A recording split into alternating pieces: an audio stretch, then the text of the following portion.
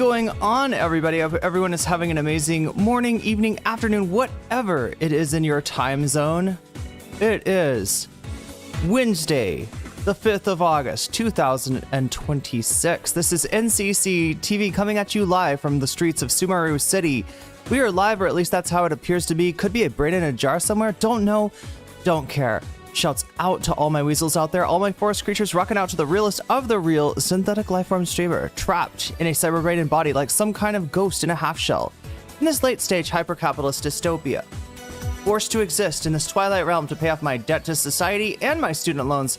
I hope you're having a good day, whoever, whatever, wherever, and however you are. We're about to jump right into it here on twitch.tv, youtube.com, high risk, high reward, high on life, or whatever simulation, simulacrum, simultaneous, spontaneous singularity of consciousness this is, was, or will be sometime in the not too distant cyber future. What is up? Scout is taken. Shinmaruku, Narwhal by Nature, Big Jerry, Tiki Pony, Comrade Toots, Adric, Cheshire Cat Smiles, and Jersey Texan, and of course Direful. Good to see you as well.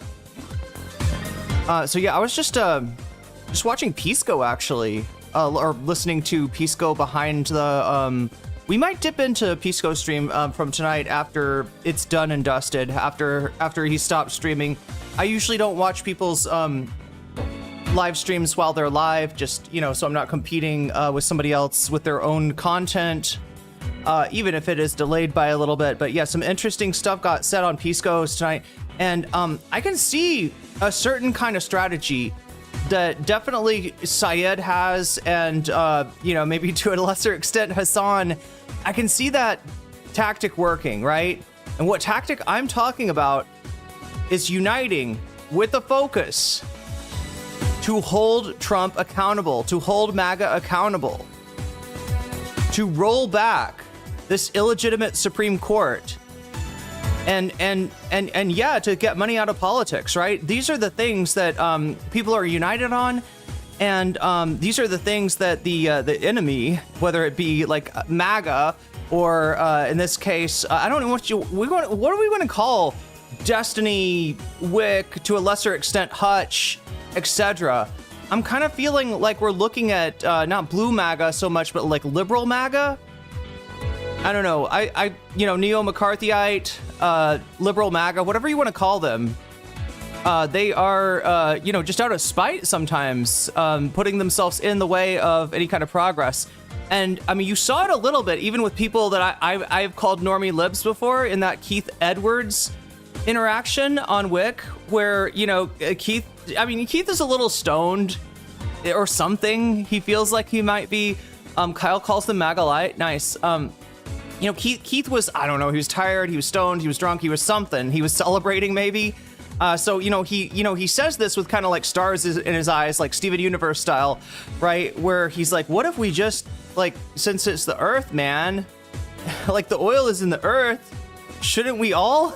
It's not the oil is in the earth, like, let's keep it there, right? Let's stop killing the climate. Let's stop killing our mother. Keith wasn't actually saying like that hippie of an idea, but just like the way that he said it, you know, of like, it's in the earth belongs to us all, man. I don't know. It's weird how we still have not moved past hippie punching. Even me, like to some extent, like I feel like everybody does. Like, you know, when you want to portray a person as being like unserious, you know, it's usually that kind of like, hey man, what if we all shared the wealth of the earth, man?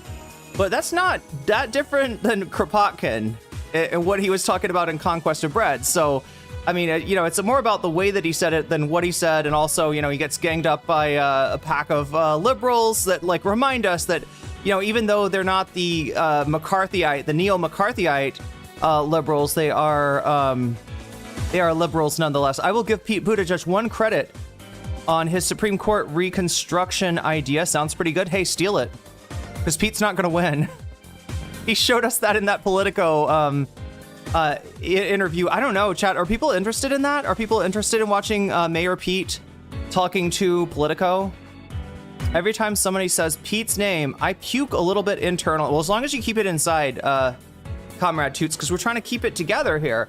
And look, what I'm talking about, right, is that if you've got a little bit of chill right? I mean, not ridiculous, not you don't fight for your issues, not you pretend to be like, you know, further to the center, further to the you know, to the liberal side of things than you actually are.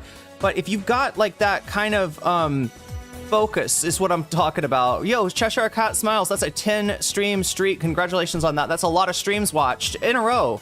I'm amazed at how people get some of these streaks, right? It's like it's hard to catch me, but maybe not as hard as it used to be. Chat, one in chat if it's easier to catch me at my new time. The resources in Congo belong to us all, man. Yeah, there's a little bit something. The funny thing about, you know, what Keith said is it wasn't exactly like a hippie sort of notion. It was not like a, you know, deep ecology sort of take or anything. You know, we're not in Daisy World here, which is the stuff that people usually make fun of, the Gaia theory, etc. You know, that kind of green activism. Not to even mention the Lear Keith shit, which we won't. We don't need to mention Lear Keith. Luckily, she's pretty fucking irrelevant these days, as is her comrade Derek Jensen. But yeah, it's not real. Like, you know, when you really think about, like, you know, what he's saying, like, he's not even. You could say that this is a little bit of a right, like it should, what Edwards was saying, it should be viewed as kind of a right-wing take, right? Because it's an incomplete analysis. It needs a few more antitheses before it reaches synthesis, where we recognize that, yeah, the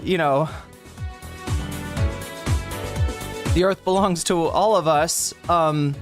Traditionally, it's been exploited in a way that benefits those in power and harms those not in power, and also harms us all ultimately, as we should be moving like China is. Sorry to sound like a Maoist here. I don't think I sound like a Maoist. If you know what actual Maoists sound like, actual Maoists would hate me. But no, you know, that China's, you know, got, at least they're advancing their green energy, whereas we had Trump just, you know, step on it, just crush it. And be like, we need coal, we had coal, coal is what makes America great, coal is what makes America healthy, coal in your breakfast cereal. RFK, get on that, put the coal dust in the breakfast cereal, right? Make sure we get the pollution directly, right? We don't have to, you know, have it, you know, used as fuel and then go into the atmosphere and then breathe back in or whatever, and then satanic mills, right? We don't want to just put the coal, just make the coal could be the breakfast cereal under the new RFK administration. I am so chronically unemployed, I did not notice the time difference. Look, I don't know. I sometimes feel like that too, just because like I've got, well, I do notice time differences actually, but I'm always converting back and forth between US, where it is Wednesday, and here in Thailand, where it is already Thursday. Neoliberal hippie has the vibes, but not the politic. I think that Keith Edwards could be, like, I've got a lot more hope for him than I do for, honestly, even somebody like Pisco. Not to mention Hutch or Whick, or, you know, on down the line of just people whose politics is the politics of personal spite. And listen, I'm telling you, that shit is a loser, okay? Politics of personal spite, and I'm not trying to, you know, I don't know. I see a lot of people celebrating about Stevens losing, even, you know, on her tweet conceding and stuff like that. I'm not gonna tell you, I don't know. I feel weird, like, you know, scolding you not to do that, but that's not the best shit you could be doing with your time right now, I don't think, right? I think we really got to concentrate on the, you know, eyes on the prize, okay? This country has been fucked up for 10 years. Just getting it a little bit less fucked up would be a massive achievement. And like the American people, right, they don't have like ideology. You know, you put something like what Keith Edwards in front of most people and they will laugh at him as a hippie and be like, that's ridiculous. Of course, the corporations that are spoiling our environment, right, they deserve they deserve their coal, they deserve the oil, they deserve the resources, right? They deserve our own resources in terms of AI. Training their models on us and then acting like, UBI? You mean you want to get paid for doing nothing? Motherfucker, stop ripping off my shit then. Stop taking everything I create. All right? Stop surveilling me with your fucking flock cameras. You wanna or else just, you know, straight up start paying me. Just start paying me. You might as well, and you better, right? Because if you're not paying people for what you've stolen from them, they're gonna take it back from you in a pound of flesh. I swear to God, people don't realize what like inequality upon injustice upon injustice, inequality upon inequality, what that ends in. It's bad karma. Right? And none of us want that. None of us want to go there. None of us we don't need to see like experience another French Revolution. Although maybe we do. Maybe we do. I mean, I guess it's up to the, those with power. Do they change history and actually concede power for a moment, or do they need to be compelled to do so? I don't know, chat. We'll find out. That's what the great thing about history. But anyway, yeah. So I'm kind of happy about this. There are a lot of people out there trying to cope about the Stevens victory being, sorry, not Stevens victory. Wow. I mean, I did see a tweet. I don't know what it was. Jola. Anybody know this Jola guy? Anybody know Jola? I guess I think we both follow each other on Twitter. I vaguely remember him from like way back in the day. I don't know what his deal is. Like half of the time, it's a pretty base take. The other half of the time, it sounds like anti-Hasan brain rot. I can't tell what's up with Jola, but Jola did tweet, "Congratulations on Haley Stevens on your victory." I don't know if that was a mistake. I don't know if there was some point at the night where it really looked like Stevens was going to win, and that Jola thought, Jola thought we could. I mean, look, the Haitian Revolution is a great example of what happens when just stupidly people think that they can take advantage of you live on an island where they cruelly exploit the slaves, and then there's not going to be any I don't know, that's like racism on steroids, right? To be like, oh yeah, no, these are Africans, right? They don't know any, they're not gonna, like, that's the Haitian Revolution is like the biggest example of fuck around and find out I could think of right now. But yeah, it did happen around the time of the French Revolution, and indeed, if you read CLR James, Black Jacobins, you'll find out that the the founding fathers of Haiti also looked to the rights of man and said, okay, this is what you believe, the rights of man. How about some rights, man? It was not what the French government. No, not rights for you, not rights for the white people is what we're really talking about here. And Josh Shapiro was in a Meek Mill YouTube video. When? How long ago was this? Oh, thank you, Jennifer. That's really sweet. Maybe he's congratulating her on her symbolic victory. That's what they're trying to claim. They're trying to claim a symbolic victory out of the ashes, chat. Out of the ashes of $70 million or thereabouts. Not just ad buys, but expenditures, right? Whatever consultant came up with that, hey, they're calling you cringe. What if we made it like they're making fun of your accent? Like, my accent? I don't really have an accent. You could play it up, Haley. Oh, I sure could, don't you know? I could play the fuck out of that Michiganders, right? Whoever, gave her that advice to turn the, her weakness into a strength, right? I do think that bought her some, very creative advisors, let me just say, because it's hard to beat the rap on cringe. It's really hard to be like, yeah, I'm cringe, and you're cringe too, Michigan voters. The East Coasters, they think you're cringe. If anything, I feel like the bigotry towards Michiganders, the prejudice against Michiganders, the stereotype of Michiganders, that was in Haley Stevens' head more than it was in Syed or any of his supporters. It was a Meek Mill's most recent music video. Meek Mill's and Josh Shapiro video. How you doing, fellow kids, was the vibe. I haven't seen this yet. Everyone has an accent except for Northerners in England. That's right. Because it's, what is it? It's grim up north. Northern English is the basis of the English that we speak. Wait, we speak in America? Are you saying like we Americans speak, or English around the world, or all I'm trying to understand this. Destiny can chew a toilet room in a prison cell? Oh my gosh. Well, I mean, he's not going to find a prison cell. You know, I mean, there was a prospect of a criminal case against Destiny. There were some people talking about it.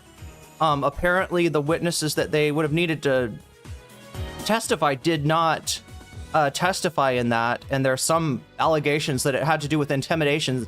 I have not followed that rabbit hole all the way down, because there's some scary stuff over there in that world, right? In the world of doxing and dudes with protective orders against them being close to their ex-girlfriend and shit.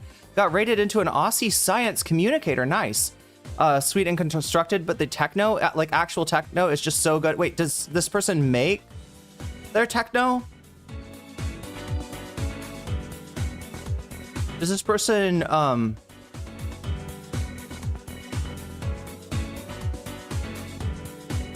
like, is this a techno producer? And you do mean techno, as in European techno, correct? We're not talking about, like, Detroit techno or anything like that. I mean, there is a difference, right? Jon Stewart and Fetterman interview. Scout is taken. That is good content, and I kind of wanted to do that today. I thought that would be fun. Unfortunately, when I looked it up, and, you know, it sucks, right? But you Google something, and about the only thing of use that I found was the AI synopsis. And it started off, like, good. It was like, yes, no, you know, I was like, does Jon Stewart's podcast get copyright claimed? Meaning, if I react to it, will it get copyright claimed? And the first thing it says, it doesn't get copyright claimed because it goes through, you know, his manager and producer and all these people. And then it was like, now uploads and clips of Jon Stewart will get claimed, right? So that's an unfortunate thing about streaming on YouTube. You may see, in fact, I gotta start talking to these Hasanabi industrial content, the industrial complex channels, right? I don't think they see me as a competitor. Even if they did, I mean, I'd just be another. I mean, like, you know, technically I am covering a lot of the same stuff. In fact, sometimes even covering their videos. But I wondered, yeah, talk about crossfading. Are you crossfading on Twitch channels, Joel? That must be difficult. I hope you can manage. I hope it doesn't break your brain or brick it too hard. But yeah, I love techno. Wait, isn't that what is the Love Fest? Yeah, right. Isn't that the, like, isn't, like, Love Fest is not a thing anymore, right? It's like a old, like a street party in Berlin or something like that. I don't think they made the techno. Oh, they're a science communicator. I mean, some people, I'm surprised at how many creatives there are on YouTube. Even people that you don't think, like Westside Tyler. I mean, I'm not trying to glaze him or anything like that, but the music you hear on his channel, it's all made by Tyler. I don't know if it's good or bad. I'm not gonna comment on that, and I haven't watched Tyler in long enough to even remember if it's good or bad. But yeah, there are a lot of creatives on there, but maybe this person just has really good taste in music that resonates with you. I don't know. Does this distinction between American and European techno, does it still mean as much? Has it, like, come back together? Because I think it all is, like, originally from Detroit. It's just that in Europe they sort of took it in a different way than you know, then, like, American techno is, like, its own thing. And I only know this because one of my favorite DJs was a techno purist, much to my consternation. I like to listen to everything, but, you know, somebody that plays techno obviously is gonna have yeah, they're gonna have a, you know, predilection, so to speak. Tommy's on Drugs is Tyler's biggest banger. Oh, I've not heard that one. Is it a good one? Yeah, I don't know. Tyler might be a good music producer for all I know. Muse knows bounds. Wait, the band? Oh, Muse as in inspiration. You're talking about the 7, wait, is it 7 muses on Parnassus? Parnassus? Yes, it was more of the European style techno. Clearly with a deep understanding of the origins. Well, I mean, like, I'm not saying that, you know, Europe is, like, you know, ruined Detroit techno or anything. It's just a different way of, I don't know, when I was into it, it was, God, what did the fuck you call it? Hardstyle, right? Like techno kind of went in a hardstyle direction. There's a clear difference between Israeli techno and UK techno. What is Israeli? I mean, so Big Boy, when you say that, do you mean like techno, the genre? Or are you talking about like EDM? As in, because when I think of Israeli EDM, I am thinking, in fact, didn't Current Affairs have an article about this recently? About the Israeli rave culture and its function as kind of disassociating Israelis from the horror show that they live in. Like, it's pretty crazy. But Goa trance, right? Which I wonder, I mean, did that influence dubstep? Like, there's some connection there, chat. Maybe I'm not between like acid bass, Goa, and like dubstep. Maybe I'm just reaching for threads here. I'm not sure. I could be totally full of shit. I listen to everything kind of person. No, I don't listen to everything. I just mean like I don't want to be stuck in. I mean, Davi, are you like a big fan of Detroit techno? Are you like a bangin' tech purist? Do you have like a set of years that you like limit yourself to? I mean, I love this DJ friend of mine, right? But yeah, I mean, she just kind of goes hard on anybody making any kind of other music. Yeah, you would not use the descriptor. You would not use techno to mean EDM, in other words. I see. I found some good Russian dubstep. I've heard people say that British dubstep, if you're like sick of American bro step, like Skrillex, no offense, Skrillex, if you're out there watching, I'm sure Skrillex watches some Twitch streams. Yeah, shouts out to the Detroit Music Fest. Yes. Here, let me get us going here. Make this happen. By which I mean the stream. But yeah, I'm actually feeling pretty good, despite the fact that there's a lot of people out there trying to turn a clear W, in fact, not just one W, multiple W's into something that I don't know is a defeat, because it doesn't match with the polls. Look, chat, as far as I'm concerned, $70 million in AIPAC money to steal democracy was set on fire. Was set on fire in Lake Michigan, chat. We're talking about a Viking funeral for AIPAC here, all right? We're talking about an absolute Viking funeral there. So I am not feeling bad at all. I'm feeling hopeful. And yeah, there was some disappointments. I mean, Cory Bush, again, you know, this is a congressional race in Missouri. It's a lot easier to steal a... election, or to buy an election or whatever, you know, given that it's not Senate and it's in a smaller state. But yeah, it was still sad to see. Was in Tel Aviv and Bethlehem with a female house DJ in 2015. Yeah, I mean, I'm sure they listen to more than just Goa over there. I just don't know. Anything about Israeli, and it's other than like there's still. They do be raving in Israel. She's gonna wake up and with the uprooted olive tree in her bed. Oh no. Wait, who is? Stevens? Let's get this. So we're at 5 out of 100 right now. Just to remind you how all this works. Oh my god, yeah, I do gotta get this. I am not doing my checklist here, and I should be. I really should be doing the checklist. Okay. Checking the list. Checking it twice, like Santa style. Is Santa a DJ, chat? I mean, I feel like he could be. Hopefully he doesn't play Israeli Goa trance, which obviously started in India. Probably by a bunch of hippies, I'm guessing. Yeah, look at that. 4 hours on the clock, all right?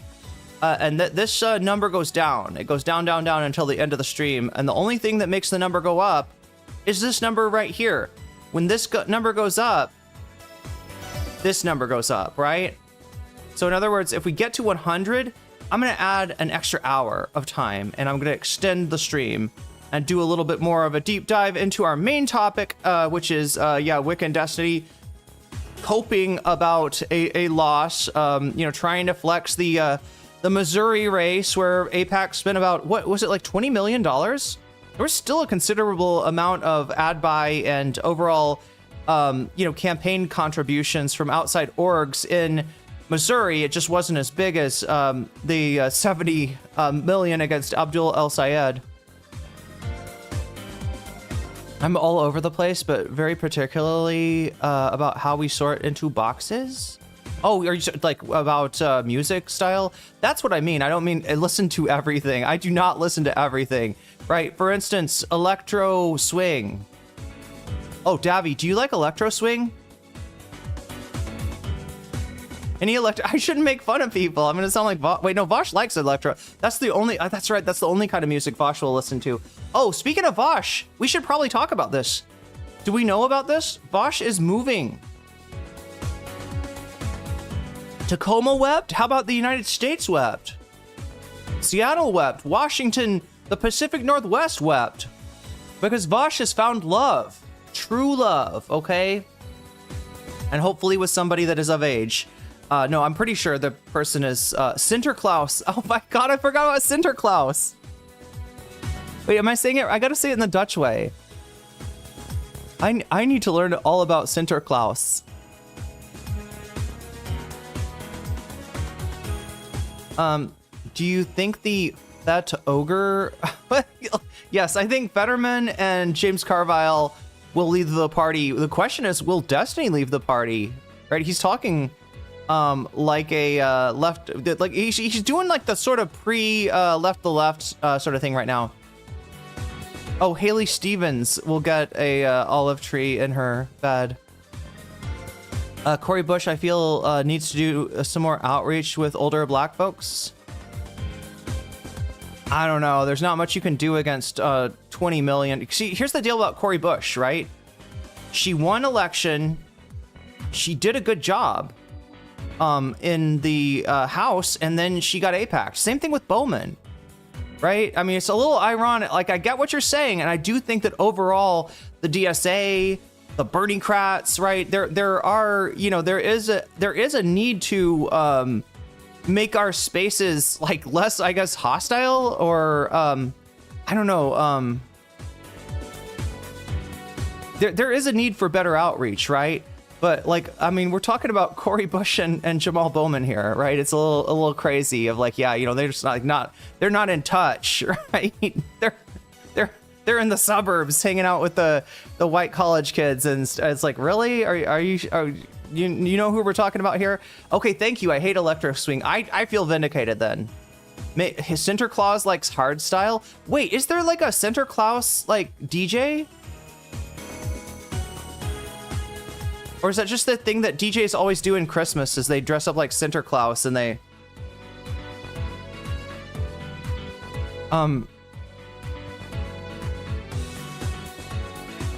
But yeah, what happened with Bush is the same thing that happened with Bowman, which was a huge spend by AIPAC, right?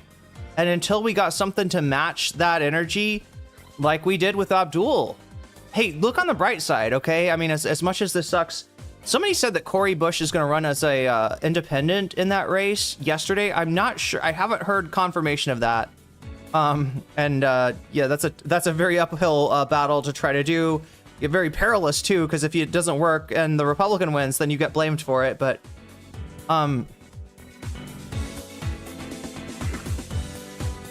yeah, we'll see the money in the race. What that does is makes Bell look like, I mean, he can basically get free name recognition, free. It's just free PR for this guy, right?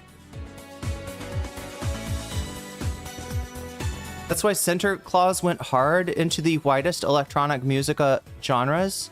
Wait, is this a real artist? This is an artist called Sinterklaas? Maybe I just have not paid attention to much dance music lately. I need to, Chad. I need to dance. Sometimes when it's hot outside, it's like the only thing you can do.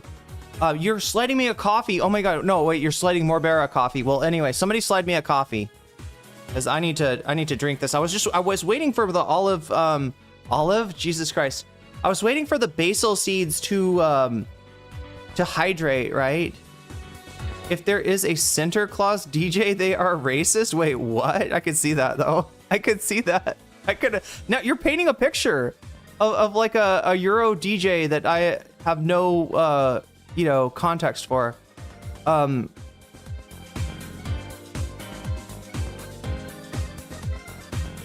Times change. Focus on developing the youth opinions. That's another thing too, Davy, is like, as I was saying, outreach, etc. Right? I was thinking of the fact that you are talking about some people with some very established voting habits or voting tendencies, voting patterns. That's the word I was trying to say. Like the one that doesn't like pathologize the voters that I'm trying to talk about. Which, yeah, if you're trying to woo voters, maybe pathologizing them is not the best idea. Just try to see, how. And again, chat, part of it is just like proximity, right? The bigger the movement gets, the more people that are in it, the more people that will be there to reach out to different segments of the electorate that maybe are not, because I don't even think it's like a problem. I don't think it's a problem of like older black people like just hate anything progressive, right? I think it's more about the trust that's been built up within the party and the way that establishment Democrats effectively use those networks, in order to signal, hey, these, this candidate's with us. It was a joke about an ostensibly racist tradition. Oh, I know about that one. Wait, yeah, Black Pete. But that's not Santa Claus, right? Like is Santa Claus racist too? No, I know about, this is Netherlands like worst PR aspect, is that they've got this tradition that Santa Claus, when he goes around, he travels with a fellow named Black Pete, who is generally a Dutch guy in blackface, if I'm correct. Is that right? And I don't think that the Netherlands are the only ones that have Black Pete, but yeah, but they've got Vosh now too. Right? What is Vosh gonna do with Black Peter? Is that what he's called, Black Peter in Nederlander? Aber ich spreche kein Nederlander. Not much anyway. And dat is gezellig. A little bit maybe. I'm trying to learn. They're afraid. Yeah, I think I should move to Netherlands too, chat. If I could only Schwart. Oh God, I'm careful. Maybe I shouldn't say that one out loud because it sounds a little bit like a Yiddish word too that I'm not trying to say.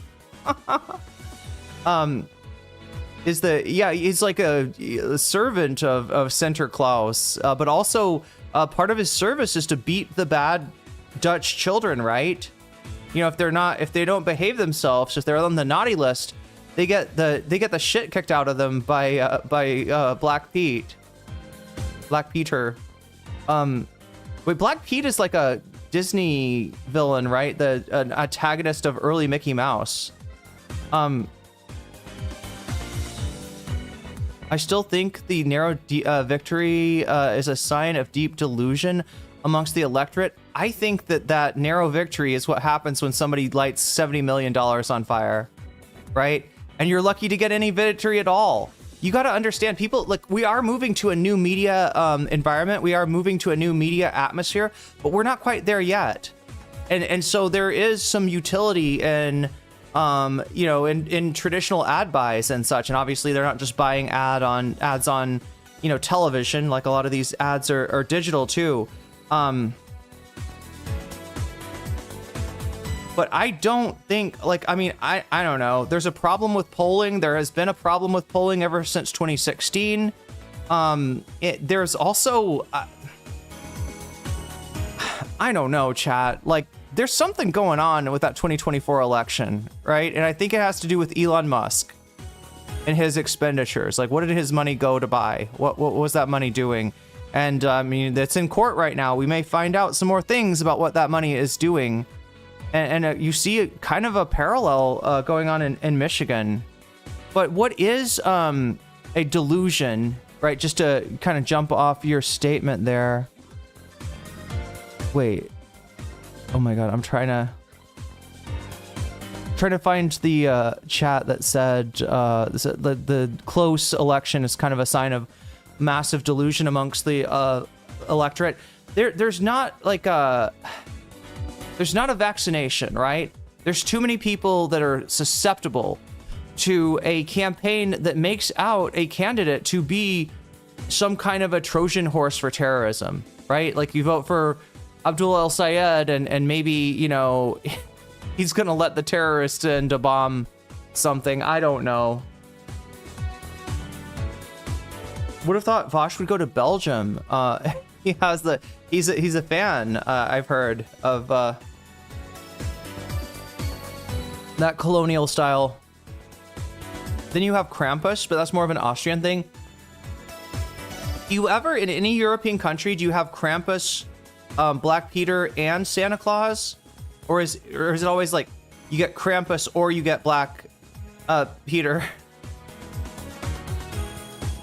European stories are fucked up. Yeah, a little bit. I mean, have you ever read Brothers Grimm's Fairy Tales? Where is he moving to in the Netherlands? Oh, no, it's the Netherlands. Yeah. I thought you were going to ask me in the Netherlands. I actually don't know that yet. Don't give them that credit. They lost. Oh, what, as far as being susceptible? I'm talking about the voters. Wait, if that's what you're responding to. At this point, I'm not sure what anybody's responding to. Black Peter isn't everywhere from what I know. More people get Krampus. So if you're like more, well, that's weird because like I always think of, no, it's wrong. That's wrong. Like I think of Germany, I think of France, I think of Belgium being a mixture of the two. No, it's more of a mixture of the Netherlands and France. For some reason, I mean, I guess because the languages are close, right? And anytime I was in the Netherlands and I found somebody that spoke no English, I could sort of communicate with them in German, although my German is terrible. Yeah, it's Dutch and French. Yeah, it's literally. Well, I'm just trying to. I mean, I don't know. I guess I don't want to get super into. Wycliffe super chatted $9.99. No, don't even give them that excuse. The Dems lost, and letting them live in that fantasy is literally the worst outcome because it means nothing has to change, but we also have to do. Wait. The Dems lost as in the establishment Dems lost, right? The AIPAC Dems lost. Yeah, Walloon and Flemish. I always forget about Flemish. Flemish is a thing, apparently. And if you live in certain parts of of Belgium, it really is a thing. Letting them live in the fantasy of.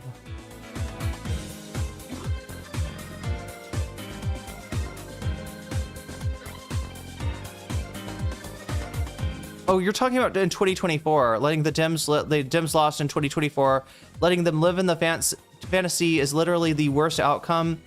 Because it means that, oh, I see what you're saying. Yeah. If I was trying to make like a Hillary Clinton type of argument. Yeah, well, good point, Davy. It shouldn't have been that close in the first place. Trump is not a strong candidate. Trump is not a juggernaut. Trump is actually a very weak candidate.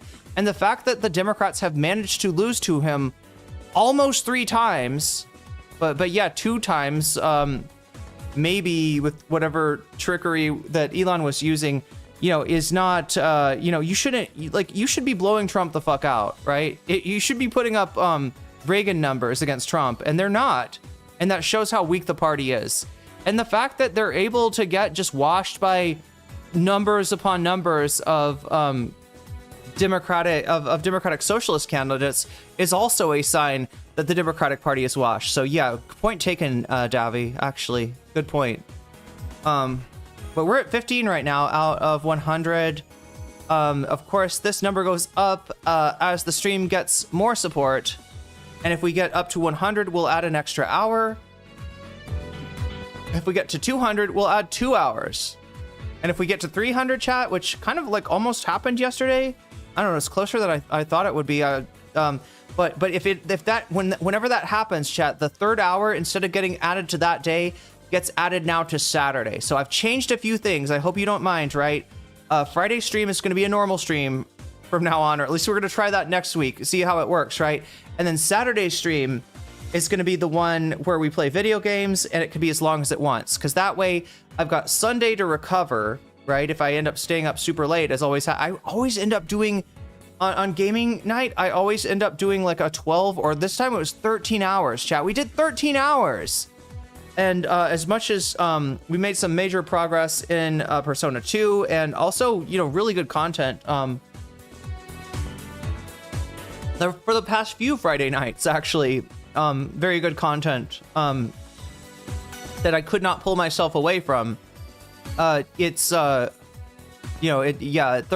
hours. We're getting close to my limits there, but yeah, that's the only natural limit of the Saturday stream. Is going to be my physical limits, and that way, if I do it on Saturday, then I've got Sunday to recover before streaming again on Monday, instead of doing it on Friday night and then having to wake up early or really wake up late and be late to my Saturday stream, which is not great. But anyway, yeah, this number is what makes this number going up is the only hope that this number has of going up. At Joel Cyber, super chatted $12.56. Yesterday when I was sleeping, this was a lovely discussion about Scar and hats and madness. As an aside, Operation Ivy gave birth to Rancid. If you know, you know.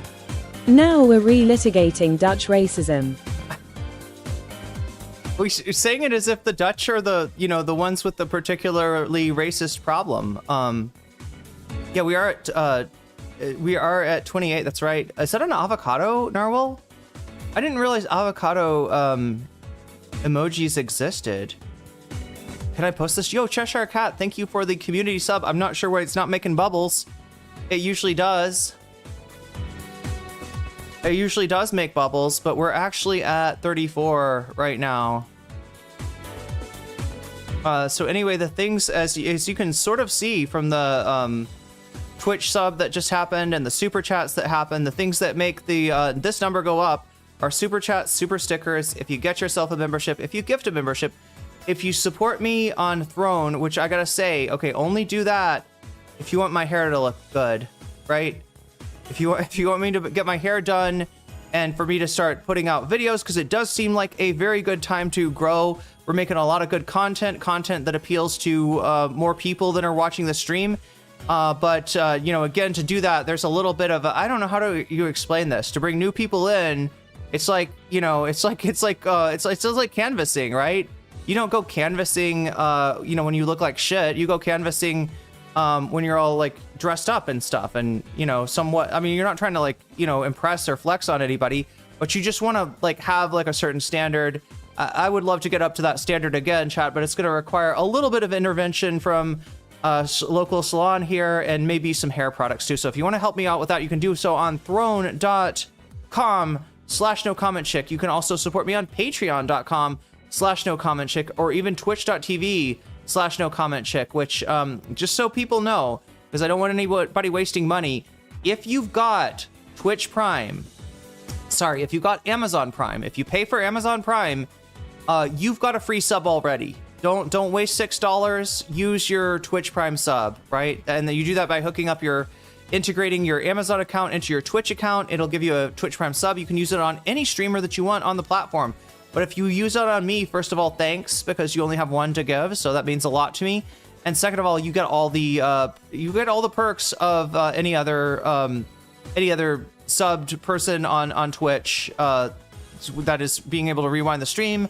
That is being able to use animated emojis, which we have for you.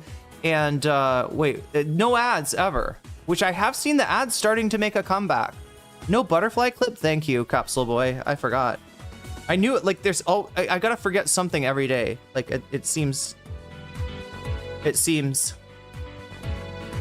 Yesterday it was bad because what I forgot was to hit live on the YouTube stream, and so the YouTube viewership, it was out of phase with the Twitch, right? Twitch people came in, but YouTube people hadn't got the you didn't see the starting soon stream. You didn't see the what am I trying to say? Oh my god, chat. Oh my god. Speaking of hair, Jesus Christ. I tied my hair up to try to keep from if it just sits on my back, it makes me sweat, and then my hair gets sweaty, and oh no. So I tie it up, but then it kind of gets twisted. So yeah, I definitely need, there's some of this hair that I just need to cut off because they fried it when they dyed it. So I think I'm going to get everything that was dyed cut off and maybe go with blonde. I don't know. I'm still thinking about that. But if you want to help me out with that, I am crowdsourcing better hair, both in terms of products, the devices. That's what I was trying to say. I do need a device. I don't have like a wand, a brushing, a hair. What is it called? Like it's like a blow dry wand. Like it blows your hair dry as you brush it. Yeah, I'm just missing a lot of the products that I normally use in the US. Where did you get your clip, Irene? I got it from Shakespeare. Shakespeare donated it to me on Throne. Like Shakespeare was like, hey, why don't you put these butterflies on your throne? And I was like, okay, what are... And she was like, here you go, butterflies. No, actually the first butterfly came with a cosplay that I did at one point, chat, I did a Jolene Cujo cosplay on stream, and I don't remember the butterfly maybe went somewhere else other than my hair, but I ended up putting it on a clip and just clipping it into my hair, and people liked it, but I only had one. So Shakespeare was like, you should have many different colors, especially blue, because we were playing through Persona. Black Jesus invented coconut oil for tangles. Yeah, well, I mean, I put the coconut oil after showering, or sorry, after showering, like makes it sound like I only shower. No, after washing my hair, which I do only do like one auto blow magic wand. Wait, what? Oh yeah, there's even one that like twists. I saw a version of this that what it does is it like auto like revolves, right? So that you're not even having to like, it's like brushing your hair automatically. But yeah, don't waste your money if you have a Twitch Prime sub. If you've got Prime, you've already got a free sub. You just need to activate it by hooking up your Amazon account to your Twitch account, and you'll be able to get a sub for free.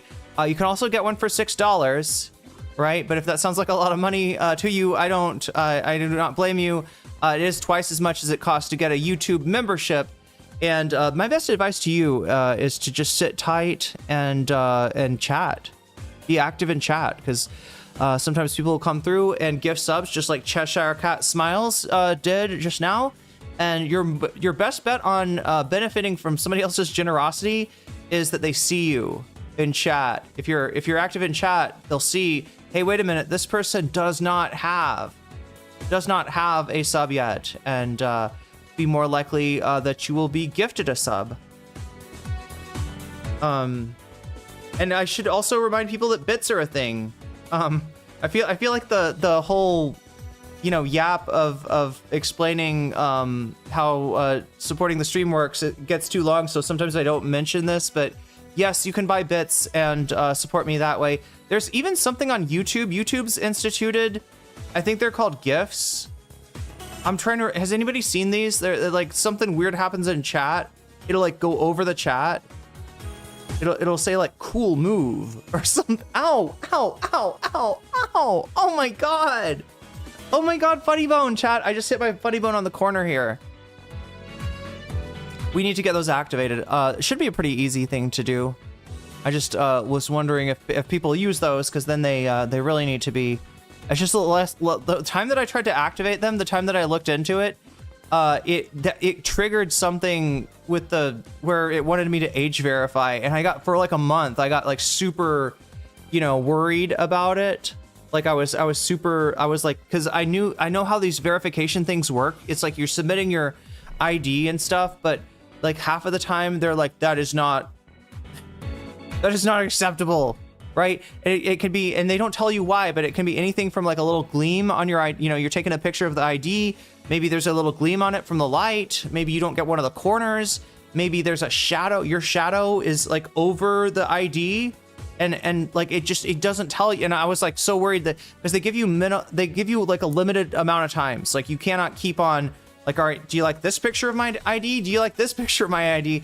If you do like a certain number of those, they like lock you out. And they take you off the partner program, right? And I was just like, no, We do not want that. So that, yeah, it made me nervous, but I think we're good now. I think I've verified. I think YouTube knows who I am now, so we should be good. Key difference in bits is that the fees are paid on our end. So 500 bits is $5 for the streamer. Oh, but it costs a little. Is it like, huh?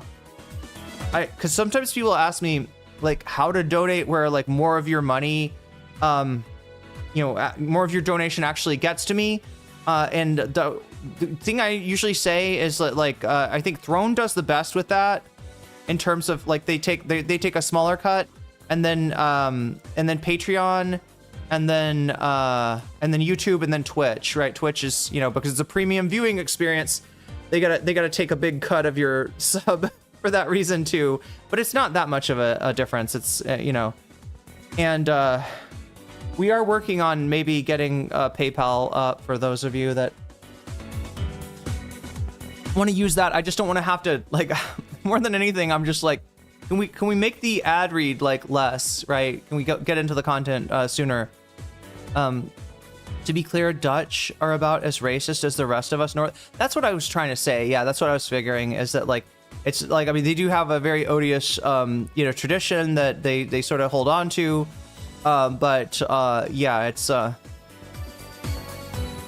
not that they're super racist or anything. Anyway, chat, we need to get going because we got so much to cover today. I'm going to try to dip in on Pisco. Anybody know if Pisco is done streaming for the day? I'll probably do that second.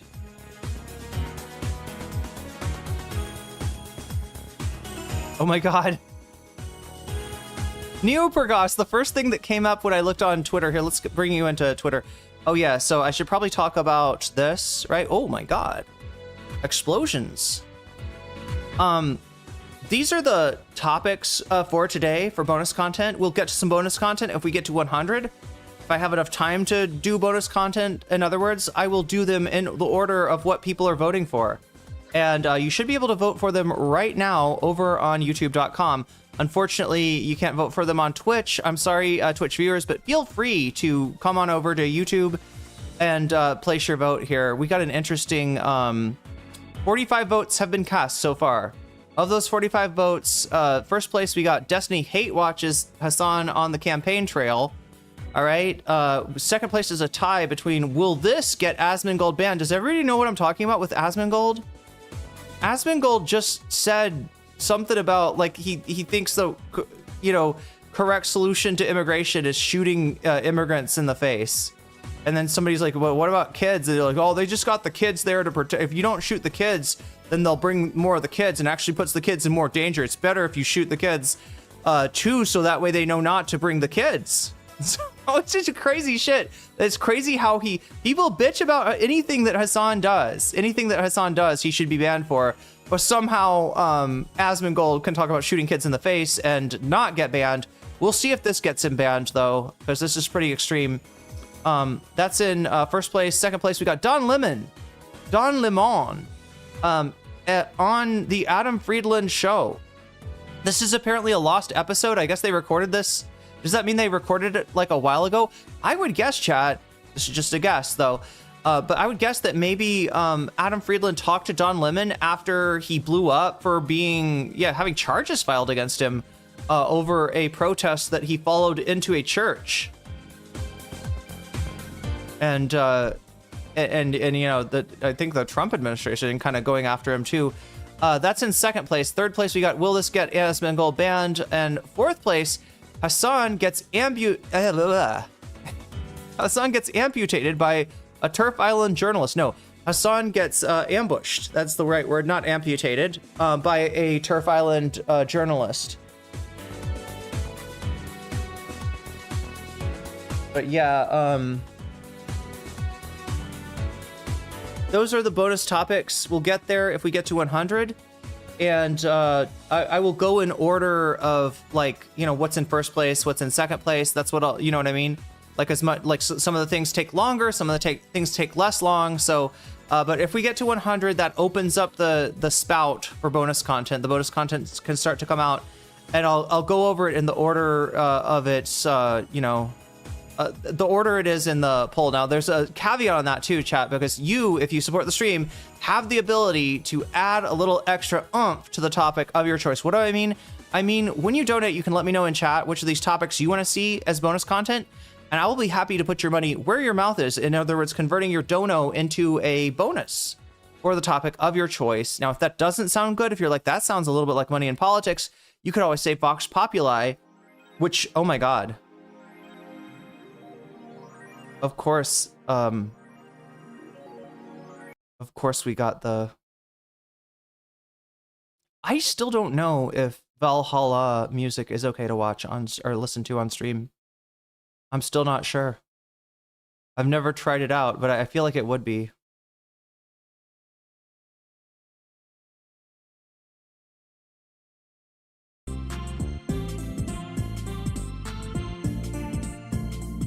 But yeah, if you want to take the thumb off the scales a little bit of other people possibly donating and interfering with the results of the polls, you can always say Vox Populi, and that is the voice of the people.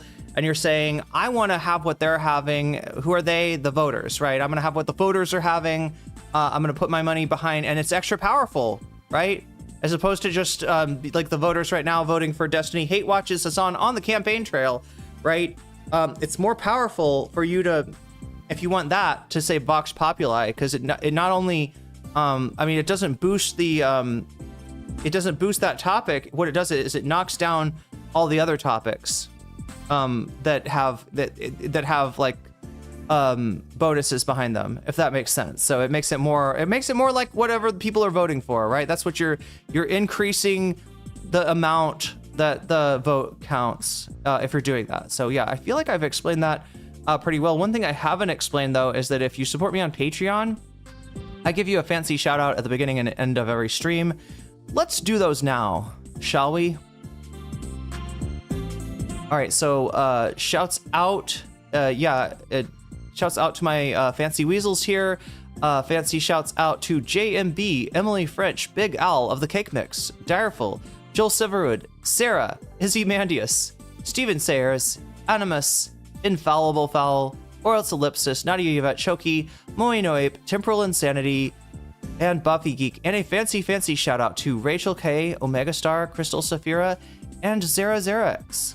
And with that, chat, I feel like it's time to get into something at least. What do we want to go to first? Oh yeah, Twitter. We'll start off on Twitter. Oh my God, did I do it wrong? At Joel Cyber, super chatted $12.56. This is long overdue, but it is absolutely crucial that someone shout out our dear friend Direfulpot. Their contributions have been legendary. Love ya, Direfulpot, smiling face with hearts, smiling face with hearts, smiling face with hearts. That's a lot of hearts and smiling faces. And yeah, Direful has had some really amazing suggestions and has been able to, sort of annotate those in a way that makes them easier to watch on stream.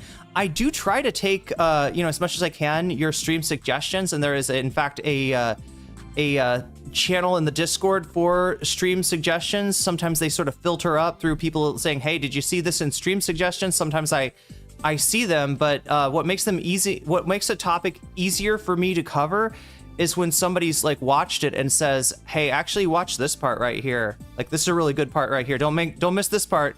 Like, maybe don't watch this part, not as interesting. Oh, he doxes somebody here, right? It's actually a lot of work that goes into just rather than just watching a stream like any of us might do, taking notes on the stream and being like, this is actually the video or the, especially for stuff that is like somebody else's VOD, right? Because otherwise we're just kind of like, thumbing through the VOD and being like, oh, okay, like, is this interesting? No, that was boring. This is kind of cool. Oh wait, but it got boring again. Oh no, he doxed somebody. Now the dox is on the screen. Oh no, there's TOS shit, right? It's so much easier to navigate if somebody's drawn a map. So thank you, Direful, for those maps. And if anybody in chat has similar suggestions, let me know. Get at me, because I am open to suggestions, and I don't have a chance to watch a lot of other streamers, especially. But sometimes not even a chance to watch, the videos. So sometimes that's a good thing, right? People like it that I am, it's a fresh react, as they say. People always get on Hasan about that. This, like, did you pre-watch? I got one in chat if you don't want me to pre-watch. If you're like, you know, I feel like if you want to see my initial reaction to something, which you're getting a lot since Direful has been dutifully annotating all of these live streams, such as the Hutch stream. Well, no, actually, not the Hutch stream today, but the Destiny stream that we're gonna watch, I believe, was pre-watch Piker. It is impossible to watch everything for sure. But yeah, what are we up to now? Here, let's change over. That's what I was trying to hit. I think we're at 47, so we're almost halfway there already. Into being able to add an extra hour to the stream. If this gets to 100, I'll add an extra hour, and we'll also add some bonus content. And what bonus content? The bonus content that places first. That's a combination of your votes over on YouTube chat, which right now we got 54 votes in chat. So make sure to vote if you haven't already. If you're watching on Twitch, feel free to come over to youtube.com/nocommentchick, click on the live stream, then click on the chat, and then you can click on the vote and place your vote. Right? While you're doing that, also, I massively appreciate everybody that's liking the stream. In fact, I don't know, chat. It might be better for me. For me, I'm saying, if I just sat here and bullied chat and was like, all right, no, I want to see 70. I want to see 60 likes or something like that, right? Well, the stream will continue when we got 60 likes. But I won't do that because I feel like it kind of ruins the stream. It's not as fun. Just me sitting here waiting for a certain number of likes. So that I don't have to do that in the future, chat, please just like the stream. Makes it so much easier. We could do this the easy way, or we could do this the hard way. I prefer the easy way though. So yeah, do hit the like button while you are voting. It really does help the stream out a lot. In fact, it just, like, the sooner you do it, and the more reliably, more people that do it, the more people that YouTube will suggest the the thumbnail to. So the more people that will join you in chat. So if you want to have a conversation, a wide-reaching conversation, then that is the way to go, by liking the stream. And I do appreciate it. I do appreciate the fuck out of it, actually. Okay, so I mean, so what happened after I went to sleep? Before I came on, or sorry, what happened after I went to sleep? What happened after I logged off? I hit stop streaming yesterday before I hit start streaming today. Well, one of the things that happened, I guess, is Hutch coping, right? For those keeping score, El Sayed and his supporters for weeks accused Stevens of astroturfing a campaign of manufactured hype and ending up... Motherfucker, what do you think that $70 million did? What do you think it did, Hutch? What did the $70 million do? Did they donate it to be nice? Did they donate it because Israel also... Is it like a super chat? Are they just saying, go Haley Stevens? Yeah. No, that money does something. That money has a fucking effect. That's AstroTurf, motherfucker. What else do you think it would be? What does AstroTurf mean? Hutch seems to think that AstroTurf means people are excited about your campaign and they go around talking it up. They celebrate your victories. They celebrate polls that look good for you and say, hey, look at that. That's double digits. That's 15 points. That's almost 20 points. Oh my gosh, Syed's doing really well, right? That's not astroturfing, you dipshit. You absolute dipshit. That is not... Does he know what that means? Does he think it's just like anytime you talk something good about somebody, you're astroturfing? Okay, so I didn't really go off on him, like, with all of that shit. But I did go off on him with a cheap shot. Because this guy is a literal soy jack. This guy is a literal fucking soy jack. So I don't know. Was that mean? Was that a low blow? Probably, but it was enjoyable. But yeah, anyway, let's get to what's going on today. Oh, look at this, Neopergos with the copium meme. We're gonna be getting into that copium really soon. What did I do? Oh no, wait a minute. Okay, it's gonna, yeah, right there we go.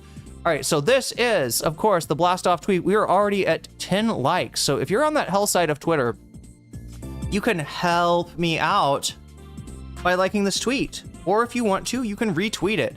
Of course, only if you're followers, if you think that they're interested in this. If you have a bunch of followers that are, I don't know, anime fans and not into politics, maybe it doesn't make sense to retweet it, but feel free to retweet it if it does make sense. If you think people that follow you would be interested in that, you can hit that, and it really does help us out, because what Elon does with these things, when they've got a offsite link attached to them, like this one does, he tries to bury this shit, right? The algorithm, not Elon himself, but the algorithm buries this shit. And the only way that people see it is if we get past a certain threshold. I'm thinking now it's like 20 votes is what happened. It seems to catch fire if we get, if we bump it up to 20 likes, right? So if you want to help me out, that is another way you can help me out at no cost to you. Yeah, I always try to mention this stuff because sometimes when I'm talking about like extending the stream for another hour, when I'm talking about bonus content, all that stuff, a lot of you out there cannot and should not support the stream financially, because if you've got money that needs to go to you, if you got money that needs to go to your family, your friends, stuff like that, if you got, you got the bills to pay, don't pay the money that should go to bills to nocommentchick, right? You should keep your money if that is the case, and you should know that you're doing your part just by liking the stream, and maybe on Twitter throwing me a like over there too. So I just want people to understand, I do appreciate that. You are not a free rider or anything like that. You're not a bad person.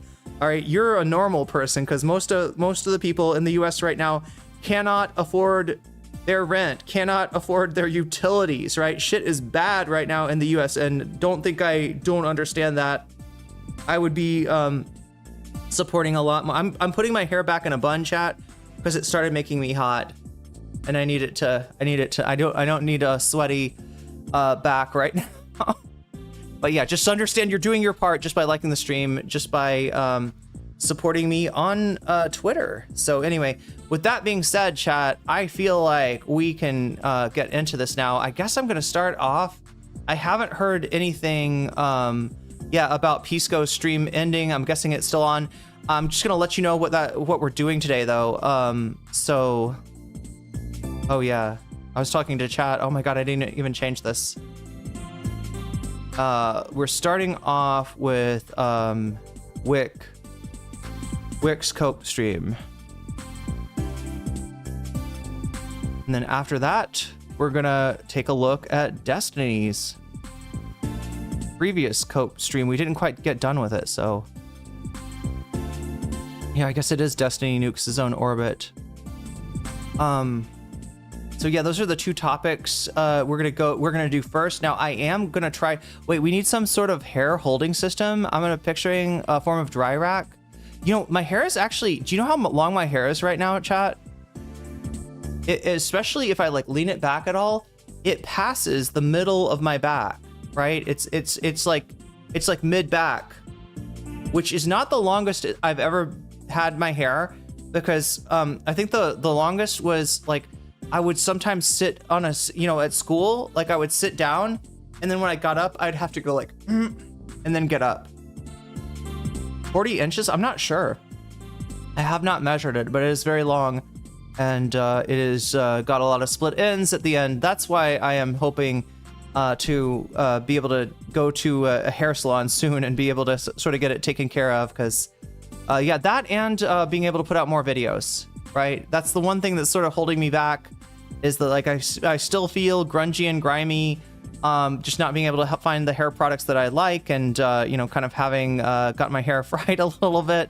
It's also like when it's longer, what is it? It looks it has less volume when it's longer because of the weight, right? So I'm hoping to take some of that off. If you want to help me out with that, throne.com/nocommentchick, right? That's what I've got up there now, crowdfunding a better look for, and this one's an easy one. I think I can do all this for like $100, right?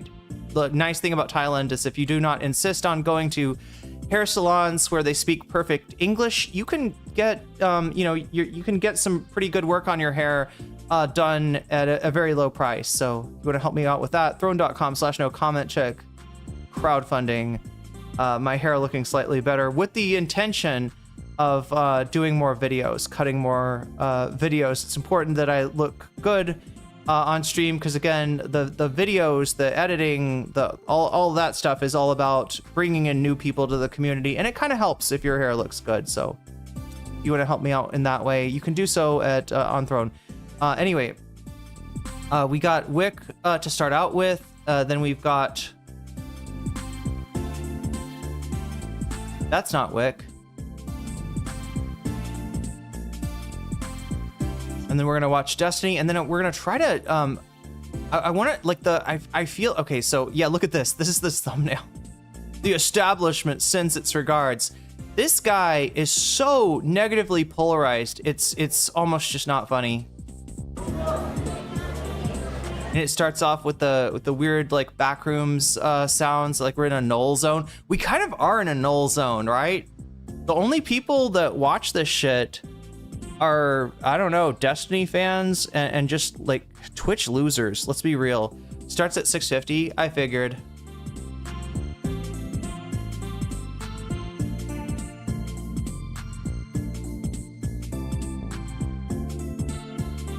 There he is, the man, the myth, the legend.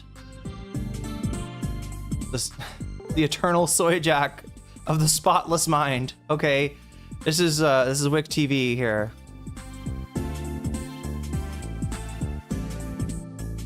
So the thing that everyone is talking about are the Michigan results. El Said versus... Not the actual meaning of those results, in that Haley Stevens is cooked, and AIPAC and other moneyed interests just set $70 million on fire. But he wants to make it like you said. The poll said it would be. He's sounding like MAGA. He's sounding like MAGA. The same thing that MAGA says about the polls. The pollsters are all in the tank. Look, what do you like? This is the thing. They're complaining about the polls and the results not matching the polls. Now, there's a very simple explanation for this, right? That is, tens of millions of dollars were spent on ad buys to scare people, particularly old people, about Abdul El Sayed. Either that, he's a communist somehow, or he's an Islamist, or he's an Islamo communist. He's coming to get you. He's coming to eat your children, whatever. Yeah.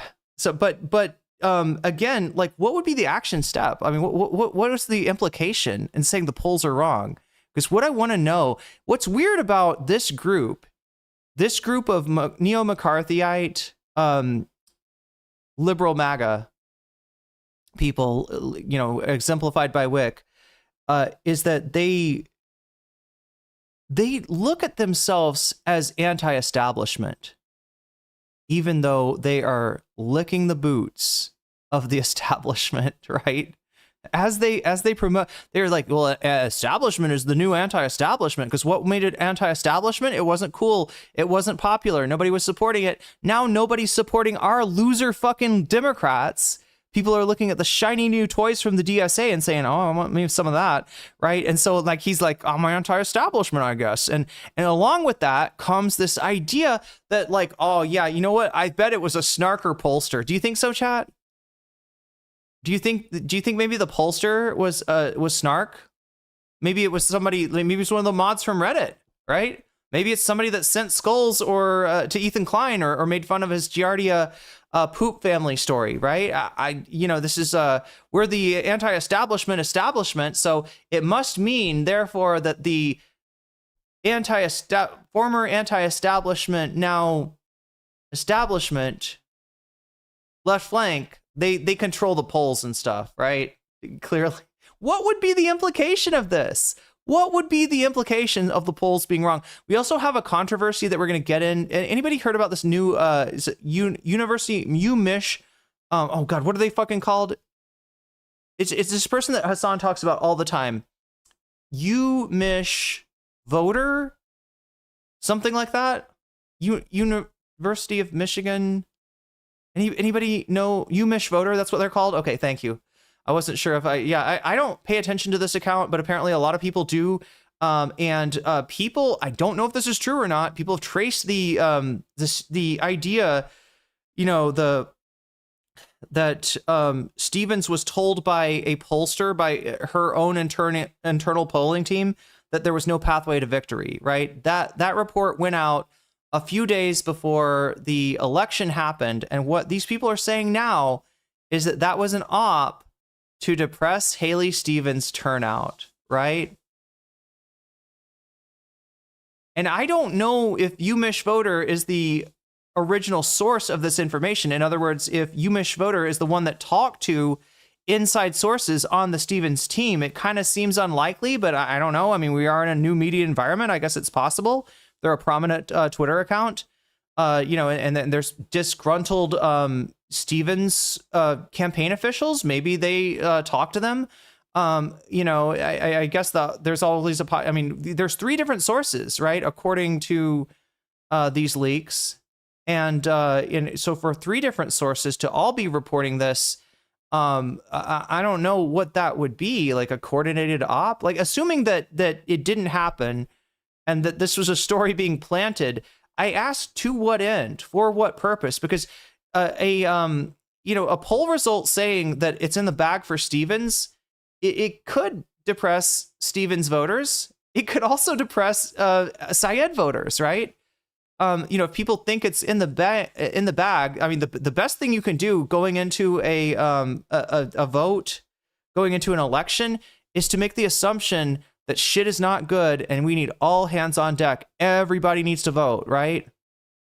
So I'm not sold on this idea that UMich was making this up and planning it. The way they've portrayed this thing is as if like UMich Voter, cooked up this, lie and then met with Hasan and Keith Edwards, chat.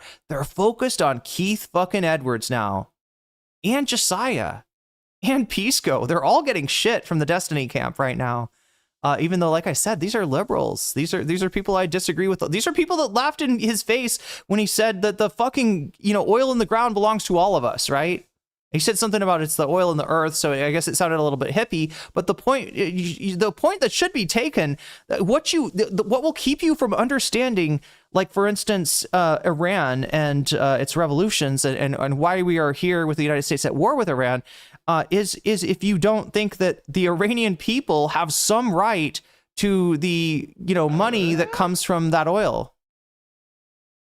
That they, that's the essence of what Keith was saying. I think it got kind of, because of how he was a little bit high or drunk, or I don't know, tired maybe when he said it. It got portrayed as this like wishy-washy, like hippie dippy kind of like, man, the earth, it's in the earth, man. The earth is all of ours, man. But it's like, do you not believe that? Do you believe that corporations have a greater right to the earth and its resources than you do, right? Do you believe that if there's something in the ground, you can just go in and get it, if you have the financial means to do so, and just take all the profits for yourself? Alaska doesn't think that. Davy says we have a psychological break. We are all having a psychological break. We are all Russians in 1958. We live in the Soviet Union, not the Soviet Union. The USA is not real. The left is a shadow government. This sounds like some political Gnosticism, if I'm not mistaken. Is that where we're going with this? The political demiurge, maybe? I don't know. But thank you for the super chat either way, Davy. Versus Stevens. Coming into this race, coming into last night, for the last 2 weeks-ish, the media has, I'm talking new media and old, the media has been pushing the media's doing it. This guy's MAGA. I'm telling you, chat. This guy is MAGA. This guy thinks the media has it in for. When are they going to do Stop the Steal? At what point are we going to go into like this conspiracy? Do we need to bring out the Kraken? Release the Kraken? Do we need Rudy Giuliani to fart in court again? Do we need his fucking like hair dye to drip down his face? Like what do we need to relive this with liberals now? The narrative that El Said had it in the bag, gang. He was 10 points ahead, 15 points ahead, 14 points ahead. In one case, one researcher had him 19 points ahead. Should we look at the Real Clear Politics average? I don't know if we can still get to this, chat, but Real Clear Politics It's a right-wing news source.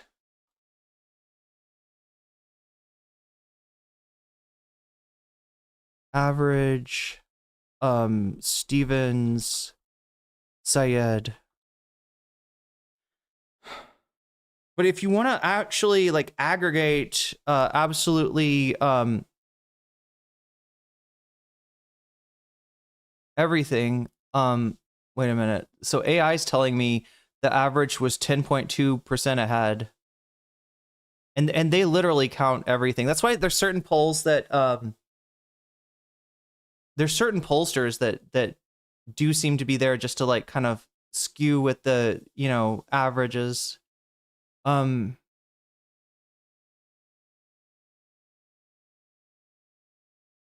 yeah, the RCP average was indeed 10.2, but I mean, we're talking about conservative pollsters, we're talking about left-wing pollsters. Like, where does the bias come in? 6 days ago, put him up by 8 points. Can I just find the actual Real Clear Politics, its website, maybe? Real Clear Polling. Wait, is that the same?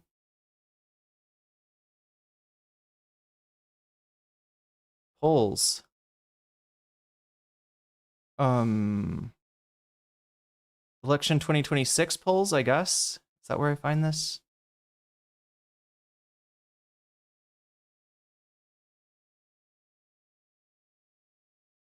They got some polls for the general election. I want to see the average. Oh my God.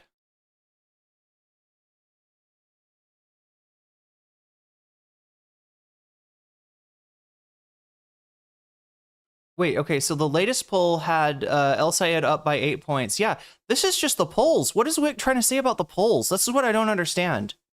How would the polls be biased? Like, please explain, Whick. Now, if you want to say that polling's not great and that polling often gets things wrong, the famous outlier, was it Ann Sexton in Iowa that gave Kamala a pretty substantial lead in Iowa, which is crazy, which everybody's like, whoa, what's going on? And then, you know, when the election results came in, predictably, Trump won Iowa. So, you know, like, I mean, Trump actually sued Ann Sexton over that. But again, people don't know how to poll in this day and age. We have a lot of problems identifying. I guess what you're trying to find is the voters that are most likely to show up at the polls, right? When you're polling. And what presents a challenge here is the, $70 million infused into Stevens' campaign, which resulted in, I don't know how many tens of millions of dollars in ad buys that are going to bring out voters who normally would sit on their ass. If it's just a primary election, they're like, hey, wake me up when it's the actual election. Or even in a lot of cases, wake me up when it's the presidential election. A lot of voters only really give a fuck when it's the presidential election. That's why the party out of power, one of the reasons it has an advantage in the midterms is that those voters are more motivated to get out and vote. That's why I kind of question the idea that bad polls for Stevens actually suppresses the vote. I think, if anything, it might have the opposite effect. But again, it's impossible to quantify. And what else is impossible to quantify is, you know, exactly how the pollsters are missing, right? But I would suspect it has something to do with the you know, they were not able to add in enough of the people seeing those ads, making it look like the world is going to end if Abdul El-Sayed wins the primary. Whick has just decided to fanatically dedicate his life to affirming the idea, cut the liberal and the fascist bleeds. Yeah, to be the object lesson, I guess, of that principle, to prove it indisputably. Also, a bunch of Republicans voted for. Okay, so that's possible too. I don't know how we would quantify that, but yeah, that might be the kind of thing that pollsters don't catch, as well as whoever's been motivated, whoever normally would not vote but is voting because they think that this one is, they're gonna have their the communists are gonna come for your McMansion in suburban, I don't know, Kalamazoo, if you don't vote against this this evil Islamic commie. Look at this, right? Islamo commie. I'll show you right here. right? Look, you can see on the screen. Here are the primary polls. El Said up 19. El Said up 17.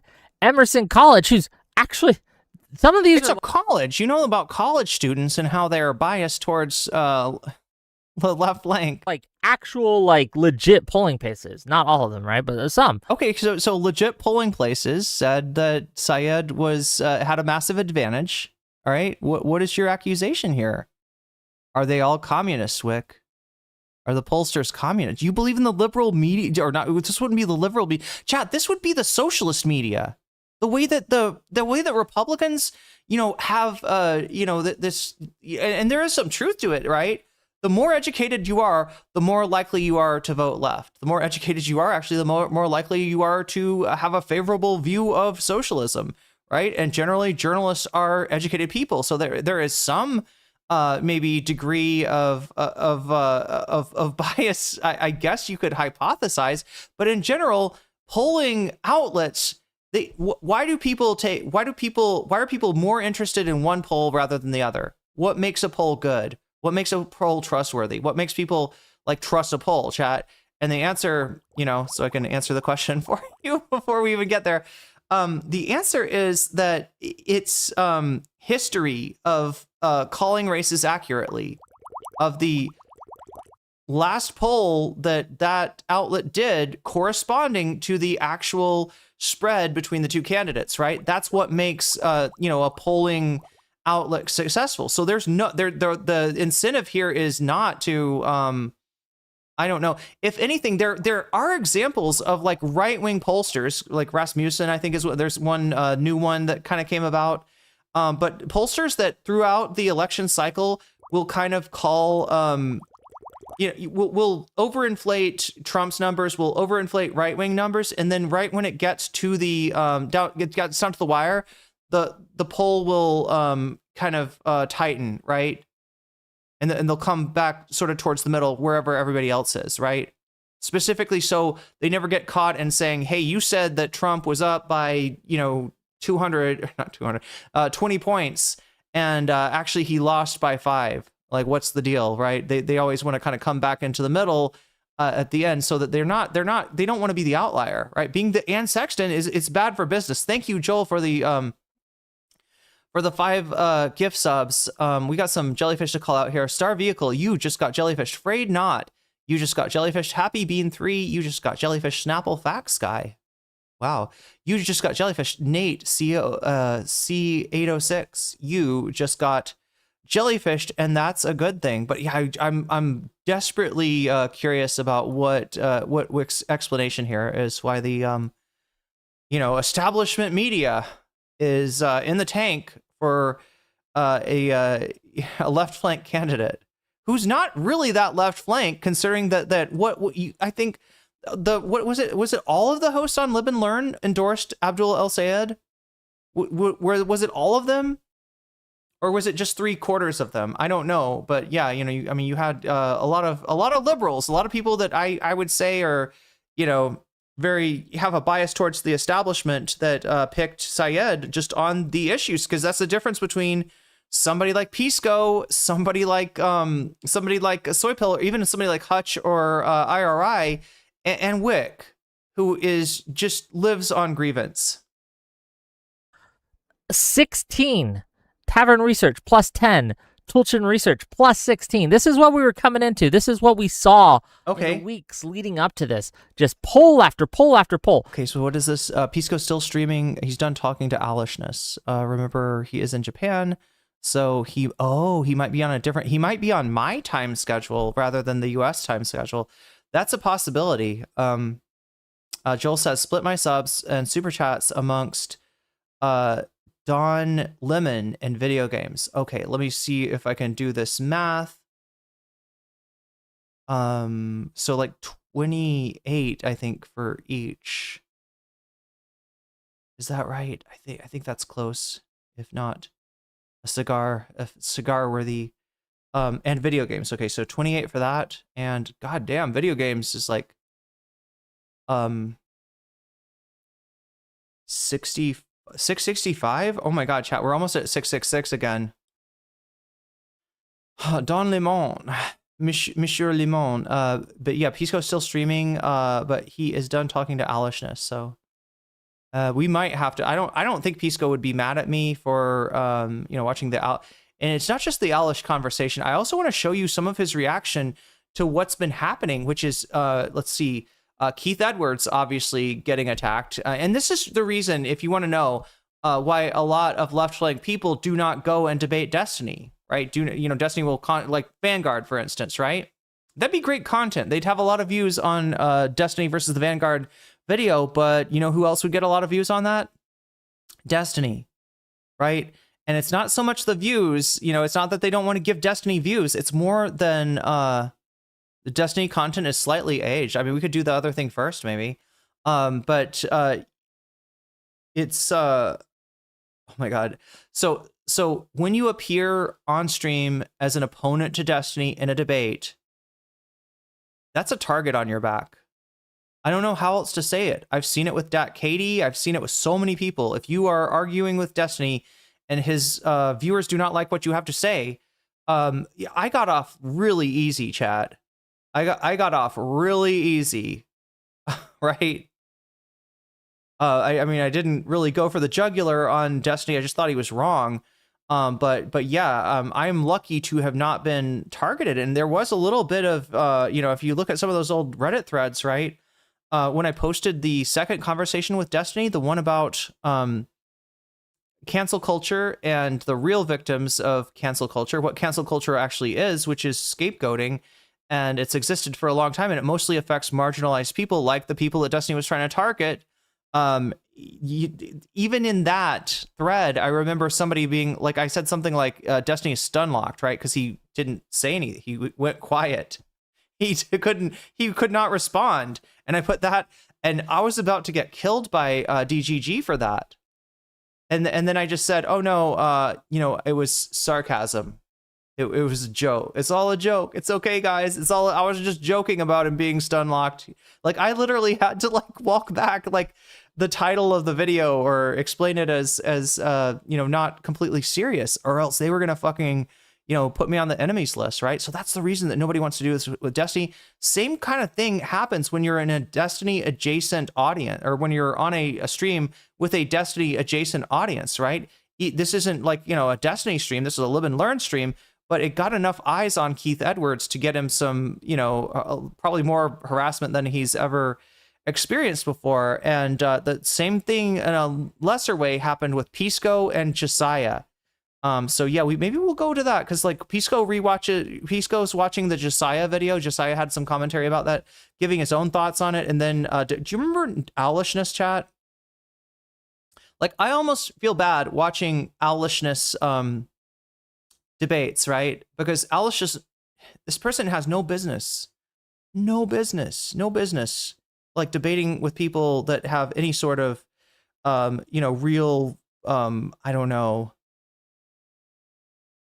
debating politics, right? Or anything related to it. Alishness is comically uninformed, comically oblivious, I guess. And I sometimes wonder, I'm like, I don't know. Many of them were internal polls by the El Said campaign, okay? But not all of them. What are you talking about, bro? Yeah, Al Sayed's... Listen, some of these internal polls tend to be good for them. This is not a new thing. And yeah, not all of them. El Sayed's polls kind of corresponded with the, with the polls, right? The average being, 10% ahead for Sayed. The most recent from Real Clear Politics being 8 points ahead. They're not flexing Sayed internal polls over on Real Clear Politics. Come on. Yeah, I'm sorry, $70 million apparently was not enough money to run your own internal polls. What are you talking about? How in the world are you going to say that El Sayed has some kind of advantage in terms of polling? That is insanity. Rudyard is doing sociology now. Wait, is he going to school for sociology, or is he pretending to understand sociology on the internet? And we're gonna talk about that dynamic because I think there is a possibility, and I don't know this for sure. This is just the possibility. I think it's worth looking into on whether or not the internal polls were purposefully astroturfed in order to psyop. What does astroturf mean, Whick? Do you know? Are you aware? Just like Hutch. I mean, I shouldn't be surprised. Whick, of course, is going to be more oblivious than Hutch, but goddamn, he's just pretending as usual. Okay, he's not going. He would really do well going to college. That boy should go. We should chat. If I ever get to the point where I am financially totally stable, first thing we need to do, raise money for Rudyard for his college tuition. Send that guy to college. Send that guy to a liberal arts college or something. I don't know. Not that I don't know. Not that I want to inflict Rudyard on any college campus, but reputable firms into changing how they were polling the electorate. What are you? This is a conspiracy theory. That is why the miss happened. To be clear, is assumptions were made about the electorate, whether they purposely assumed this or whether it was intentionally in order to skew for El Said or just this is what they actually thought the electorate would look like. Provide a motive, Whick. What would the motive be? That's a question. He thinks that it's AstroTurf, that Al Sayed has all this money from where? What are we even talking about? This is insanity. We can discuss. But young people were wildly overrepresented, and minority voters such as black people were skewed heavily towards El Said in a way that did not reflect reality. Needless to say, the actual results of the election, and this is what had me up all night waiting to see how it would resolve. Oh, because he wanted so bad for Sayed to lose. Of the election were here. Let me see if I can bring that up too. I low-key love that Whick lost sleep over an election that would not resolve in his favor. I love this. He was just sitting up there waiting for the next drop. He was up there at 2 a.m. Come on, Wayne County. Oh, I have it on this side. Bloop, bloop, bloop. Move it over. Sorry, gang. I'm bad. Sorry, gang.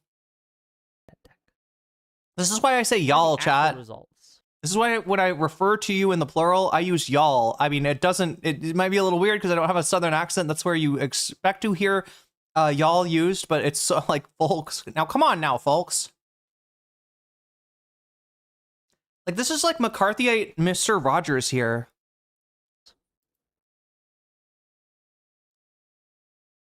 With 98.8% in. Abdul El Said, 48.5%. Haley Stevens, 47.5%. Are you noticing something different here than what was on those polls? Are you noticing a little bit of a discrepancy? Are you noticing something's just not quite the Just not white? Just not white? You mean Syed? Is his racism coming out? Is that what we're seeing here? You notice something just not white? Yeah. It's that guy on the bubble that says projected winner. I noticed. He tried to say right, I think, but I think he said white. We all noticed as the drops came in and the actual huge dumps, tallied, massive dumps. Yeah, tallied, not tallybots, but tallied, right? Suddenly, which one was Tallybots? Was Tallybots the Nazi that he brought on, or I don't remember. Anybody want to remind me what's the deal with Tallybots? It sounds vaguely familiar. Didn't he bring some Nazi chick on once? This was a long time ago. Maybe it's not Tallybots. I don't want to be calling somebody a Nazi without knowing who I'm talking about. So, oh shit, this is an actual fucking close race. Legitimately, no one knew who was going to win. Razor thin margins here. And it was also funny because, again, when it was 3% in, the skew was like the polls showed, right? It was a 15-point skew or whatever. And so a lot of people started making tweets, okay? A lot of people started making tweets, okay? They'd be like, Abdul El Said has this in the bag. Ooh, it is done. I think he's making fun of Pisco. This is who he's talking. He's mainly talking about Pisco. Like, he pretends to play nice with Pisco because they got mutual friends, but I don't think he likes Pisco. I think as DGG, even if you do like Pisco, you got to pretend like you don't. You got to pretend like Pisco is a secret tanky. Tallybots is the Zionist lady who voted for Trump in 2024 for the first time. She said she would rather leave her child with Trump than with Hasan. Okay. I do remember that she's MAGA. Yeah, Pisco was right. Pisco was right. Pisco called it. We cooked him, gang. We cooked him. I got a couple saved here. Gang? Let's have a little look-see. Okay, at least. Can you imagine a gang, an actual gang with like Whick as its leader? Like I'm thinking like the Warriors. Oh, look at that! His flag is actually not backwards for once. Did he get a backwards flag so that he could hang it up there and have it be double reversed? I razz him. Raz Pisco? He is someone I like, but we're gonna make fun of him a little bit. Okay. Even though he was right. Our friend Pisco here. 8:33 p.m. Okay, early into the night. The polls had just closed. We just started getting counting in. It was 3% in. Congratulations to Abdul El Said. They had bought the PSYOP hook, line, and seeker. The PSYOP! Oh my god, you're so conspiratorial. No wonder you got a MAGA co-host. To be clear, later on, 3 hours later, he comes back to this. He says, was under the impression that the absentee ballots were coming in first. Pulled trigger way too fast. Super chatted Regardless of whether Abdul ends up... $12.56. I don't consider myself a vindictive person, but if someone sprinkled some of Whick's crocodile tears, after a loss like this, on the hooker, I'm pretty sure it would improve everyone's life. Wait, I see what you're saying. You're saying that Whick's crocodile tears could be dried up and used as a kind of, like maybe mixed with some sort of substrate, some sort of smokable substrate, and just sprinkled on like keef to a hookah to improve its intoxicating effects, right? Like, look, I'm not a hateful person, but goddamn, can we get some classics in chat? I believe that's what Joel is saying. I always interpret classic as like straight into my veins, like, right? That's what I mean, it's a duck smoking, right? But the vibe of that duck is like, this is some good shit, man. This is some good shit. Give me more of this shit. We're up to 95. Speaking of good shit, we're up to 95 now out of 100. 5 points away from adding an extra hour.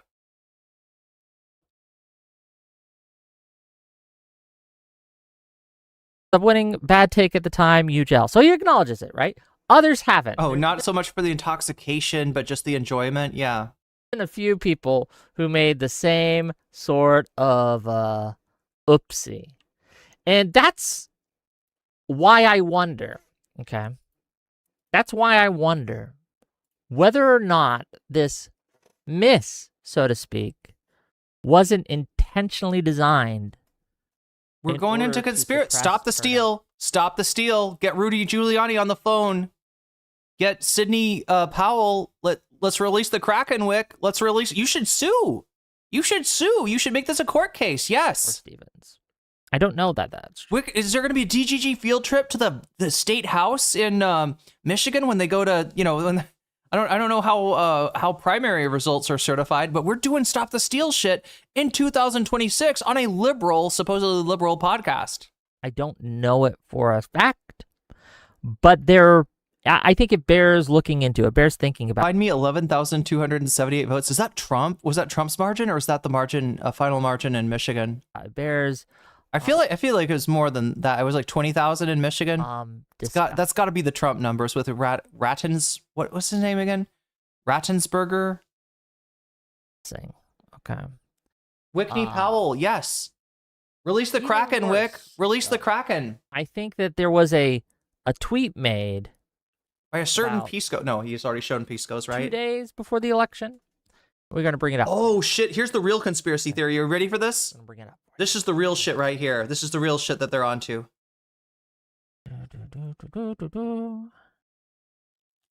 Whole spiel. I made a whole spiel on this. So, about 2 days ago on August 2nd, we saw this gentleman, Mitch Voter. He put out this tweet. Allegedly, Haley Stevens' pollster has called her up and told her there is no path to victory. Also, in this inside campaign leak, she's down about 14 points, matching the polls at the time, right? The polls that had been coming. Well, no, it's in other words, like with a poll that the phone call happened this afternoon. So look, I'm gonna do Occam's razor. You guys love Occam's razor so much. I'm gonna do Occam's razor to you. Okay, what's more likely? What is more likely? That Haley Stevens' campaign was a sinking ship, even though they ended up coming a lot closer than anybody thought they would. Haley's campaign is a sinking ship. There's low morale amongst the team, and 3 campaign officials contacted. I don't know if it was Mitch Voter or if Mitch Voter is getting this. See, this is the real info. If you were actually gonna like just look at this as a objective thing here, Whick, you'd want to find out what the original source was. Like if Mitch Voter was indeed the first person to post this, or if they were getting it from somebody else, right? But what's more likely, that 3 campaign officials that her pollster called her and said, "Yeah, it's not looking good, Haley. I'm looking at the numbers right here. I wish we could tell you that I have numbers that are different than the numbers everybody else has. Unfortunately, I don't. I got numbers that are pretty much the same, and we got to face the facts, Haley. It doesn't look like there's a pathway to victory." Right now, Haley Stevens' campaign denies this, but of course they would. Of course they would, right? And especially since they had to answer this before they can't. You're not going to say, "Yeah, that's right. That's right. We got no pathway to victory." Pack it all up, everybody. Right? Because on the off chance that the polls are wrong, you want your voters to come out. I mean, somewhat of a, and also, I mean, that's, I don't want to get into it, but, good numbers can actually depress your votes. Bad numbers, if they're maybe 14 points is a little bit much, can have the opposite effect. But yeah, what's more likely, that 3 campaign officials, heard this call, sad call between Haley and her pollster, who ended up being wrong, because that was not the results of the campaign. But then they leaked it because, they're on a sinking ship. They leaked it to Mitch Voter or whoever, right? What's more likely, that happened, or that Mitch Voter decided to make this up?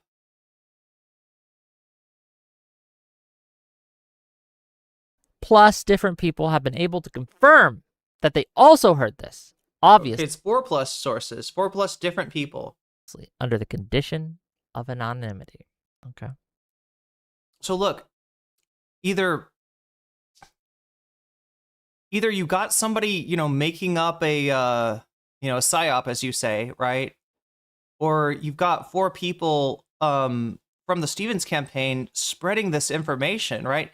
Did they make it up?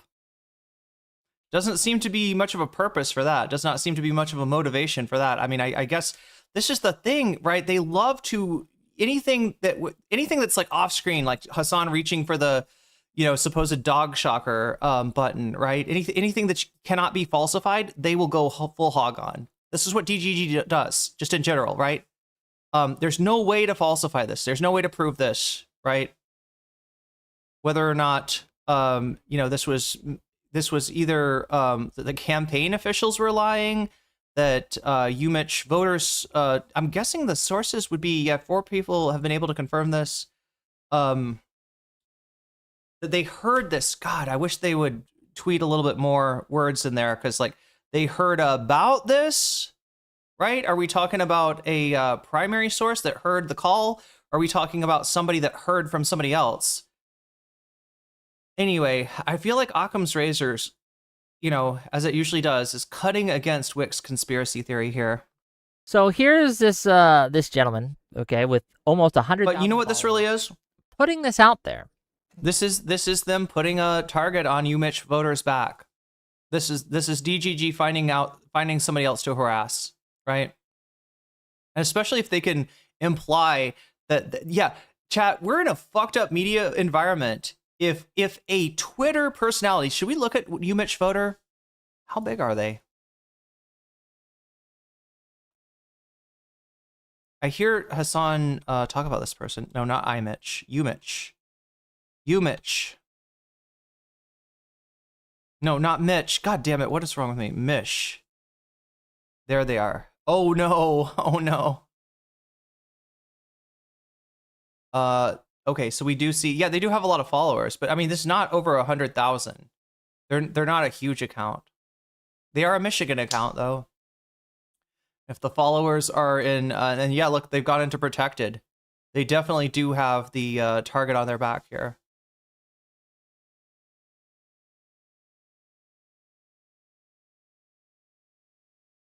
Oh, and they have a website. But if a fairly large Twitter account like this can steal a fucking, I mean, this is a crazy conspiracy theory, right? Now, he hasn't gone 10 toes down on this because they don't have to. They just have to present this in front of, the DGG audience, and they'll go to work on this guy. They will make it hard for this guy to exist on Twitter.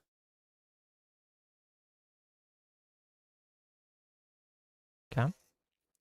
He's not the only one that did it. Well, no, he's not boosted by Wahajit Ali, boosting it. The person since deleted it, but we screenshot these. But it's crazy, chat, that like one side of the campaign you're suggesting can like psyop people that don't agree with them. Things, gang. We have the receipts. Again, some same statements confirmed by someone deep and grounded in Michigan Democratic politics. And again, they've deleted this tweet too. But again, it shows that they have there is a possible coordination happening. They continue to do this, okay? One of Hasan's dick sucks tweets this out. Hasan finds out that Haley Stevens' internal pollster called her and told her that there is no pathway to victory against Abdul El-Sayed. It's been triple confirmed by staffers who are close to the Stevens campaign. And then, you guys remember... Who is Wajahat Ali? Somebody that used to have a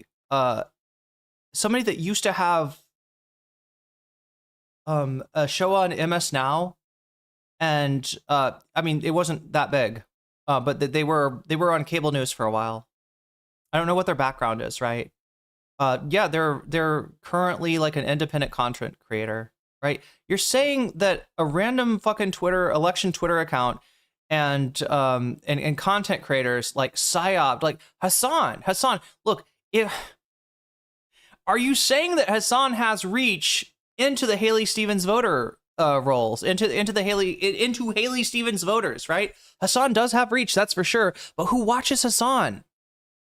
You do, right? People on Twitch, 35,000 people on average on a given day, right? That's who watches Hasan. I mean, people, I guess other media figures pay attention to his tweets, but like, what the fuck? We're not talking about, I don't know, Jake Tapper or something.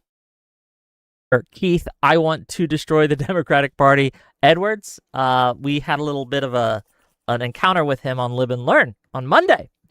He, too, tweeted out this supposed leak promoting the lie, saying there's been a leak from and he's since deleted the tweet, but again, we got receipts. There's been a leak from the Haley Stevens campaign. Her pollster allegedly called her and told her that she's down 14 points. These are all, you guys remember when the third Trump assassination attempt, right? Where the guy was sprinting. He was at I think correspondence dinner or something. And they were sprinting to try to get to him. And then after that, every single right-wing influencer started tweeting about the ballroom. You guys remember that?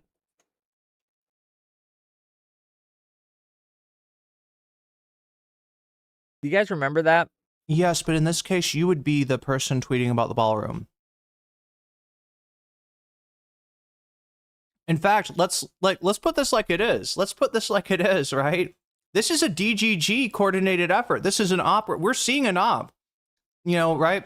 Whether or not, I don't know, someone in the Haley Stevens camp like wanted to just fuck her over. I'm trying to understand exactly what the oh, we've got timestamps for these. I'm trying to understand exactly what the implication is. But if there's an op going on here, I feel like we're watching it go down in real time. To what effect? I don't know. To maybe weaken the, to increase the chance of MAGA Mike Rogers winning in Michigan. There is an op. It's an op for Republicans. Not really by nature with the 2 gifted memberships. Antifa, 5866. You just got weaseled. Sorry, Antifa. And Joseph Jones, 2526. You just got weaseled as well. And that brings us up to 100, chat. We need to, you know, honestly, I just need some, like, I feel like just like epic, music that is, copyright free, like YouTube creators music. I feel like there's gotta be something on YouTube creators that I could use. Although we do have like we do have the Weasel theme song. Somewhere here. Can you pause? Thank you.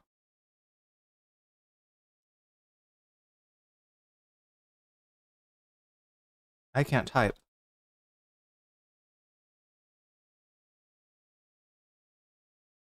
All right, here we go.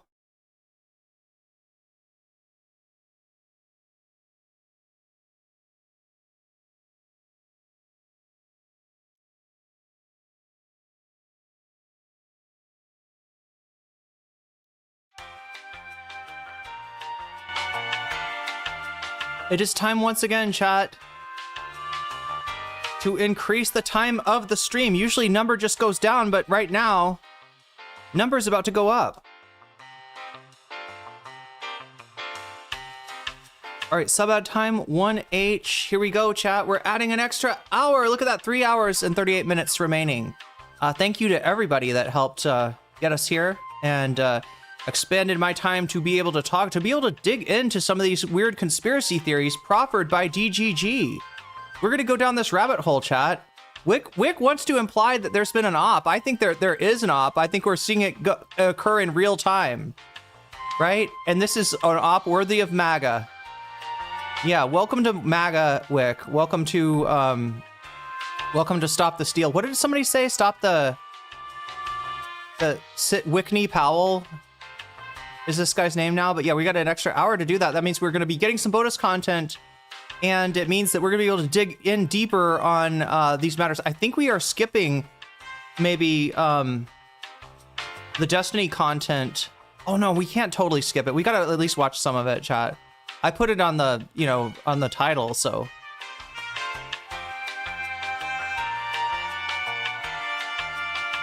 Oh, here we go. Okay, so we're gonna watch about an hour of this, then a little bit of Destiny, and then we're gonna dig into what Peace Coast got going on, because I think that's really interesting too. And you'll see that it's not just an op on you, Mitch Voter. It's an op on Keith Edwards. It's an op on an op on Pisco, and it's an op on oh my god, who else? It's Josiah. Josiah's the real one that they're kind of going after right now.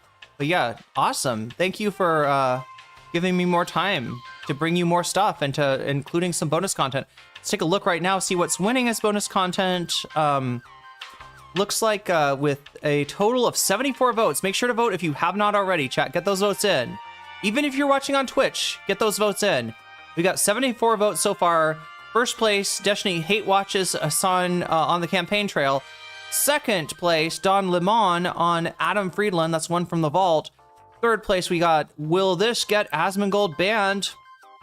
Inquiring minds want to know. And then in fourth place, Hasan getting ambushed by Channel 4. I don't know. I haven't seen this yet, but he apparently got surprise interviewed by a British broadcasting company. Not the BBC, though. Channel 4. Anyway, the local forecast says 70% chance of weasels. And I say that's really good. That's a really good forecast. I'm here for that forecast. Look, standing in the elevator, you get your forecast. That's how we like it. All right, chat. So let's get back to the content. Let's get back to the wickening. Did we miss him saying hello my did he say the weird like racist meme today? Does he always say that?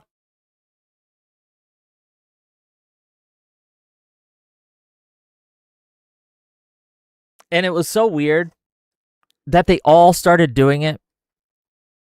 And it just was a thing, and it was so yeah. We're gonna be like, okay, so yeah, this Umish voter like said this, and then so like somebody sees something online and they retweet it. Oh my God, we got a scandal on our hands, Whick. There's no way that anybody could ever retweet anything or boost anything or also like want to talk about something just from reading it on Twitter. It must be a coordinated campaign to try to steal the election.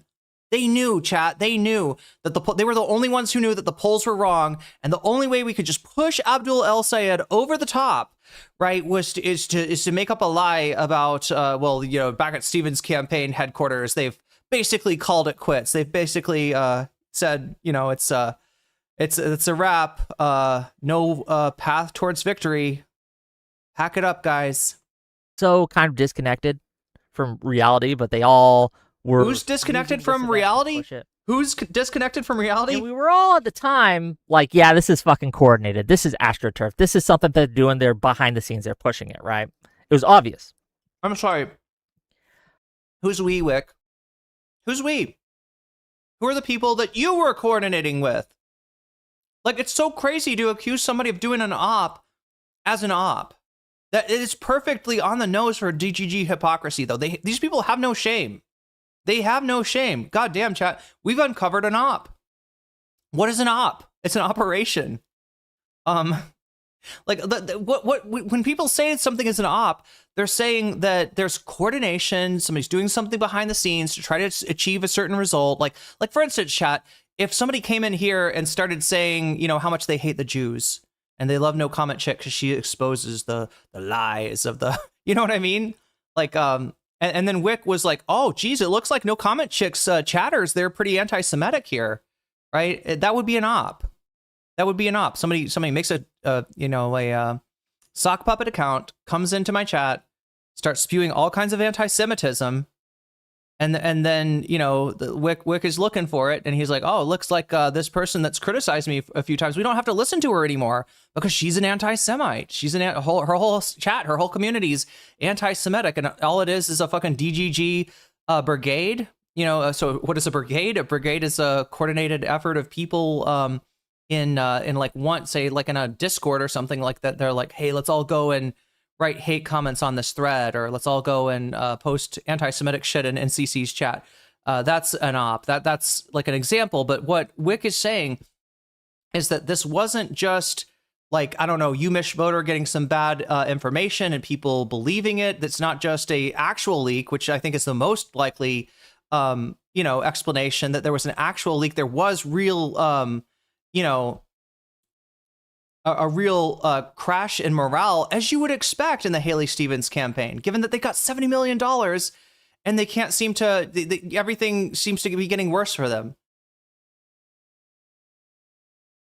But they're trying to imply that it was like Mitch voter was like, you know, and Hasan and Keith Edwards all got together in some like, you know, fucking group chat or something. They're like, pss, pss, pss. Hey, you know what we could do? Hey, even though these polls aren't real, and they're all made by, I don't know, like college socialists, DSA members have infiltrated all the polling organizations, so we know that the polls aren't really as good as they say they are. It's going to be really bad if we end up losing this. How are we going to win? Oh, I know. We'll make up a story that like 4 of Haley Stevens' campaign officials contacted us and said that actually she just talked to her pollster. The pollster says it's fucking over. It's fucking over, right? That's what Whick is trying to imply without fully going 10 toes down on it, which is kind of cowardly of him. But he knows with the DGG audience, they're hungry for the stink. They are hungry for any of this, anything that can give them a, I don't know, moral victory. That's what they're looking for. They're looking for a moral victory here. And to get one, it looks like they have created an op insinuating that the other side is doing ops, and also insinuating that the pollsters are all dirty socialists, fellow travelers, as they say. I would posit to you, dear viewers. Shut up, Whick. Consider this. That in the same way, MAGA and right-wing influencers use that event to kind of push a narrative. This guy and his buddies, perhaps, and I don't know this for a fact, but I think it's worth looking into. I think it's worth investigating. I think it's worth asking questions about. I would posit to you, Whick, that you don't know anything for a fact. You're the most ignorant dude in politics right now. This guy and his buddies, Wahajit Ali, the people like Audrey, and yeah, they all got together in a group chat and they were like, "Hey, we don't want to lose this election. What are we gonna do? Oh shit, I know. We'll make up a story about Haley Stevens' campaign crashing in a lack of morale." And Hasan, Keith Edwards. They all got together. Oh, I love this. I love this world building. Who were promoting this? This guy should write anime. I saw more. Political anime. People delete things faster than I can screenshot them. Okay. People delete things faster than I can screenshot them. They were all pushing this, and yes, they're just copying and pasting, as Kinetic Pause says, which implies that this was coordinated, that this was a coordinated effort. But yeah, like I said, I posit to you that this was made up. They purposefully lied about this in order to push this narrative so that it would depress Stevens' turnout. There's a word for that, or a term for that, I should say, since it's 2 words. Voter suppression. This narrative. Voter suppression? You're literally accusing, like... I'm sorry, look, we don't know this. We don't know this for sure, but I'm going to say it seems like a crime has fucking been committed. Let me name the people that I think committed the fucking crime with no fucking evidence whatsoever other than just wish casting and the knowledge that DGG is going to go along with you. This is MAGA, yes. This is what this is what they do. They learn from MAGA and they apply it to their own techniques, like the shady stuff, the dishonest stuff, the actual ops, right?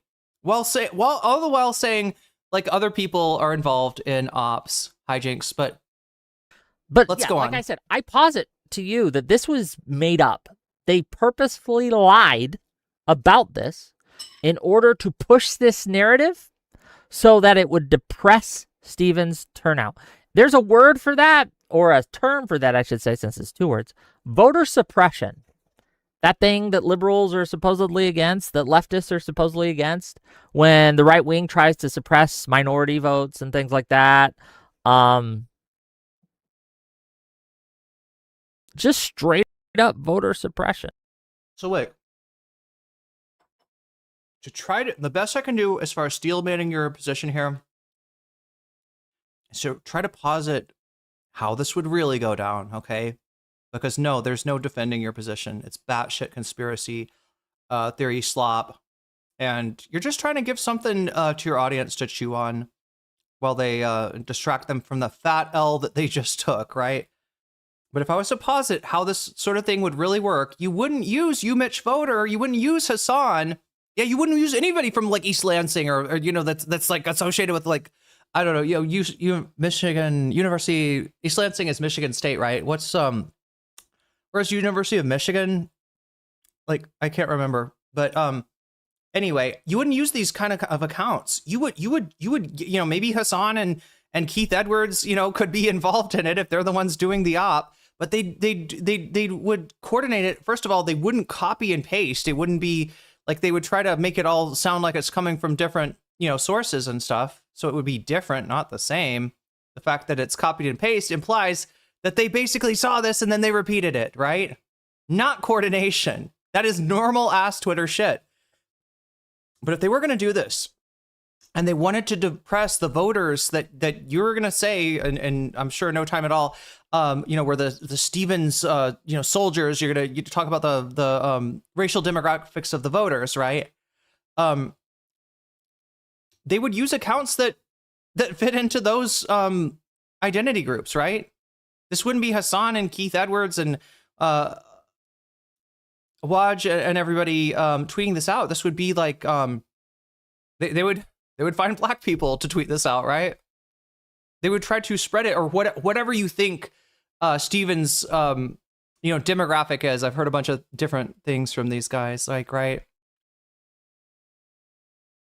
Or like I don't know, like, I mean, it doesn't make sense. It's not how this is not how anything would work if it was to work. But even entertaining this chat, I feel like is making my head spin, because this is a fever dream that Whick is in the midst of. He dreamed a dream that his loss was not actually a loss. It was a example of an op by the evil Hasan Piker and his coordinated network of insiders. It's so crazy how they flipped the script on this. Here's Mike from PA. We thank Umichu voter for his service, as his tweet about Stevens' internals probably swung at least 15,000 votes in favor of Abdul. It's a little trolly, but again, it's kind of... He's making fun of you. Whick, why are you posting your L's? Mike is making fun of you. Mike is making fun of your stupid-ass conspiracy theory, it sounds like. Hitting on the square type of thing. You joke about it, you turn it into a joke. But that's what a real person doing an op would want you to think. Seriously, but you're dead serious. At Narwhalby, super chatted $5. Whick said that convicted felons and prisoners should vote. He lived so hard he ended up an irradical. No more voter suppression. Oh yeah, well, if he's gonna really take is that what you're saying? If he's gonna take a strong stand against voter suppression, there's a lot of voter suppression that goes on in every election. I always talk about this whenever, like a stolen election, whenever people talk about like stolen elections, right? It's stolen specifically by Republicans. That in some sense, yeah, every election, since probably 1980, it's been stolen, right? But in 1980, we're talking about money in politics, so it's not like we're alleging, that they changed the votes or anything like that. It's, was stolen through, corporate, infusions of cash, right? And then, as we get into the 90s and the 2000s, we start seeing black voters disappear from voter rolls at a disproportionate rate. That's voter suppression. People losing their ability to vote based on convictions in a system that disproportionately falsely convicts black and other minority voters. So in a way, yeah, every election is stolen, but it's not like an actionable way where, you could go to the Supreme Court and overturn something, or, it's not, there's nobody that you can arrest for this, right? But they are stealing elections. And if you really stand against voter suppression, like Whick says he does, you should care about that. And he obviously doesn't. So yeah, good point, Narwhal.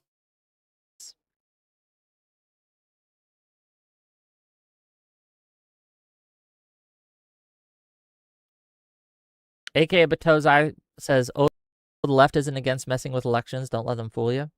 This is generally frowned upon by the left. We generally don't do this. However, Umi, that's a right winger and his buddies. Again, that's a right wing chatter in Twitch's chat. Like, they want to pretend like that they don't fuck with this shit. They want to pretend that, like, I don't know, Hasan's got anti-Semites in his chat. No, dude, this guy does. In fact, he starts talking about, they're talking about Andrew Wilson later. Remember when I said that I don't trust President Sunday because of his involvement with Andrew Wilson, aka Big Papa Fascist. Yeah. Now he's I understand why Sunday does it, right? This is like a large account. This is somebody from the old Twitch poll days, who used to kind of fuck around, looking for a chance to pop off, looking for a chance to go viral. And he finally found it when people like Tim Pool and Fresh and Fit brought him on. So now he's got a decent sized platform. Wait a minute, chat. Has he split from the Crucible? He was at the Crucible. He was like the main guy at the Crucible. I don't know if that's still true, but he kind of grew his platform that way. And then people like Sunday and Whick are like, oh, cool, a big right-wing account. I can get into on some really big debates there if I just play ball with these guys. They're fucking playing ball with fascists over there, right? I don't know what Sunday's excuse is. I never got a chance to ask him, but with Whick, it's that, like, you know, his whole thing is not. He will call himself a liberal. He will associate himself with Destiny, but just like Destiny, he's got a lot of right-wing, lot of suspiciously right-wing people very close to him. So not super surprising that you got a right-winger being like, oh, like the left, you know, cares about election interference. I don't know this, but it's worth looking into. Engaged in voter suppression by lying, by purposely spreading a false narrative, just straight up lying. It's just insanity, Whick. Supposed leak. Wait, Destiny Stevens was down. Is Destiny onto this yet? Destiny will be on this shit. Destiny will be on this shit. Like, I don't know, mold on Asmongold's house. By 14 points in her internals. That was obviously not true. This combined with... If it's obviously not true, then fucking disprove it, asshole. You got nothing. You got nothing. And Occam's razor is cutting against you here, bud. Just like that beard. The internal... He's not as interested. God. So this is a Whick thing. This is one of the... I was kind of hoping Destiny would bite. It seems like he would bite it. Maybe Destiny not quite as idiotic as Whick. Push polls that were... I mean, we have observed the man's brain rotting, like, in real time on screen, right? We have smelled the brain rot through the computer screen with Destiny. So I wouldn't be entirely surprised, but yeah, Direful is telling me Destiny's not going for the bait the way that Whick is. For being maybe the El Said campaign? I mean, honestly, I think Whick's kind of throwing out the bait. I think we're seeing Whick try to do an op. Makes me wonder if the El Said campaign wasn't in on this too. I don't know that. I can't confirm that. You don't know any of this. But you can't confirm anything. You are wildly fucking speculating, my dude, to a point where even Destiny will not back you. You are in Riley Grace Rochong territory, Whick. What happened to Riley Grace Rochong when Destiny pulled out of defending her? Makes me wonder. It makes me question, right? She became a pariah. And this guy should be a pariah too, but we'll see. I mean, I don't know. I feel like the Live and Learn guys, they never really want to... I mean, they get a lot of shit from Whick's corner of the universe, but they don't really want to throw it back very much. So I don't know if they'll... I mean, I think they'll make fun of him for it. I hope they'll make fun of him for it, but... Makes me wonder, like, it's a strategy that they used. It's a strategy that they've been using in several of these races, right? The Plattner Mills race, where they push these internal polls that are wild, right? In the way they do that... Everybody's in cahoots, Whick. That's right. Everybody's in cahoots. Is they specifically tailor an electorate, right, that will get them the poll results that they want. Not the electorate that will probably come out on election day, but they specifically poll certain groups, right? And you can read this in the crosstabs when they release the crosstabs. Yeah, why didn't Haley put out any poll? That's the whole thing. None of it makes sense. And no wonder Destiny's not biting. I mean, this is probably a pretty hard thing to defend. Yes, Narwhal is right. Please like the stream so that Irene does not have to get mean and do the thing where I just like look at the likes. I just pause the stream and I'm like, all right, I'm gonna look to the when they get over 100, I'll stream again. And they don't always. I'll say something. It will just get dead air until the likes go up. No.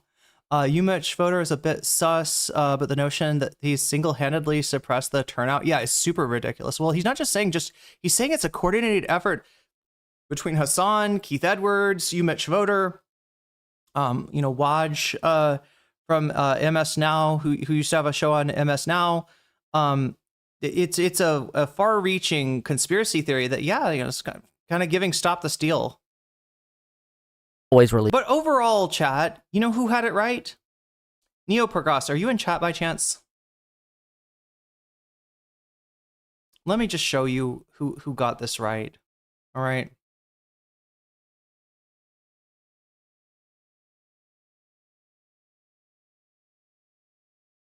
Wait, that's from yesterday, right? Neopergos. You are 100% correct in your diagnosis. I never saw the little touch of the... Oh, it's like... Is that like tears coming down? Or is that like sweat beating up inside the mask? I can't tell, chat, but these people are on copium. This is some terminal copium hours here. Also, speaking of copium, I got some copium that we can get to 20 likes on this. Can you make it happen, chat? Can you make it happen? So, chat, if Whick was a gang leader in the Warriors, what would his gang be? Pedophiles, maybe? I mean, not so much for Whick, but I mean, that would be more of a... I guess that would be Destiny's gang. Like, right? If these guys were... Here, so I'm going to put the link to this thread in the chat once again. It's in the chat. It's in the pinned. If you want to click on it and go over here and show me some support here, I would be massively appreciative, as I would for the likes, like Narwhal said. Release across tabs, right? Or at least these reports don't always release across tabs, but they purposely kind of cook the books. Kind of cook the... In order to... Bro, what are you fucking saying? You are making a massive accusation. A massive unfounded accusation that just points out in all directions at this ephemeral... Wait, what is Nutria? Wait, the Nutria? Wait, is the Nutria like a gang in the Warriors? Nutra Rat? Wait, what is this? Do I not know that much about the film Warriors? The documentary of life in the 70s?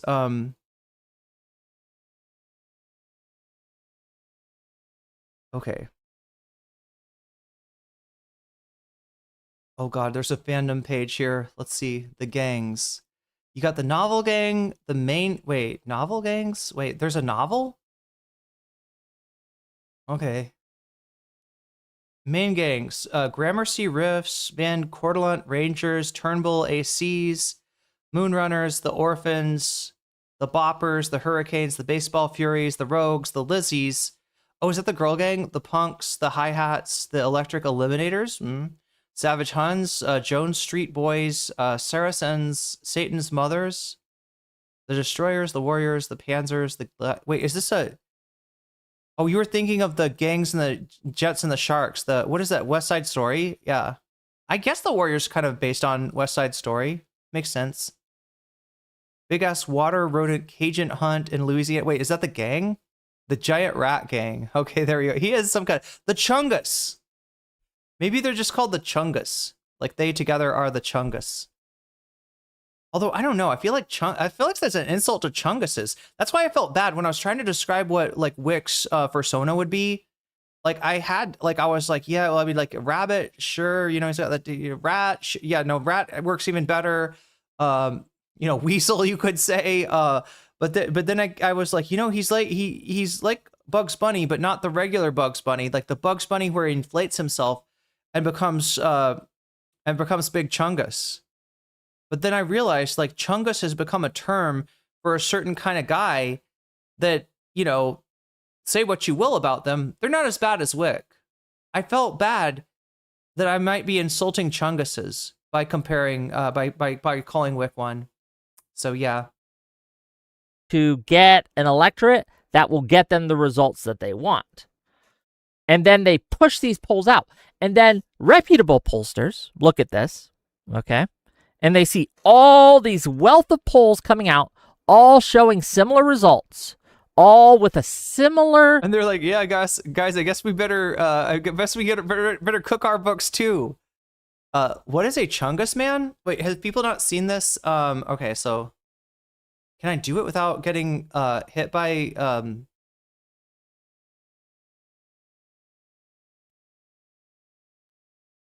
I'm trying not to get copyright claimed by Looney Tunes and Warner Brothers.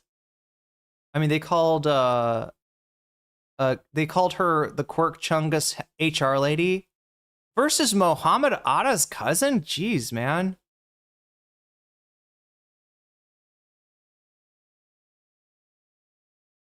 Okay, so this is an account that calls itself Big Chungus, right?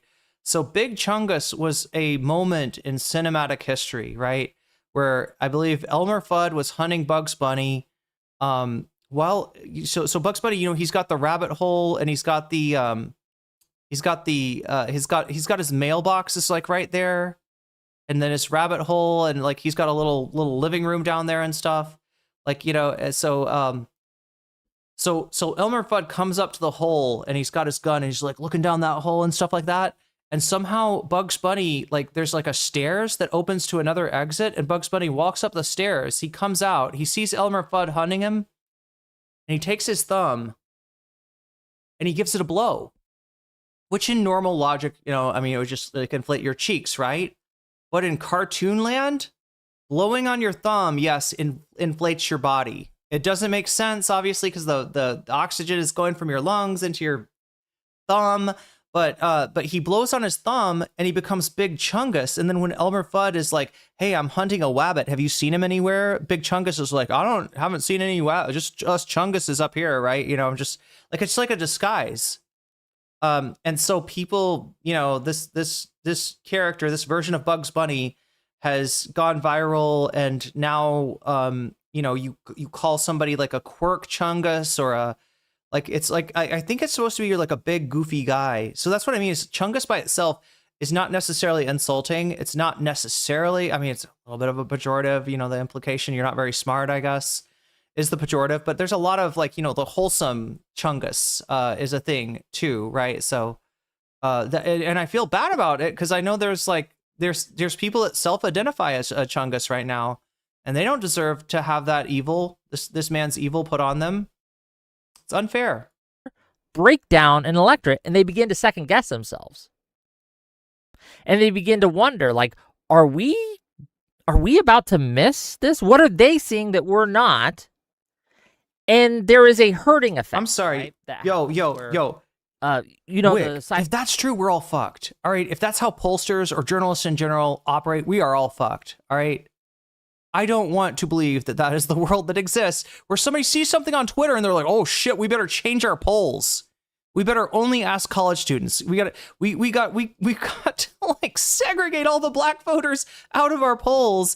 Only ask white college kids from East Lansing and wherever University of Michigan is, and then we'll be in line with all the other polls." What is he saying? It doesn't make sense. Less of a Chungus, more of a John Candy type. Did Stephanie Sterling actually coin the term Chungus? I was not aware of that. She said that at some point. Maybe so. She's a amazing content creator. Yeah, herding. Who are you calling a cow, Chungus? That's right. Science experiment where you have a room full of people and two lines, one obviously shorter than the other. And the experiment is everyone's in on this experiment about the last guy. And the experiment is that they ask, okay, I'm sorry. Is long. Whick. Everyone's in it except for one person. That's fucking conspiratorial thinking. And everyone answers. What are you talking about? Publicly, that's paranoid. And they all answer. That's a paranoid delusion of grandeur. The line is longer. And then when they get to the end, most people will just go with the crowd, right? Because they're like, well, what are they seeing that I'm not? I don't want to look foolish. I don't want to look if silly. You want to make the point that you're trying to make, you talk about the experiment where the teacher brings a fake gun to class. A student goes up and argues with the teacher, and the teacher breaks out the gun, and the student runs away. And like in the experiment, when the class was asked who had the gun, like who brought the gun, where did the gun come from, they all said the student. But that's the bias there that they're exploiting is the authority bias, because the teacher is regarded as an authority. It's hard for people to conceive of like a teacher, bringing a gun to class, right? So anyway, to kind of because if you're going to get it wrong, You want to get it wrong with everyone else. And therefore, you could just say, well, Whick. it was just kind of everyone missed it. Oh my God. We got to rub his nose in this, chat. We need to start rubbing their noses in this shit. He cannot keep getting away with this bull. What a load of shit. Right? But if you go... It's a herding effect, and they see the post by Umish voter, and they decide to change their poll. What is he saying? None of this makes sense. He's just kind of throwing in. The thing is that DGG is stupid enough to fucking buy this shit. And it's gonna be on you, Steve. It's gonna be on you to try to disabuse them of this notion. Right? If there's any chance of Destiny's whole orbit or his whole fandom not just like going up in flames here, burning out on their own cope. We're talking about Hindenburg, chat. Hindenburg levels of copium at work here. There is going to be a giant explosion in the sky unless Destiny puts a stop to this. And unless the rest of these liberal creators like call Whick out for being a fucking nutter. This guy is a nutter. His butter is nuttier than anyone in the whole chat. This is the nutter of butters. AIPAC would literally murder Stevens if she gave up after seeing one post. Yeah. She's on a job. Go out on the limb and you are the outlier and you get it. But also, I want to know if does this guy know what the fuck AstroTurf means? Does he understand what that is? Does he understand that AstroTurf does not exist without money? That's what it is. Somebody putting in money to change the, political landscape. And you can only do this with like Coke money, right? The first time I ever heard of AstroTurf, we were talking about the ACA and the Koch brothers, sending out Tea Party people to go and harass the senators and Congress people that were considering voting for this. Right? It's when you don't have a way forward, so you buy your way forward. You throw money. It's throwing money at the problem, right? That's what AstroTurf actually is. Whick doesn't understand that because he is a profoundly and shockingly ignorant man. Wrong, then they can't say everyone missed it. You don't got that shield, and they can point to you specifically and say something you did was wrong. So if it we're gonna watch Owlish lately, or sorry, I can't talk.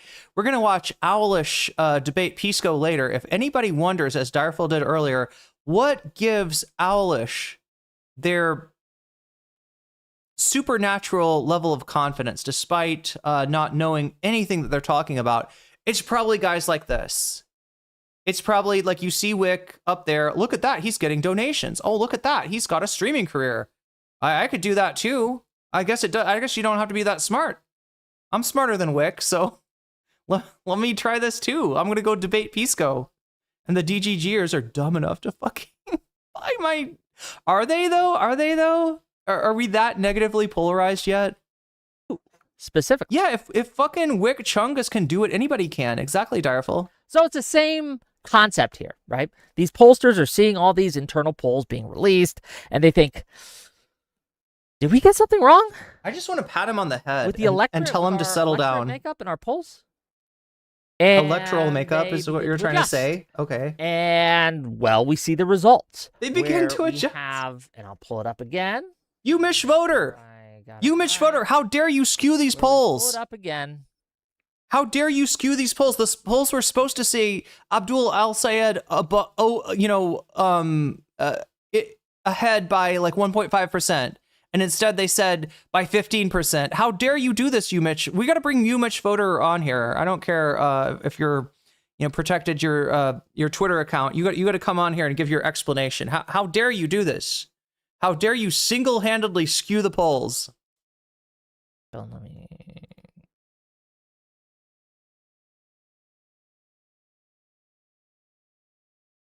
Where we have this result. You got a lot of explaining to do, you Mitch voter. El Said plus 19. Look at what you did. Look at what you did. 17, You're too powerful. Plus 16. El Said yeah, Mike Crumpier also helped. And then we have reality, which is a 1 fucking point difference. So, yes, with all that, in that context, I think we have to ask the question. Did Mitch voter purposely and his friends, purposely and intentionally, I think you want to ask the question. I think that's a little different than having to ask the question. You are doing what we would call begging the question, as a matter of fact, with your, like, no, I don't have any proof. We don't know this for sure. I'm just out here speculating, but we have to ask the question. Did you, Mitch Voter, steal the 2026 Michigan Democratic Senate primary? Is that your final question, Whick? Is that your final answer? Is that what you're gonna cowardly put your weight behind? Make up a story, and then with like you're doing right now, onto the only thing you don't have is coordination, because it sounds like Destiny is not biting this bait. I mean, I don't know if it. I'm sure somebody out there will. What do you think, chat? Hutch? Who's gonna bite on this bait? Will Hutch go for this? Will Hutch also beg the question? Into the media. Oh yeah, you Mitch Voter's like 26. Unless they're in grad school, yeah, they're probably not at University of Michigan anymore. In order to suppress turnout for the Stevens campaign. I don't know. I don't know if that's what happened.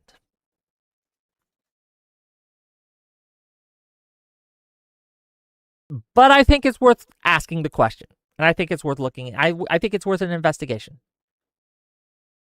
An investigation.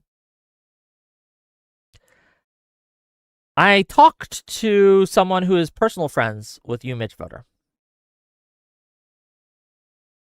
And they claim. An investigation, or are we doxing people? I would not be surprised, chat, if this ends up in some I would not be surprised if you, Mitch Voter, gets doxed.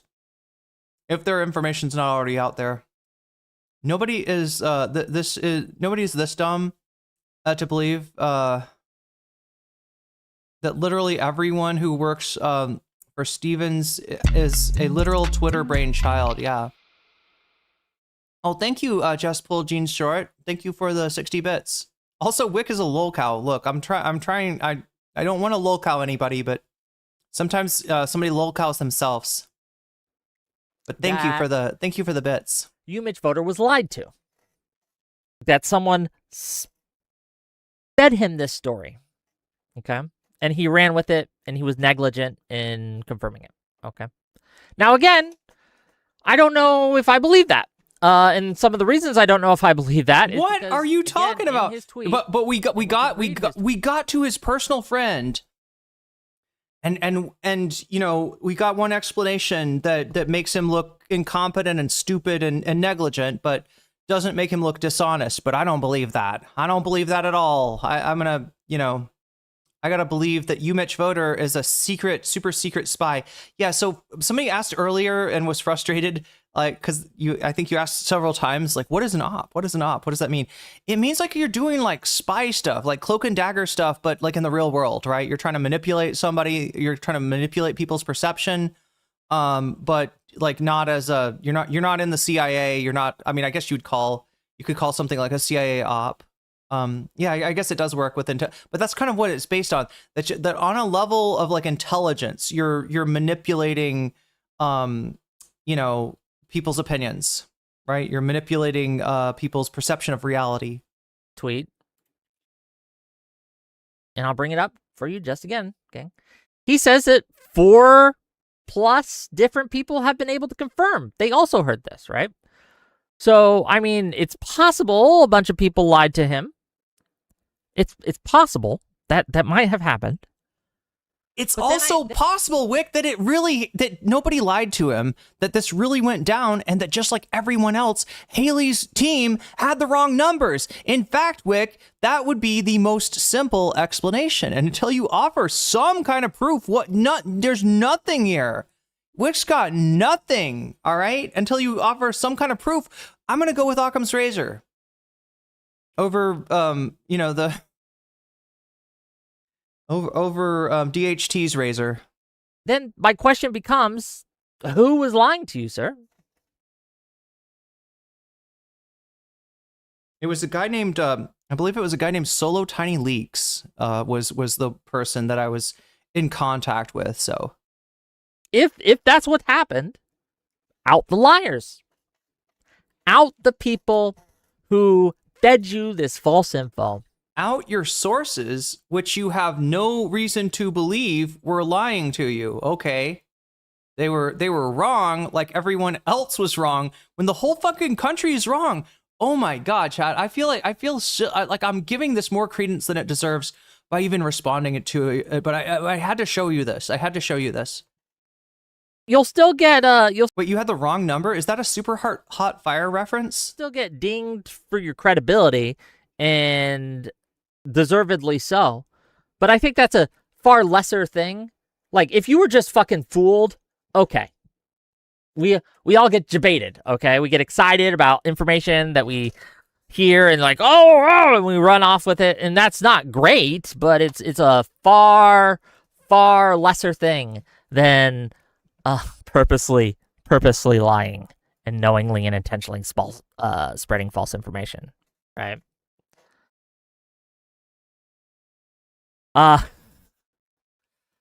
Acreal, you keep spending $80 million. We're gonna address that soon. Do you guys know that the most money spent in a primary was how much traction did the Mitch voter tweet get? I don't know. They're under 100,000 followers on Twitter, so it's not. We're not like talking about a huge account. $1 billion with a B. That was in 2020. Bloomberg, $1 billion on a presidential election. You fucking jackass! You fucking jackass! To win the Democratic Party nomination. Did he win? Devicliff super chatted $9.99. Okay, I don't get the logic of this. Even if her entire team of professionals somehow got psyop by one tweet, it's better to look like you're a real soldier for the donors who will fight it out like WTF. Does this even make sense as far as the timeline of events that Haley's pollsters would be influenced by a tweet from this Mitch voter? I from everything I've seen, so the tweet, like Whick says, has been deleted. They were probably embarrassed that they posted something that ended up being so off. But everything that I see in reference to it is around August 3rd. I think maybe one was like August 7th. It's breaking Daffy's brain here. Yeah. I don't get the logic of this. Your entire team of professionals somehow got psyoped by one tweet. And that's a better look. If you asked Whick, he might like retcon it again. Like, that is kind of what he said, right? Maybe he meant that they got psyoped by the. I mean, it's like he's got a convoluted timeline that it's like the fucking Attack on Titan timeline, chat. Like Aaron forced his father to eat the Titans and get the. It literally, you have to go into like a circular chain of causation to make this make sense, right? Where the tweet influenced the polls, and the polls influenced the Stevens campaign. Is that what he's saying? Also makes no sense. The majority of Stevens votes were mail-in or early voting. Oh my God, yes, that's a good point, Direful. That's a good catch. That is a good catch. Yes, what Direful is saying is that a lot of these people had already voted. The Stevens voters, in particular, had already voted by August 3rd or whenever this thing came out. Did he win, sir? Were we electing Bloomberg in 2020 or 2021? I was going to say, is that what happened? Anybody know how much did Ross Perot? How much? I think he's responding to a chatter, and he's feeling smart because he's like, "Oh, you think that's the most money ever spent on a campaign? Well, let me tell you about a presidential campaign with a gentleman named Michael Bloomberg, who also lost after spending even more of his own money on the race." So, yeah. So this constantly spamming of money around when money doesn't have that big of an effect past a certain point, it just makes you look stupid. And that's why your argument only got 1% with all the fundamentals on El Said's side here. He had all of the new media pushing for him. He had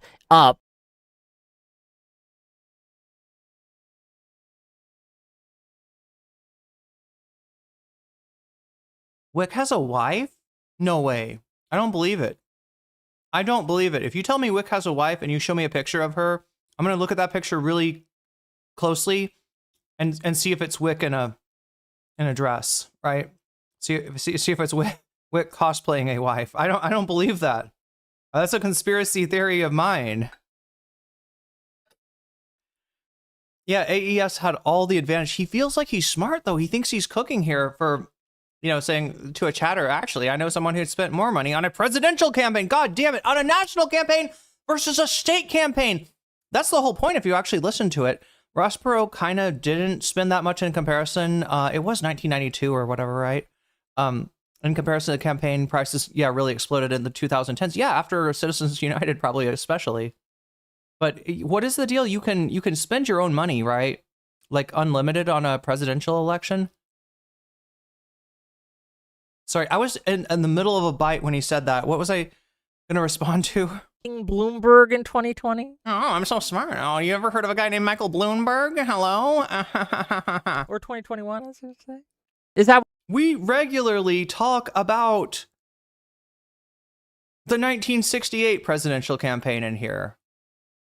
And this guy thinks he's cooked. He's like, oh, yeah, well, let me tell you about 2020. My historical, the scope of my historical vision on politics is quite elaborate, as you can see.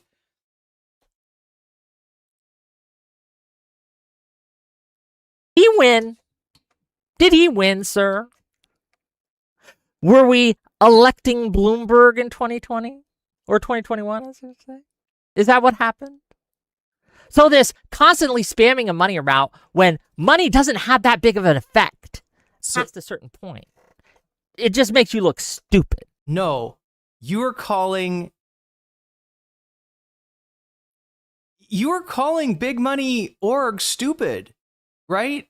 That would be the stupidity. If what you're saying is true, they should hire your ass as a consultant, Whick, and they should explain to the campaign that, the Whick equilibrium number is the amount of money at which you start getting reduced benefits for campaign expenditures. And since they're willing to spend $60 million in Michigan, 20 million in Missouri, I think they might know more than you, Whick. I'm just gonna say, but no, go ahead and apply for a campaign job. And that's... Can you imagine looking at this guy's CV? And they look at Destiny. Who's Destiny? Oh, this sex skin. This is something. CSAM? No. Why you're arguing? Whick TV. What is this? Pedo panel? He did a panel, and he did a bestiality panel. Oh no. We're not touching this. We're not touching that. You would look. Oh my God, chat. He's doing the face. Oh, I gotta capture this.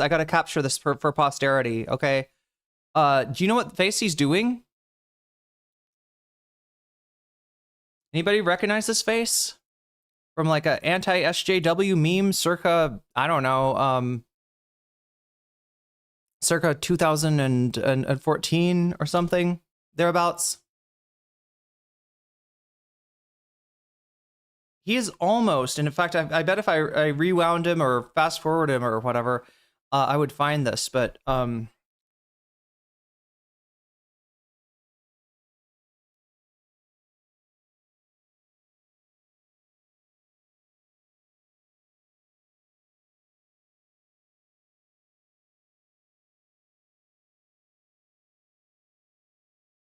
wait, is it this one?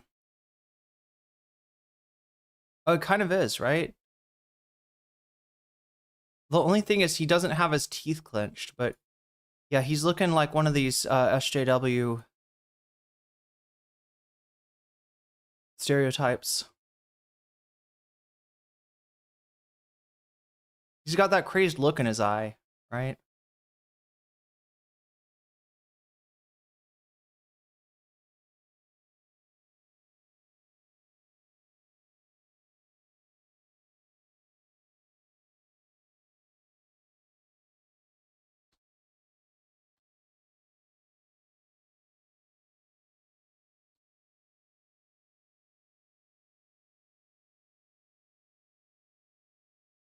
argument only got 1% with all the fundamentals on El Said's side here. He had all of the everything but the $70 million. No, I'm sure the Supreme Court just made that decision for no reason. They made that decision understanding that it's not going to affect much, right? The stupid ass rich millionaires that donate like $70 million, but it has no effect. They're just dumb. They're not as smart as Whick is. They should hire Whick. Then they would be so much better.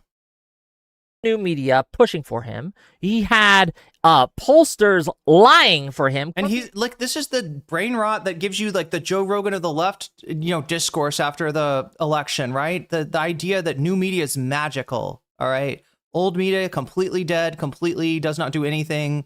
Probably works against you if old media is positive towards you, but the new media, it's fucking magical. Like Breaking Points has the voodoo. Their books for him. They had possible intentional malicious voter suppression going to bat for him. They had again all of the left caucuses coming out to campaign for him. All these endorsements from these superstars, these rock stars, all these fundamentals in a year where the establishment is supposedly a weight around candidates' necks. A lot of candidates are distancing themselves from the establishment, right? He had all these fundamentals at his back. He should have blown her These out. aren't fundamentals. These are new ideas that have some effect that people did not recognize for years and years and years, but is starting to come into focus, right? These are not like fundamentals of a campaign. God fucking damn it. By 10 to 15 points. If you just looked at the metrics, at the fundamentals. Good morning, Vamps. And yet he wasn't able to get it. And please, nobody get rage baited by this shit. I mean, it's my mind is blown by this man's stupidity, right? But they're going to be trying to bait. They're going to be trying to antagonize. What they want for you to do is to what they'd love for you to do is to scold black voters for not voting for Syed or to, alienate some constituency that Syed is going to need. You know what I mean? Just don't take this bait. All right. Because this is absolute cope. This is absolute cope from a losing faction in a dying an orbiter from a dying streamer. remember, they're rounding on this. They're rounding on this. This is a rounded up number. I checked the actual number, the 2-digit percentage points. Shut up, It's less Whick. than a percentage Nobody point. cares. He wasn't able Oh to my get gosh! a fucking... There's like a huge difference between if you win by 1.0 and if you win by 9.99999999997. Right? That's a huge... Oh my gosh. It turns over into another digit. Oh, that's a huge change right there. I always like to go to the 99-cent store, right? Because the dollar store, they're ripping you off for that 1 penny, which you don't even have now. They're not even printing pennies out, but I always make sure to go to if there's a dollar store, I'm like, not tricking me. I go to the 99-cent store and I save a whole penny. It's great. Percentage point against people, one of the weakest candidates that people have seen, or at least that's what I was told. Stevens was so weak. No one liked her. Did he say least competent candidate, or did he say least competent politician? I can't remember. He was going to get blown out by 20 fucking points. That was what you guys were saying. And with all that, El Said, the generational talent, wasn't able to get a fucking percentage point. My God, how weak, how feckless, how useless. It's almost like he morally lost on a moral level. He lost the election. Yeah, you can put that in the bank, Whick. You can put that in your moral bank and earn interest on it, because that's that 0.00001%. That's going to accrue some major interest one of these days. All right, just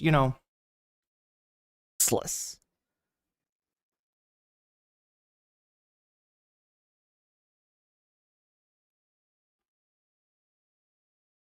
Didn't even get 50%. And I'll be very clear. I endorse El Said for the general. I think he is better than Rogers. I think you need to go out, even if you don't like him. I don't like him. But even if you don't like him, if you care about the Senate, which I do, you need to go out and you need to vote for this man in the general election. But I would be lying to you if I thought he could win. I think it's sunk. I think Michigan is lost and it will go red. That's what I think. Now who's depressing the vote? Now who's depressing the vote? Unless something drastically changes, unless he is able to... Unless he sees Israel, unless Israel comes to him in his dreams and he tells us about it. He has an Ebenezer Scrooge moment where he, gives his heart to Zionism, dedicates his heart to Zionism. Yeah, I see nothing but failure and loss in the future for Syed. That's right. That's right. That's right, Whick. This feels kind of, this must be how Republicans feel when they beat the Dems. And the Dems, I hate it when the Dems do that. I hate it when they do it. They're like, oh yeah, red wave. It looks like you only control the House by 5 representatives. You only control the Senate by 3 senators, right? How does that, that's a real moral victory in this spiritual battle that we're engaged in here on Infowars.com. Run screaming to the center and moderate and win back a lot of the voters that his supporters have alienated. I think we lose this race. And that sucks because I don't want to lose this race. Losing sucks. The Senate's too important.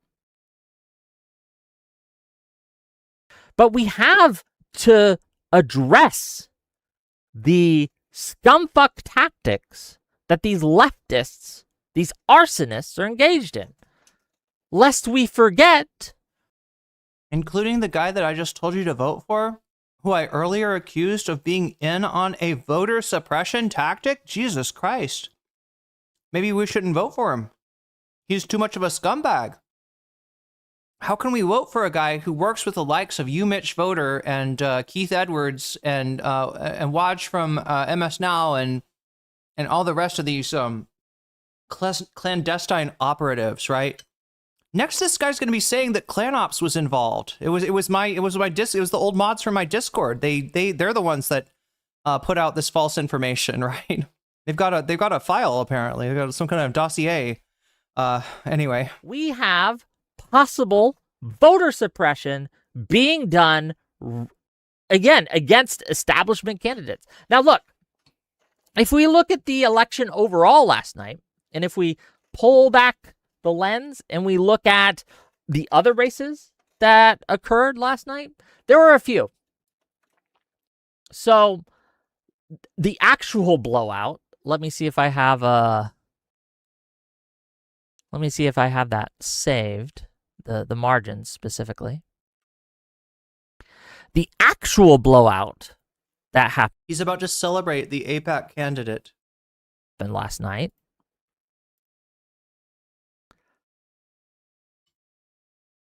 Oh, let me move it for you.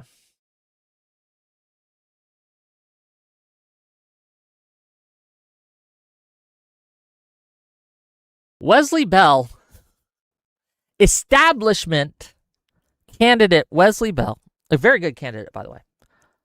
AIPAC candidate, chat. They put like 20 million into this race in Missouri. Just crushed Bush. Just destroyed her. This is 22 plus point difference here.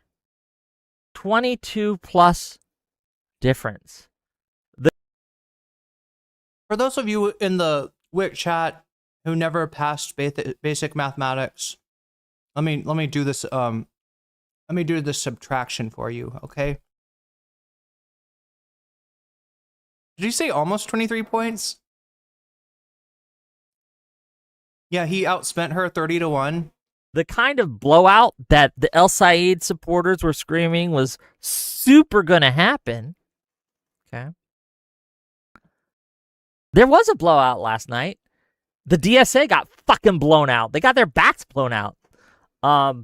It was crazy. It was crazy. Now, to be clear, It feels kind of like you got your brain blown out by that loss in Michigan, and you're trying to hope. the far left, the insurgents, they won a couple, okay? But a majority of the races last night were run by moderates. There was the other DSA-esque candidates that won. Let me see. Chad, I gotta say, look, we're in their heads right now. Okay? We're in their heads rent-free. Don't you let them get into your heads, right? This is cope. You know, nothing's gonna be good enough. Like everything is gonna be minimized until there's like a DSA president and like a majority DSA caucus, right? And even then, they'll be like, well, you couldn't get rid of all the establishment liberals. What about this guy? And like, there's always going to be something. They're going to keep moving the goalposts, and they're going to keep losing, right? At a list. They're going to keep pretending that outspinning somebody 30-1, it has no effect on an election. So in Michigan 7th district, William Lawrence. I think he's actually a DSA candidate. William Lawrence won because two moderate candidates couldn't get out of their fucking ways. Okay, Bridget Brink and Matt Masadam were both moderate candidates, and they split the ticket, unfortunately. So that sucks. In Michigan 13th, Seethe Thanader, our meme hero, unfortunately lost by 4 points to Donovan McKinney. So rip our fallen soldier. And he did some So it's not just Syed. It's not just Syed. But no, go ahead and what the establishment sends its regard. Is that what this thumbnail was? I like my thumbnail better, chat. What do you think? I think my thumbnail is better, right?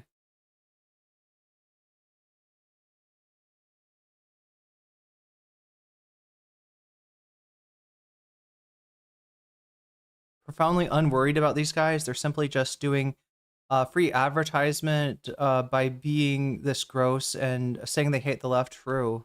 It would be low-key beneficial if they switched camps and went full MAGA. Memes. He was always trying to impeach Trump. It was funny. It was funny. And he made like funny tweets. And I'm sad to see him go. I didn't know much about him.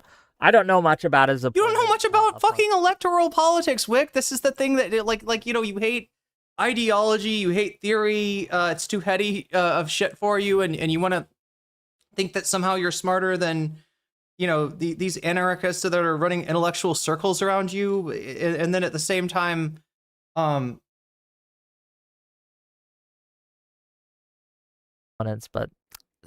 Sad. You got no real interest in electoral politics. You can't even learn the names of or anything about the candidates that you supposedly support. Look, Whick, this is why Stevens lost, right? The AES supporters, they know a lot about him. They're interested, they're curious, they're engaged. You, on the other hand, can only engage yourself, can only interest yourself in drama when it involves streamers that have long since surpassed you and your pedophile overlord. Seethe Thanader is terrible. This is completely factional for him, which is just a cover for advancing his online persona or online personal beefs. Yeah. The other big win, of course, for the far left, against the mainstream, against the establishment, was Abdul El Sayed by less than a percentage point. So it doesn't count, rough, right? But is that how that works? Does that mean that Haley Stevens can still run since he only won by 1 point, less than a point? Does that mean we can recall him? Does that what does that do, Whick? What does that do? But as I said, in Missouri first, Wesley Bell, 22.3 points. It was a massacre.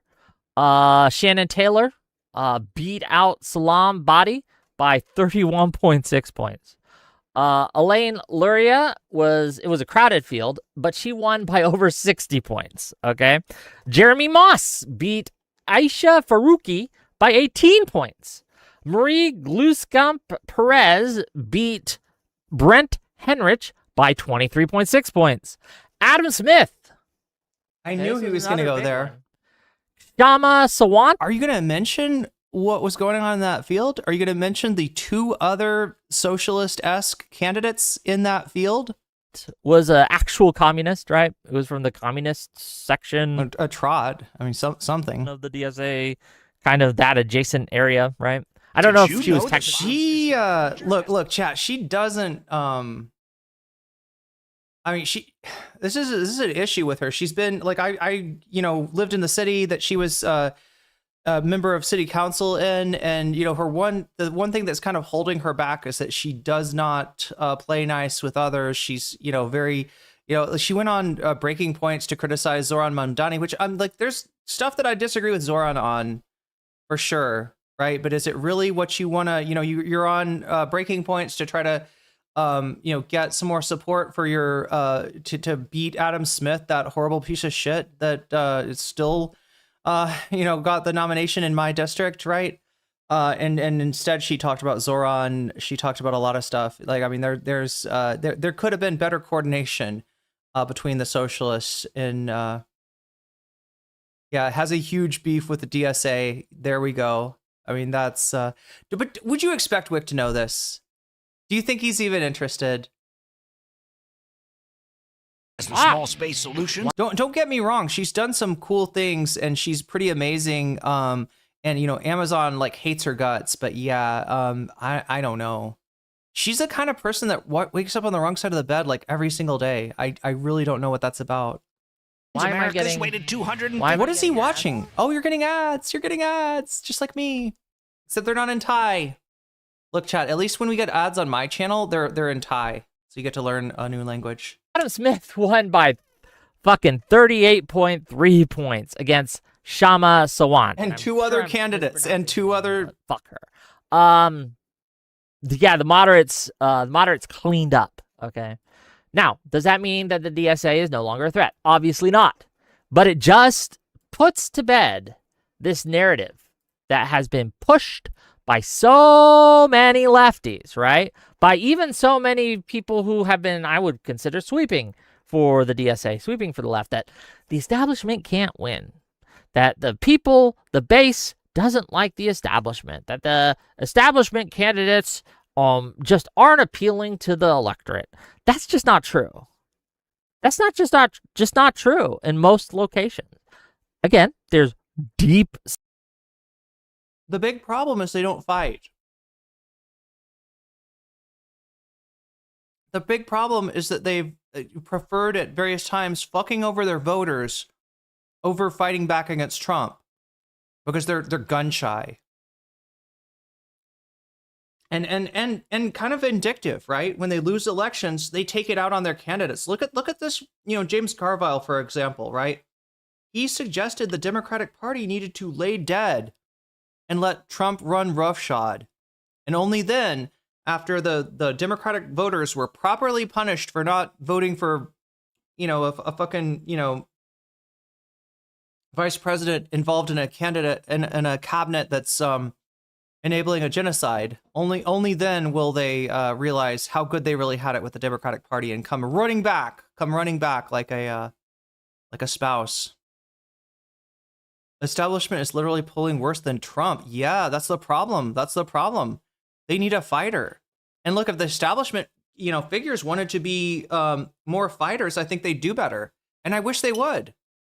As much as I don't trust them, and I think that their politics is for another time and place, and it's kind of played out, and we need to move forward, right? I would be happy if they at least fought back against Trump. They're all from the professional managerial class, literally can't or don't relate to constituents. Yeah, I mean, they're if not like literally, PMC, they are of the same mindset. The PMC famously, we're not necessarily talking about capitalists here, right? A lot of these people still draw a salary for their time, but because they make more money than most of us, they tend to think that their class interests align more with those of the capitalist class, and therefore they're fully willing to go along and get along most of the times, and a lot of times, they're like the obstacle to any kind of real change. Sapphire, cobalt blue districts, where that, again, narrative might not hold. But when it comes to the general, and when it comes to just places across the nation in any kind of just moderately blue or even purple area, it doesn't seem to be the case that moderates are losing. In most cases, they win. In most cases, the establishment candidate has been victorious. In most cases, the voters, the base, the people, the workers are rejecting the DSA. And that's good, and we need to get that. We need to... Savant lost to a Republican, Doug Bassler. Yeah, so it's kind of a jungle primary that they've got going on there, where the top two advance, and the top two were Adam Smith and the Republican, and then there was three like socialist adjacent candidates that were running in that race, and at least not Mike from PA, but the other Mike Figueredo, kind of thought that if people had come together, Big Chungus feels dangerously close to Impreggers. Yeah, we got to get Impreggus's take on all this. He needs a cookie, Dinky Gooner. He doesn't just want a cookie, he desperately needs one. To get those numbers up, right? We need to have them reject them more, okay? That's what needs to happen. Is Bell a moderate? Yeah, pretty moderate, I would say. You don't think Bell's moderate? What's Bell's a bot AIPAC bitch. Bell's basically a Republican. I don't know what you call somebody who's in with AIPAC, right? In addition to trying to putting money into Democratic races to try to defeat progressive pro-Palestinian candidates, AIPAC will also put a lot more money into Republican races to beat Democratic candidates. AIPAC is a Republican-aligned organization. What do you call a guy that's on the take for them other than a Republican? Unmoderate about her. That being said, he's maybe preferable to the Republican that he's running against, but no, he's pretty bot. He's pretty fucking bot.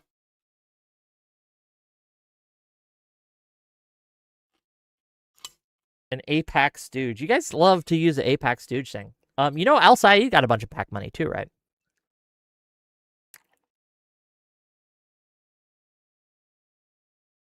It wasn't as much. But for some reason, AIPAC was thinking, I don't know,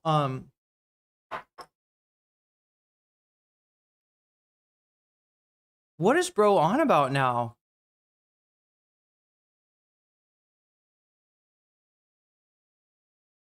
Yeah, pro-military industrial complex. Yeah, there's a lot wrong with taking money from AIPAC. Watch his debate against Cori Bush. He's spouting the most extreme pro-Israel rhetoric. Full on, Israel is our greatest ally.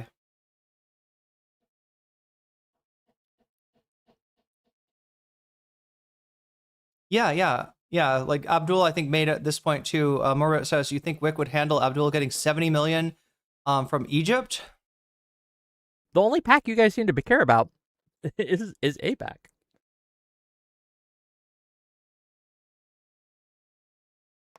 We know the reason. Wait, I think we're at 1.7. Are we at 120? Yeah, because they're anti-Semites. Anybody who opposes AIPAC, it's anti-Semitism. Oh my god, dude. Sorry, gang, I'm a little hungry. Never let me feel bad about eating on stream again. Was he eating cereal? I couldn't even tell. Oh, sorry. Bell. Yeah, Bell's a man. Are you gonna eat the microphone now? What are you doing, Whick? My bad. I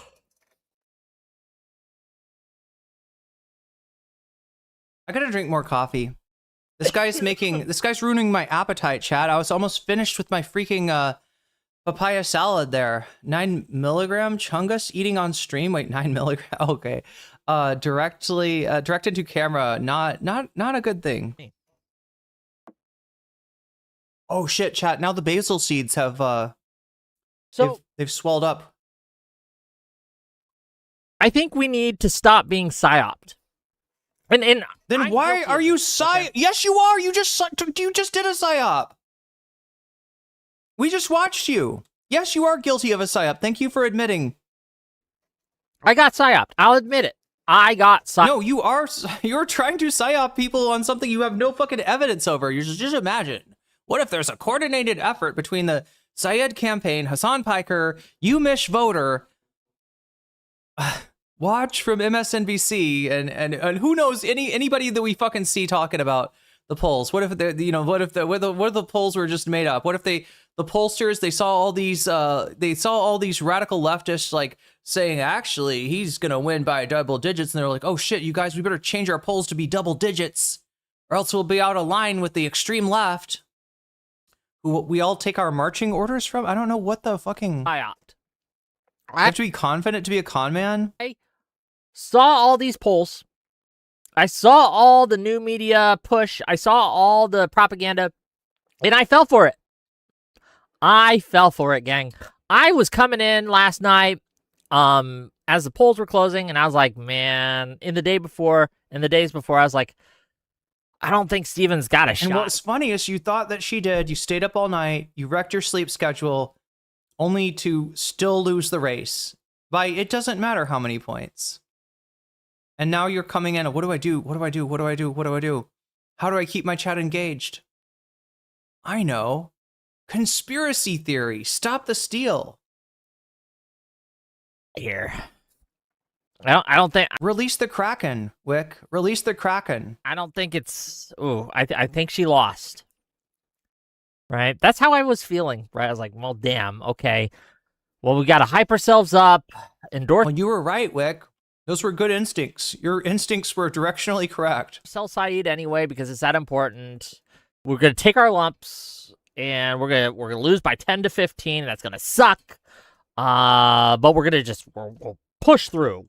We'll push through and we'll concentrate on the wins we get. Okay, that was my thinking going in.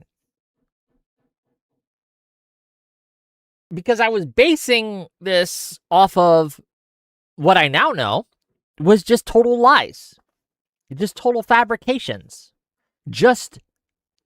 You're right, Whick. The polls need to do a better job taking into account like out of state expenditures, especially when they're on the order of $70 million. Just illusions that were being propped up and presented to me, and it's doubly damning for me because I know that these people do this. I've known that for a while. This isn't the first time they've tried this shit. So I shouldn't have fallen for it. I should have been more resistant. I'm sorry, what is he talking about? What is he talking about? Now it's expanded to they always steal the election? Wait, I didn't fix this, chat. We're at 120, right? Is that correct? I thought I changed it. I do this thing where I open up the properties and change the results. Stop the steal. She's changing the results. Irene's messing with the poll. And then I forgot to hit I hit like the X button instead of the like accept button. And it just rolls it back. The Fetterman interview was wild. Yeah. Wait, with Jon Stewart? I want to watch that on stream, but I'm pretty sure I'll get copyright claimed. Wait, Lars and the real girl. How about Whick and the fake poll? Own intuition. I should have trusted my own research. I should have trusted my what own research? But I didn't. You are intellectually uncurious, my dude. What research are you talking about? Because everyone around me, left, right, and center, was saying the same thing, telling the same story, right? Except for there's a few. There was a few who were like, this doesn't seem right at all. This doesn't seem right at all. But I made a mistake. This is the new Alex Jones chat. We gotta rub his face in it forever. All right. He could never live this down. This fucking conspiracy theory that involves the pollsters. He thinks the pollsters are involved in some kind of op. He thinks the pollsters, the media outlets conducting the polls, were in on it. That none of them have any interest in increasing, in having a good reputation, right? When you get polls wrong, it's bad for business. But somehow they sacrifice business because they love Abdul El-Sayed, they love the DSA, they love Hasan Piker so much. But I made a mistake.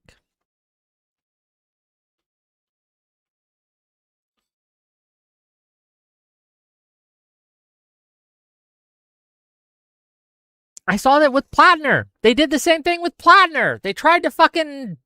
And luckily I resisted that one. They tried to psyop me with Platner.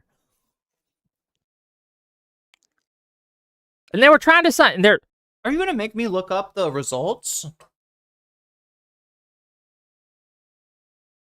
Chat, don't tell me that he's so ignorant.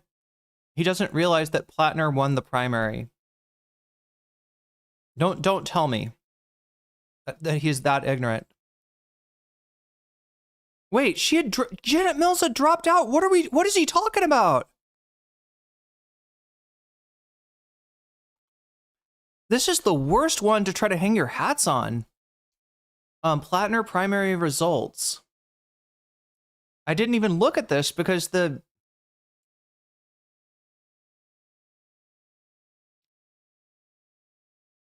knew what the outcome, because the other candidate had dropped out. I mean, there was what, God, I can't remember. There was a candidate that got talked about on Blue Sky. Labella, I think was her name. Come on, BBC, show me the results. I want to see the results. Where are the results? I don't need a story. I need the results. Results, assholes.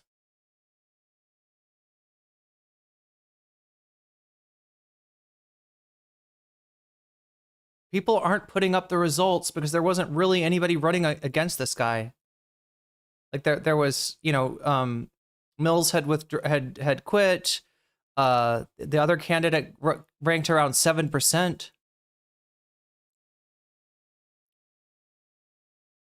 Although she remained on the ballot, Platner was leading her by about 72 points to roughly 20%, which is not even a real number because she's withdrawn, right? I don't even consider, like, I think if she had run, I don't know, she would have done better, obviously. Yeah, Dave Costello in single digits. Oh, sorry, this is early. This is early on Al Jazeera. This is an Al Jazeera article that got written early on. So that's not the final results. Can I just get a hold of the MSNBC?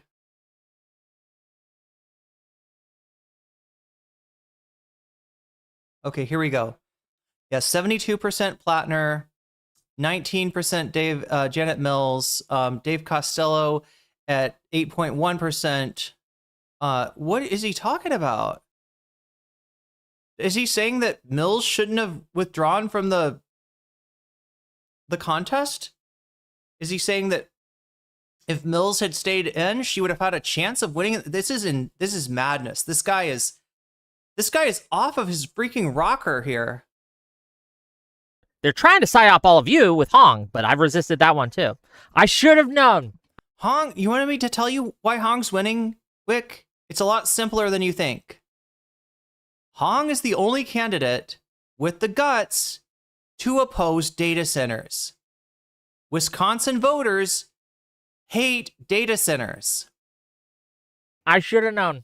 I should have been like, nah, this is bullshit. I did invite. He's just going to be a skeptic now. He's just going to, I'm not going to believe the polls, and the socialist polls are not to be trusted now. He sounds like a fucking Republican. People to come talk with. We got to make it too big to rig, you guys. Too big to psyop. Today. If you're in the, I put out a tweet and people responded saying, "Oh, I'll come talk to you about this." And I guess they were just afraid of your intellectual prowess, Wick. They were afraid they were going to get eaten up. Talk about the election, and none of them are here, and I don't know why. It's because they're all afraid. They're all too afraid. I hope they're all coping and seething after their candidate only won by 1 point. They know that. show up. Spoiler chat, nobody showed up because nobody cares about this guy. Except for a bunch of Nazis wanting to argue about Andrew Wilson, so I don't know what that was about. But this guy loves Nazis. Is there anything more to be gleaned from this? I'm not seeing it. I'm not seeing more like timestamps, but here, I'll queue up the Pisco in the background. We'll let him cook for a little bit longer. But if he still continues to be boring, I guess we could move on to Pisco stream from tonight. But we have to understand the general election is going to be rough in Michigan.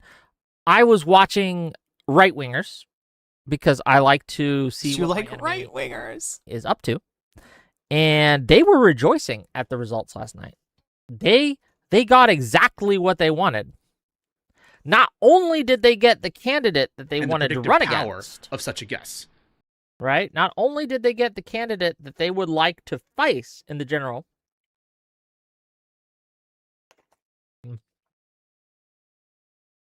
but they got razor-thin margins, right? They got razor-thin margins, which is good for the Republican candidate. And because of the brutality of the primary, there is a divided electorate in Michigan going into the general election. Now, El Said, in his speech, did strike a conciliatory tone to an extent, right? McMorrow and Stevens have both officially backed El Said for the general. Those are good things, to be clear. But this isn't translating to the voters, man. I'm just being real with you. This isn't translating to the voters. Even right now, as we speak, I'm being called Jew over and over again because I backed Stevens in the primary. Jeez, I'm sure that couldn't have anything to do. The winning message to bring back the voters that you've alienated. That's right. That's Syed people. They're all anti-Semites. Bro, I'm sure that doesn't have anything to do with the fact that you fucking entertained the, Nazi ideas in your panel streams for years and years and years. That you have constantly sought out and allied yourself with right-wing forces, including people that you've banned from the server at this point, despite the fact that they super chat at you. And right now they're super chatting at Pisco. Some of you in chat know what I mean. Is he Jewish? He is not Jewish. He is very not Jewish. He's more not Jew. Like he is. Like it's yeah. No, he just yeah, nothing kosher about this motherfucker at all.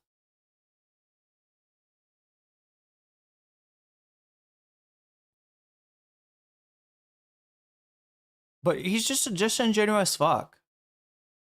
Right? You brought it Destiny 2, right? This dalliance with Groypers, and you're surprised that they're still in your community calling you a Jew. Right? They'll call.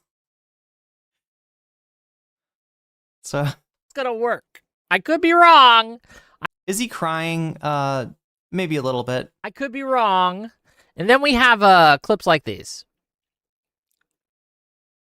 Okay. And I'm telling you, gang, and maybe you don't believe me, but you should, because I'm more correct than I'm wrong. I mean, the best you could try to say is I'm more correct than I look. Let me bring it up. But even that's not true. You actually look more correct than you are. Blip, blip, blip. Blip, blip, blip. I mean, if correctness was looks, you'd be infinitely more hideous than you already are. Just the thing so you can see it better.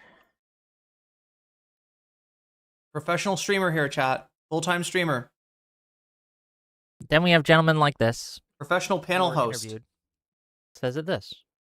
If El Sayed wins, I will not vote Democrat. I'll switch over. and I'll vote for a candidate with character, whoever that might be. If El Sayed wins, I will not vote Democrat. I'll switch over, and I'll vote for a candidate with character, whoever that might be. Puma, Party Unity My Ass, was a movement by Hillary Clinton supporters in the wake of Barack Obama capturing the 2008 nomination for Democratic presidential race.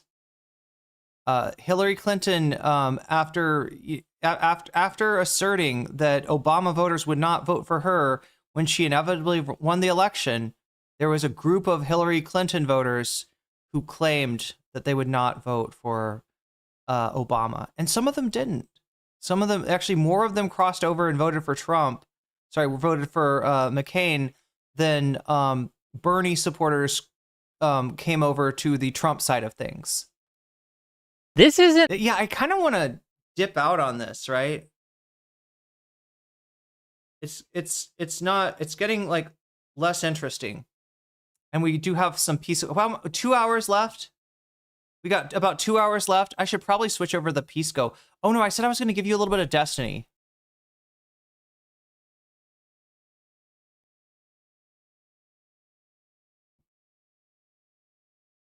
Let's see if I can find that.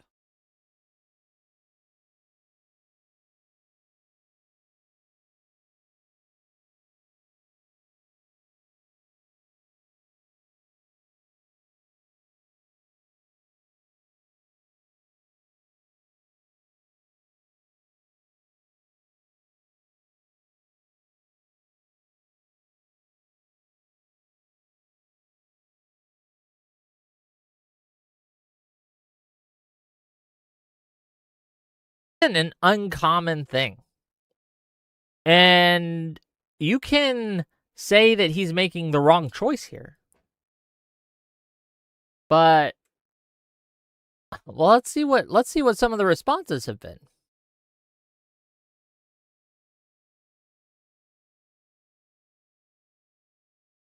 Missing some context, and this has 251 likes.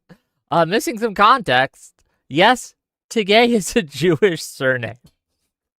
So, the leftist strategy, in order to win back the voters that they have alienated, right? The people who are unsure that they're going to vote for El Sayed in the general election, is to call them... I thought he was going to say it's a gay name. Jewish.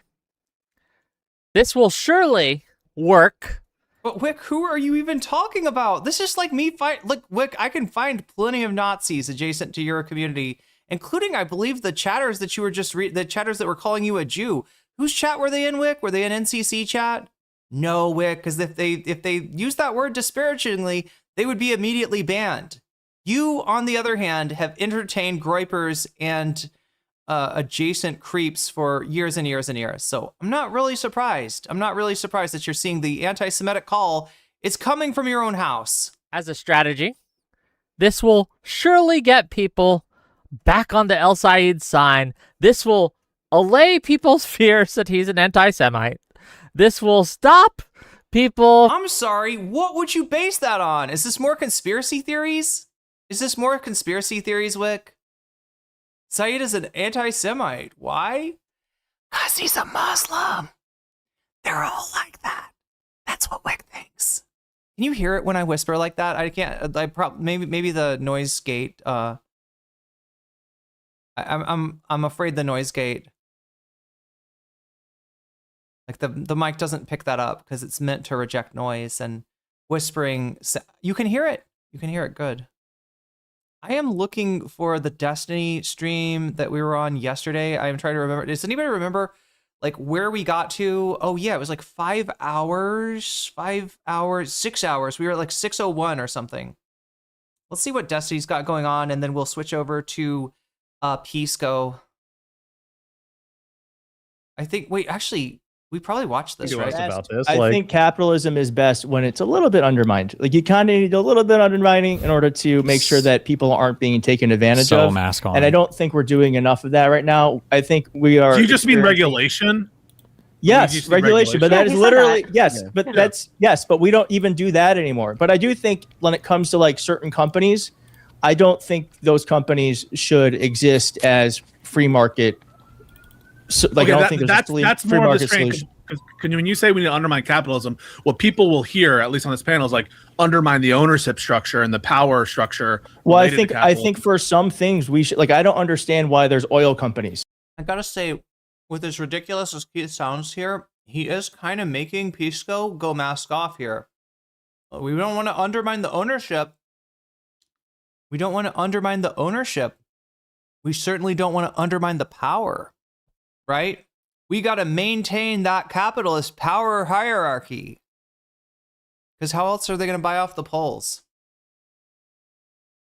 How else are they going to rig our elections? How else are they going to push data centers on us if they don't retain that leverage? He's saying the quiet part out loud. I don't know. Maybe Keith is actually a secret genius. I'm not sure. Let's see what we got. I think we got to like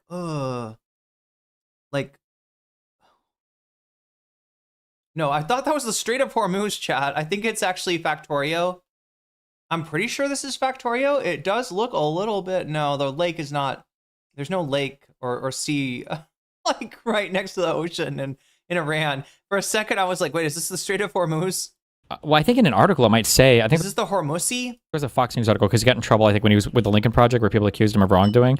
I'm not saying, I'm sorry, hold on, let me clarify.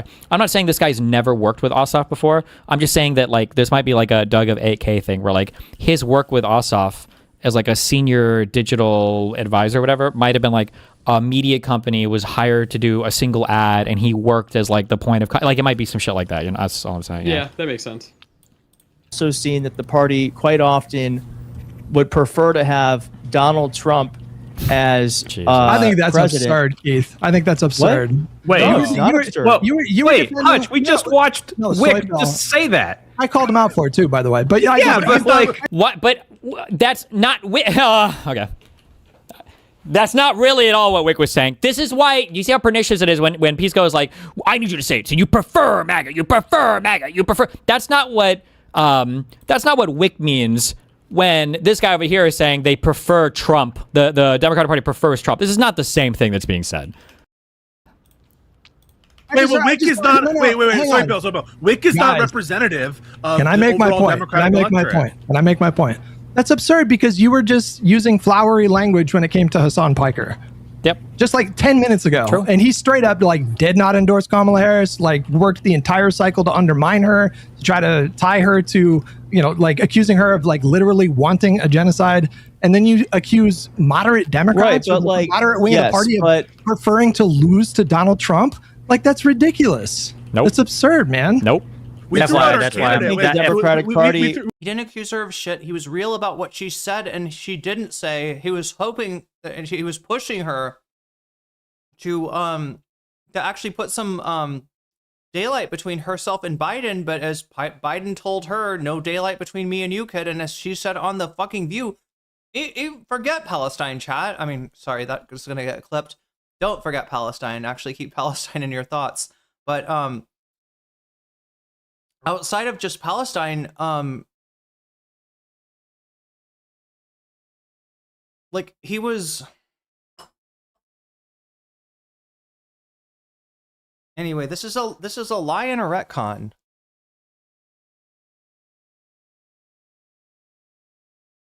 We threw out It's Biden. very comfortable having Donald Trump as a foil.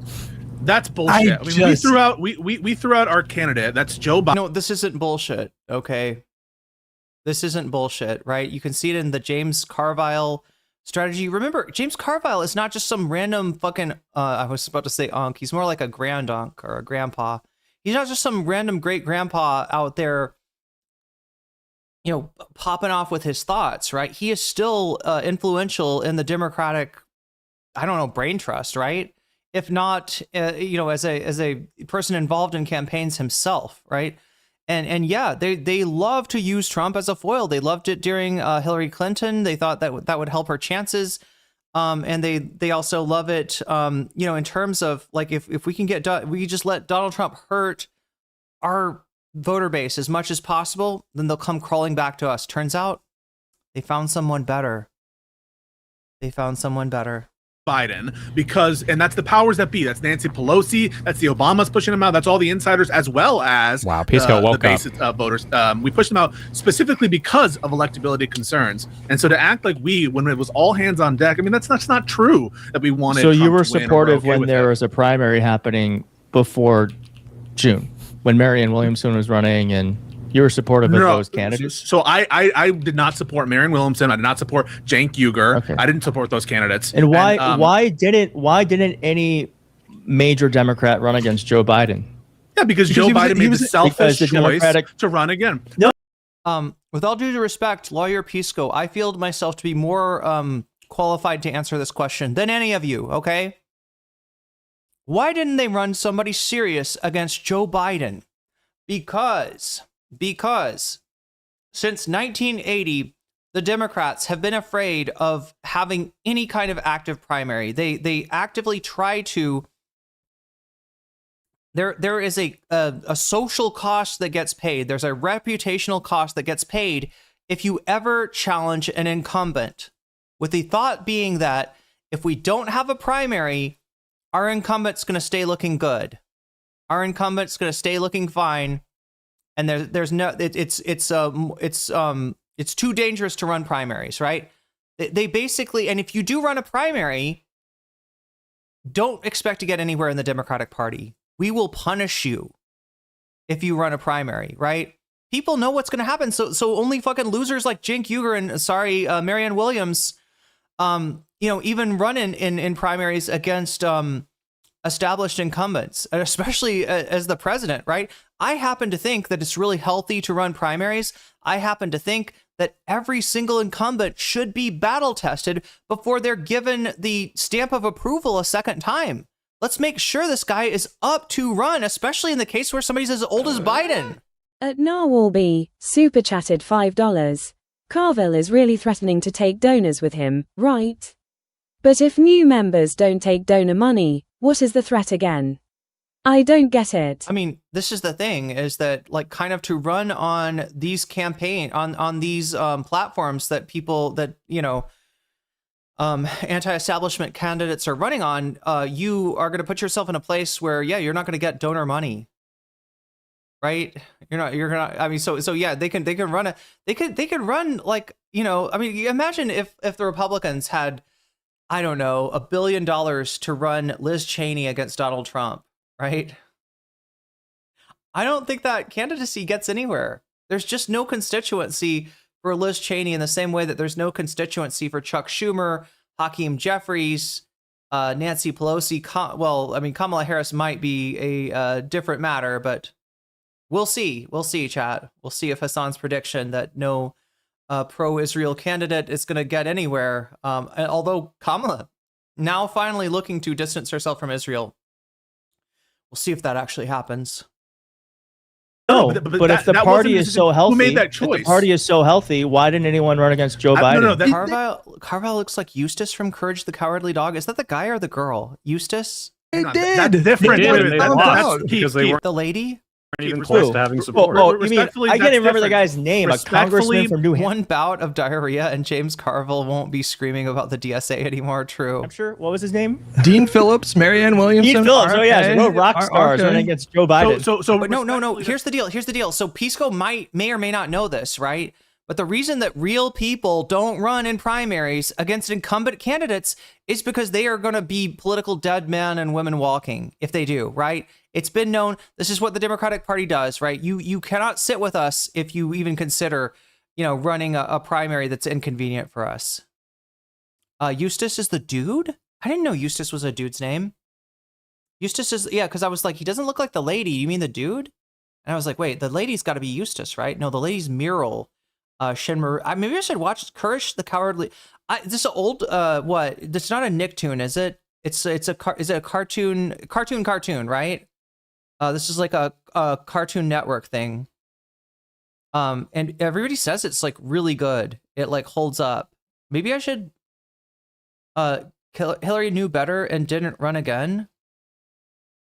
So, in 2024, but yeah, even Obama, had Obama not succeeded had Obama not essentially, become this, like, not just a generational talent, but also a generationally popular figure within the Democratic Party, he would have paid a price too. Obama was actually making a very dangerous bet for himself, and it ended up paying off. He smelled that weakness. Like, here, that's a great example. That's a great example, chat. Can you imagine a parallel timeline in which John McCain becomes president in 2008? It's a very close race. John McCain, Sarah Palin prevail over Hillary Clinton, and I don't know, who did she get? Did she name did Hillary name a running mate? I mean, obviously they don't confirm a running mate until the convention, but I feel like I remember Hillary, just, did she, well, Tim Kaine was who she actually ran with in 2016, but in 2008, Tim Kaine in the membrane, did she name somebody in 2008? Because sometimes they will be like, hey, listen, if I get the nomination, I'm going to pick blah, blah, blah, or sometimes they'll just put out a short list.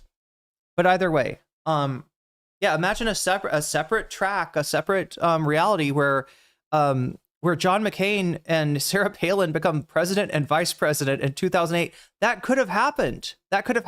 So we're damn lucky that Obama bucked the trend. He had that. Joe Lieberman. That's probably correct. Shinmaruku. I don't know. I don't remember. But that sounds like it might be true. I wouldn't be surprised if she picked Joe Lieberman, because that's how her brain works. But yeah, I mean, we're so lucky that Obama bucked that trend and kind of put his head on the chopping block. He really did. He really did put his head on the chopping block in 2008. Because if he had lost, he would have never been able to run in the party again. And luckily he did. And luckily we did not have McCain administration or.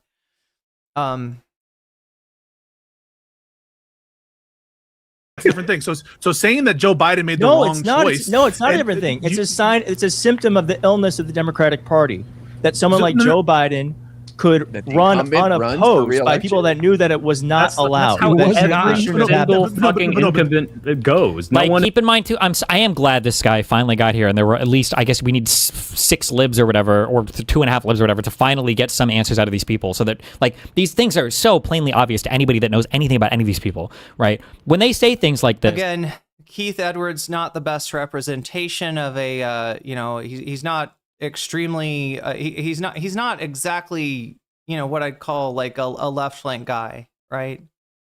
He's somewhere there along the continuum, further along than live and learn, definitely less far along than somebody like Hasan. If they had Hasan there, would have been a different story. In fact, almost anybody, because again, the stuff that Keith is purporting, is defending, is not indefensible stuff.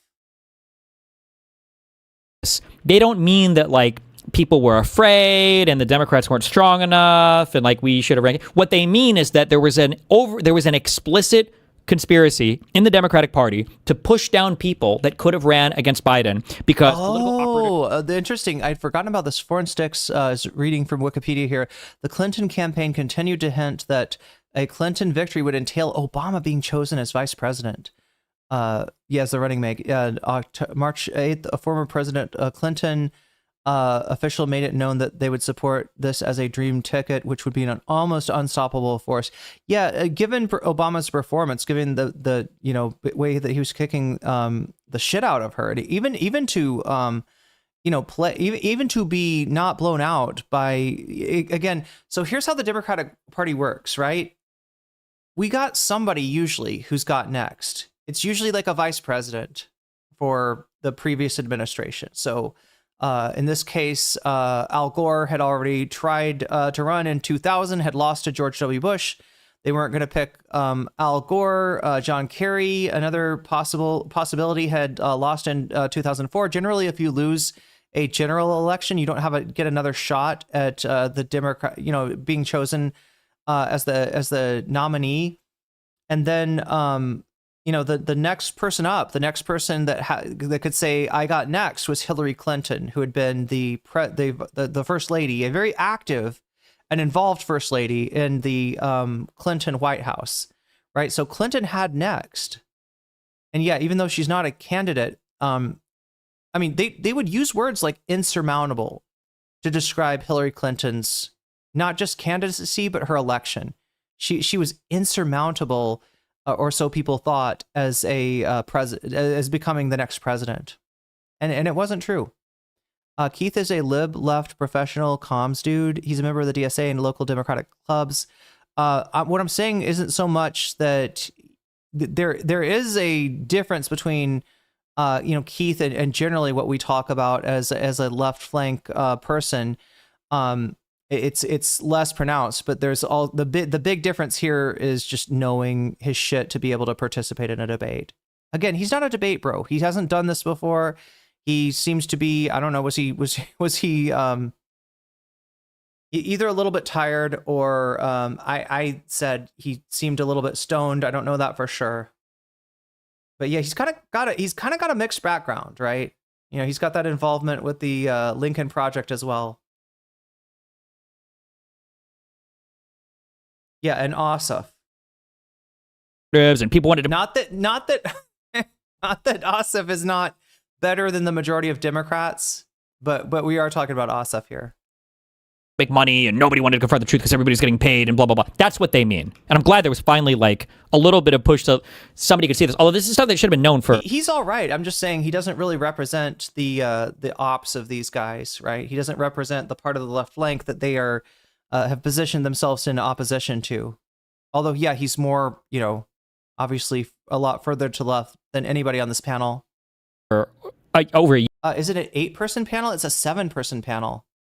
People should have known. I can't believe we're just now discovering how out there these people are. But one is like primarying incumbent presidents who have 2.5 libs. But what I got to say is the few points of view that Keith offered that were sort of left. I mean, they weren't wrong. He just didn't really have the wherewithal to defend himself against what is this? 6 other people.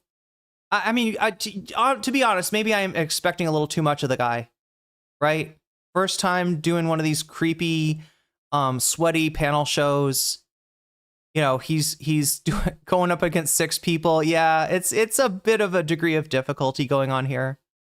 Oh, there were 8 people for a brief moment. Oh, wait, who else came in then? Who else did they bring in? Oh, Whick, right? They brought in Whick. Think that about that all the time. Hillary worked her way up the ladder the majority of her life. For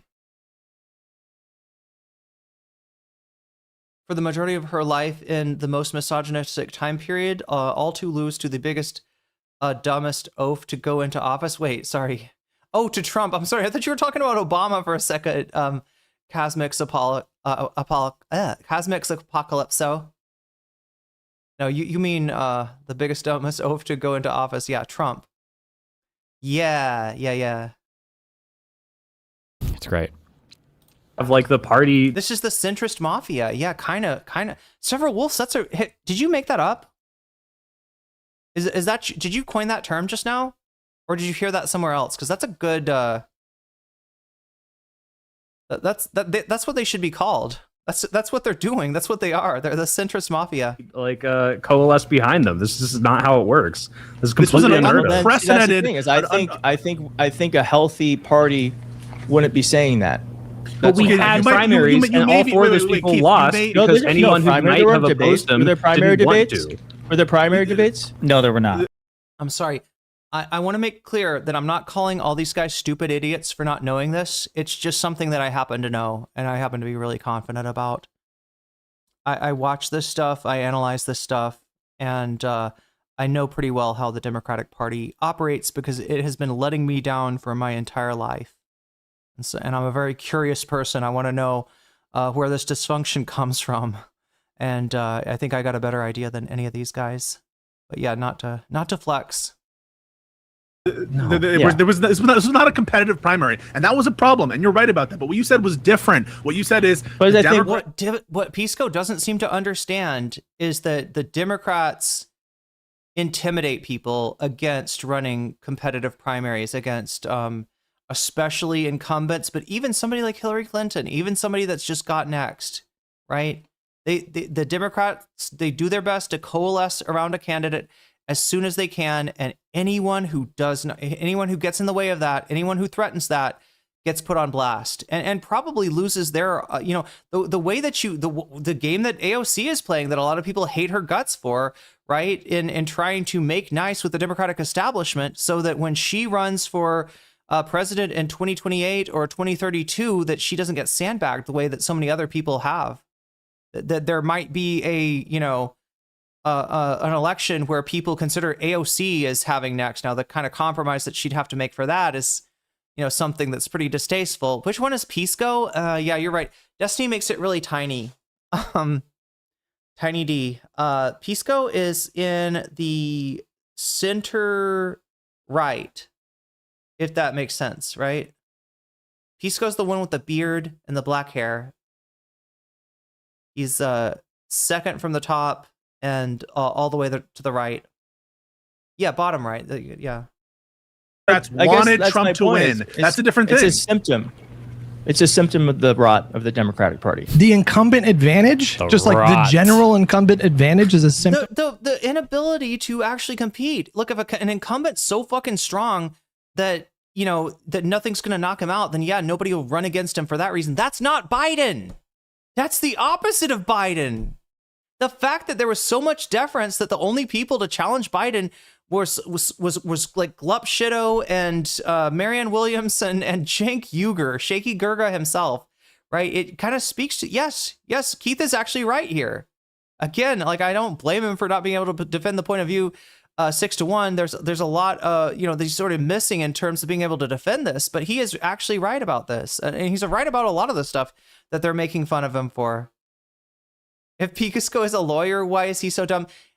It's not that he's so dumb, Kaylala. It's that I'm so smart. That's what you're seeing. No, it's just, I don't know. I have, what call it a special interest, right? Call it an autistic special interest. Okay. Yeah, this is my wheelhouse. And Pisco does not hold a candle. Some of the rot of the Democratic Party.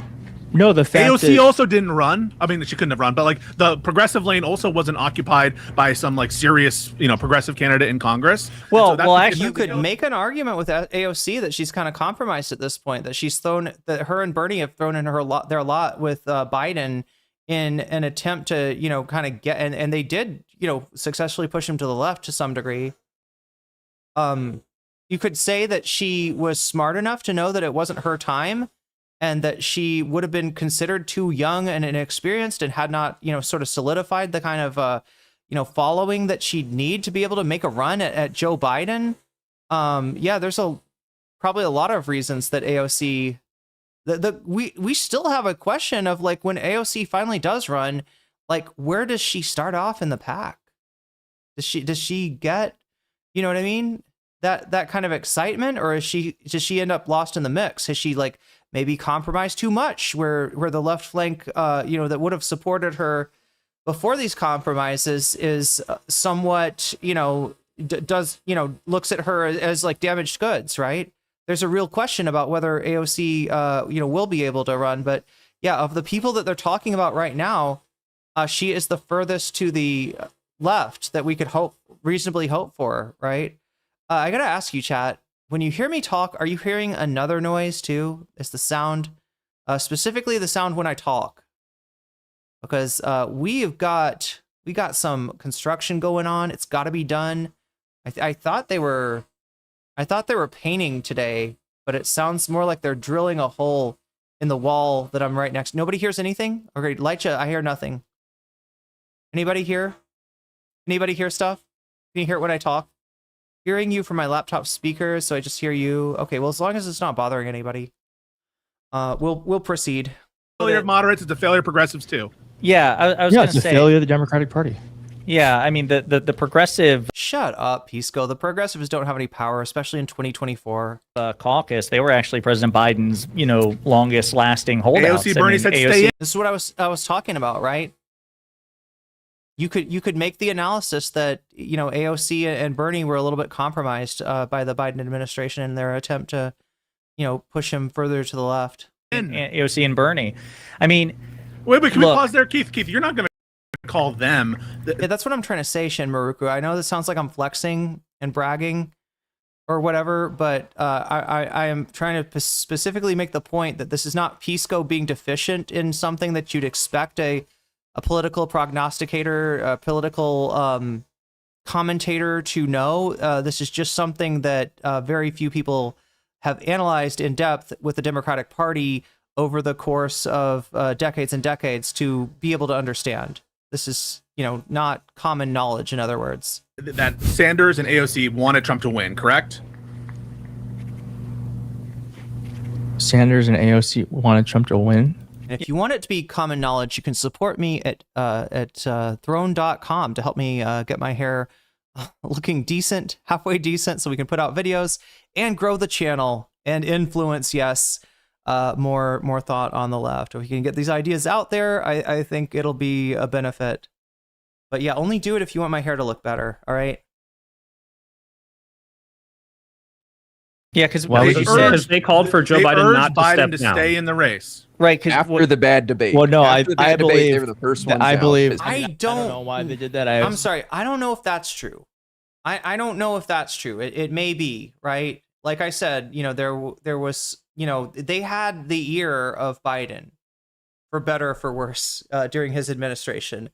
But there was a live stream that AOC made where she seemed concerned, right? She seemed concerned that pushing out Biden was going to be used to, to sort of replace him with a Democratic establishment, with a candidate that does not, where the left does not have their ear, right? She did seem concerned about it, right? That's the closest I'll say to like AOC wanted Biden to stay in after the bad debate.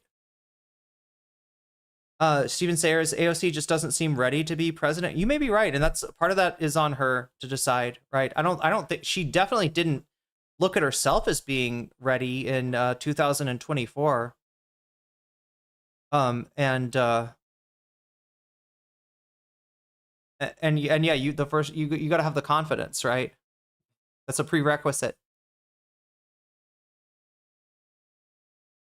Oh, help me write scripts and stuff. Well, I am thinking of doing. Yeah, I mean, I guess that would be true. I need to look good for prepared content. I was even thinking about just like, trying to get on it and make some segments as well. Just anything we can do in terms of making videos for the channel will help my voice get out there to a larger audience, which apparently maybe we need now. Maybe AOC can replace Schumer.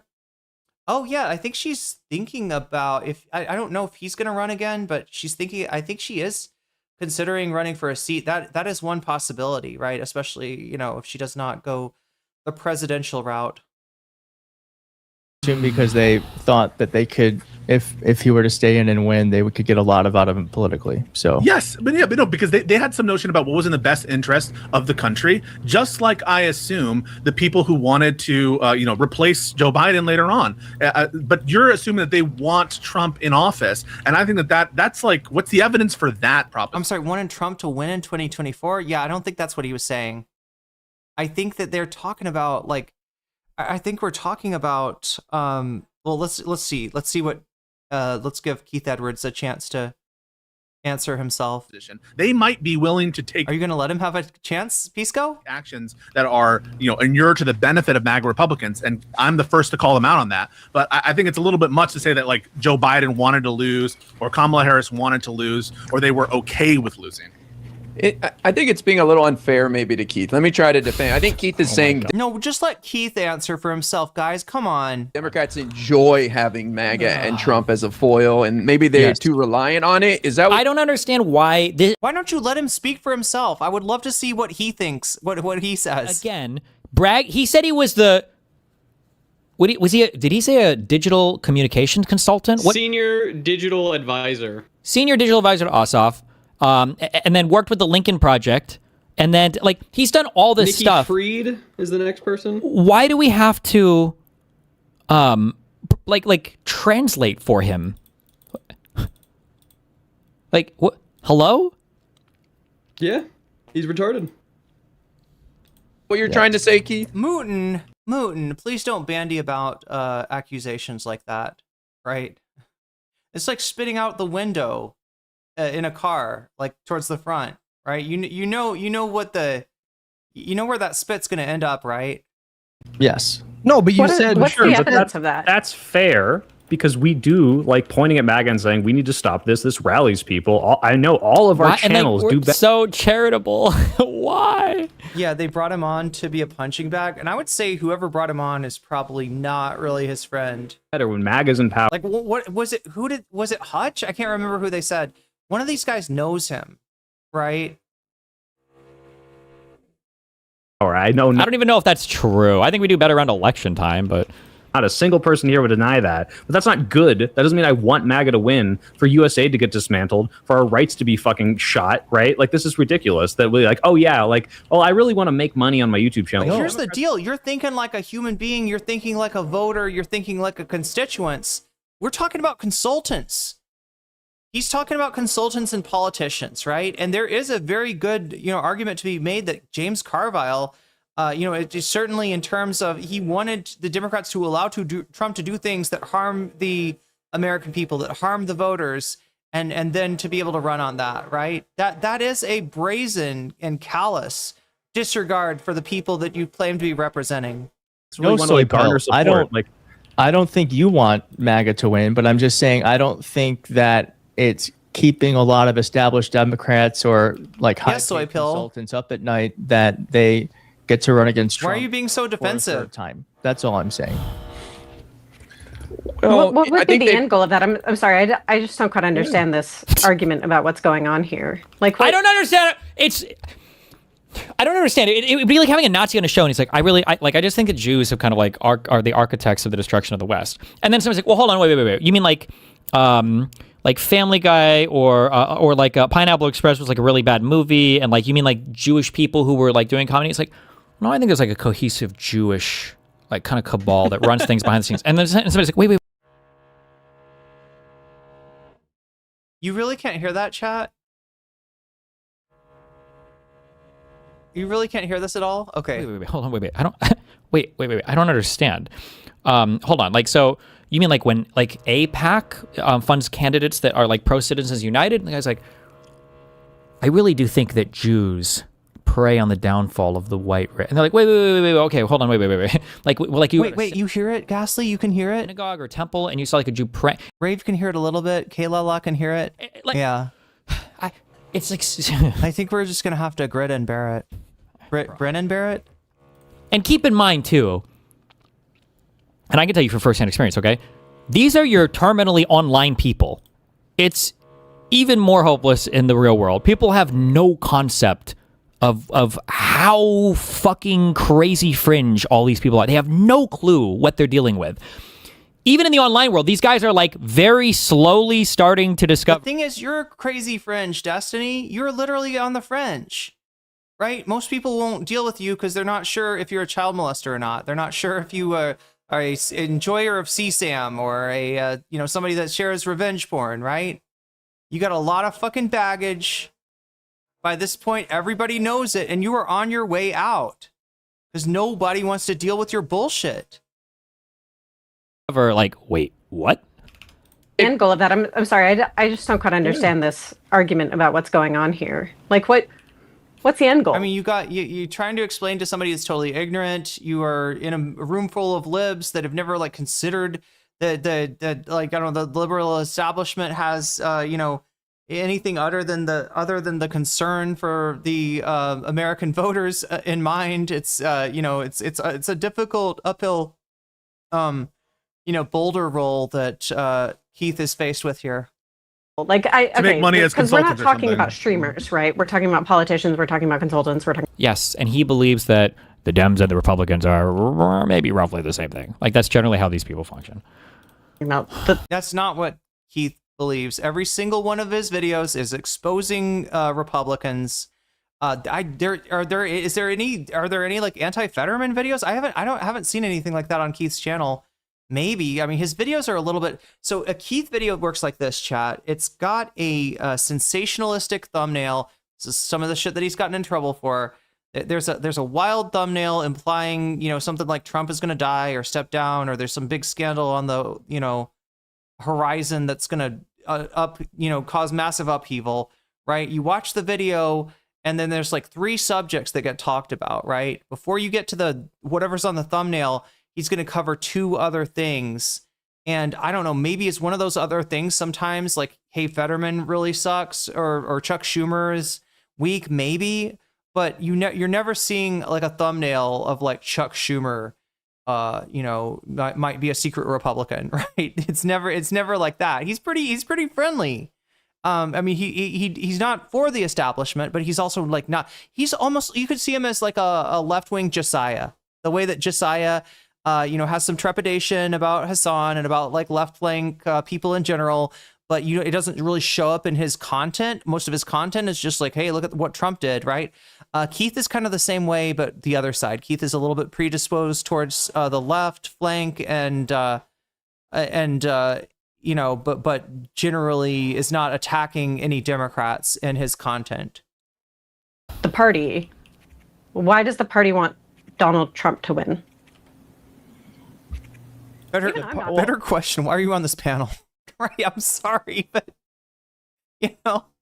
like cynical about the Democrats. I think saying want Donald Trump to win is just like me being you're repeating rhetoric that is very, very common in those spaces online. They say this constantly. Yes. And Hutch is the only one who's fucking no-lifed this debate as much as maybe not as much as I have, but like a fuck ton. So Hutch is aware of, like, he's not just saying random shit that's like goofy. Like, he's hitting all the main. Well, it sounds like Hutch and you are trying to put the target on Keith Edwards' back, which, despite him maybe not being prepared for this debate, I don't think he deserves that.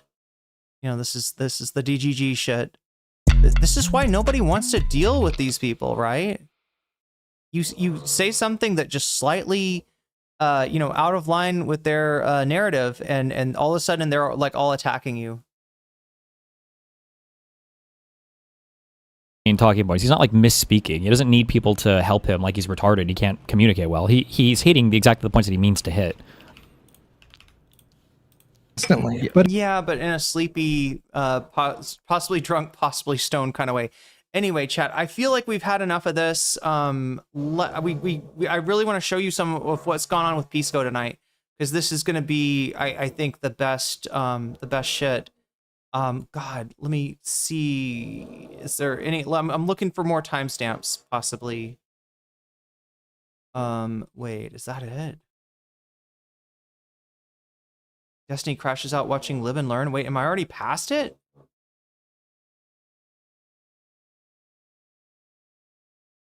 I am so confused now.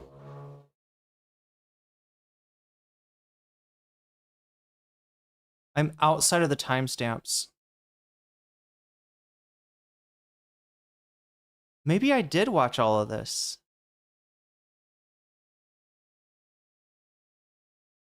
Oh my God, I'm so confused now. I don't know.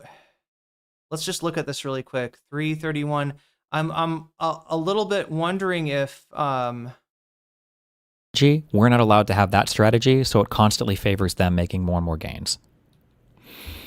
I don't know how many more times I can explain the same thing, or maybe people just. I'm looking at the timestamps I've got, and I'm wondering if they are like, starting with what I left off on. I thought I was at like, I could swear I was at like 6 hours and some change yesterday. Granite. Also, wait. Okay, hold on. Quick mental check. Okay, 21 seconds to produce. I need these ingredients every 21 seconds. If I build 7 facilities, then I need one every 3 seconds, right? I built he's one talking facility, about. I would need 1 second. You're getting mad at Whick right now and not because he's saying basically he's talking about Factorio. Basically, well, like the only way to do this is and not mad at Hong for courting his vote. He's also. I'm not mad at Hong. I want Hong to get as many voters as she can. Well, I'm mad. You went back to an earlier part of the VOD, a part that I hadn't watched yet. Is this worth like looking into? Be more mad at her. It's her job to earn the votes. Just no meta stuff. If Wick's, no, it's fine. He could do it. I mean, look, I get it because these are dumb arguments from the left, and if you repeat them, it's like, yeah, I understand these dumb arguments. But the point is, if Hong is unable to court Whick because Wick's position is, Hong, you're so good stuff right here. Bad. I want a MAGA instead of you, and I think MAGA is better. Down the line, what the fuck is she going to say to him? Man, that's a good question. Yo, Imagine Ghastly. having an Thank you for supporting me at the secret Halo level. incredibly unreasonable ask for a politician in order to show fealty to them. I'm trying to remember, are we adding like 9 for for this? Or 10? That would be pretty shitty.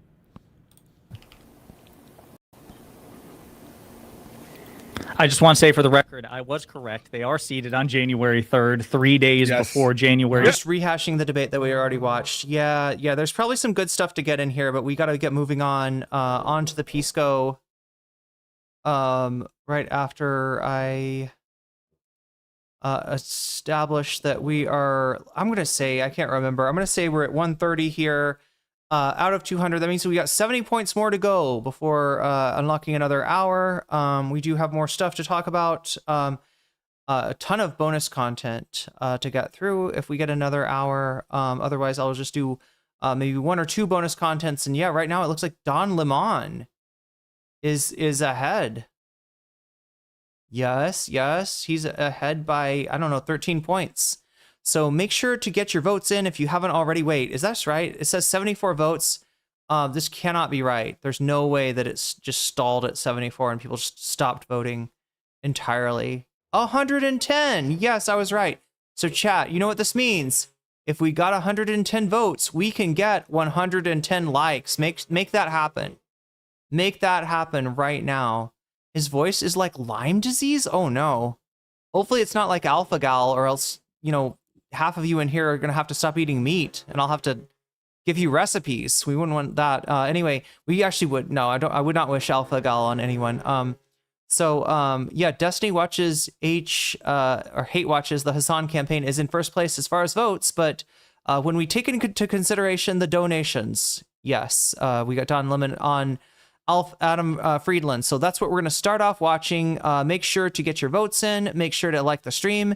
And also know that if you have donated, and if you do, or if you do donate in the near future, you can let me know in the chat, hey, I want my donation going to Don Lemon. I want my donation going to Destiny Hate Watches. I want my donation going to Asmongold, Will He Get Banned? Or I want my donation going to Getting Hasan Ambushed by Channel 4 in the UK, the Turf Island journalist. Anyway. Yeah, let's bring up. It's about time to break out the Pisco. Wait, that's an actual alcohol. Oh my gosh, chat! What I said actually makes sense on a level I didn't understand. I don't know what Pisco, the alcohol is like, but it's made of grapes, right? I think I would like it. I think I like things. I like things that are made of grapes. So anyway, yeah, Pisco is on here. I think he's gonna talk about the. Oh God, we don't have a transcript, do we? Oh, it's gonna be a little hard without a transcript because he hasn't stopped streaming. And I usually don't watch, a VOD that's not in the can yet, but sadly, it can't be helped right now because me and Pisco we're both on Asian time. So yeah, it's gonna be hard. Anyway, let's see what he's cooking right now. Yeah, he is gonna talk a little bit about the conspiracy theory. I'm wondering what he thinks about it. He's going to be talking about how Josiah, and Keith have gotten targeted by these guys, and then he's going to bring in Owlishness, who does not belong on. Maybe Owlishness should find like a high school debate club to practice with, because again, no, it'd be more than that. I mean, Owlishness just does not know shit, and is kind of. Embarrassing and yet fascinating to watch. So I guess we'll watch Pisco. Pisco's going to use the kid gloves, right? Pisco's not going to, Pisco's a nice guy. He's not going to, he's not going for blood. The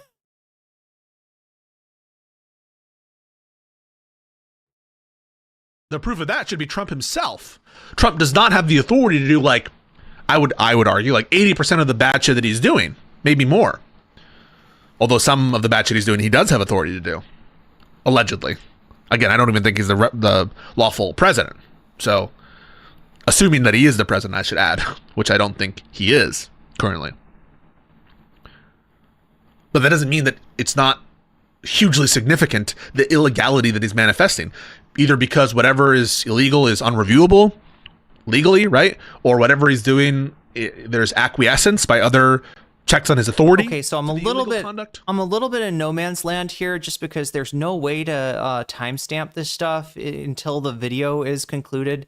If you look at it right here, it gives you a negative timestamp, and that's a timestamp that's a moving target. So even if I were to say, okay, 6 hours and 18 minutes, from the end, right? It's an end that's constantly moving, so the timestamp moves. So yeah, there's just no good way to do this, unfortunately. I'm gonna try to find I think it's maybe after he is reviewing. Yeah, I remember there were some subs. Right. El Sayed, a former public health official, goes on to... Okay, yeah, so this is Josiah. He's reviewing Josiah, giving his take, I believe, on the Syed race. So might be a good time for me to go to the bathroom. Maybe when I come back, we can figure out exactly where we need to go. I kind of want to watch just before Owlish comes on, because there's some stuff that Pisco's saying right there that I think is really important, and I wanted to highlight. So I guess we just let him go from here. Because yeah, some of the Josiah react is actually pretty useful, pretty good.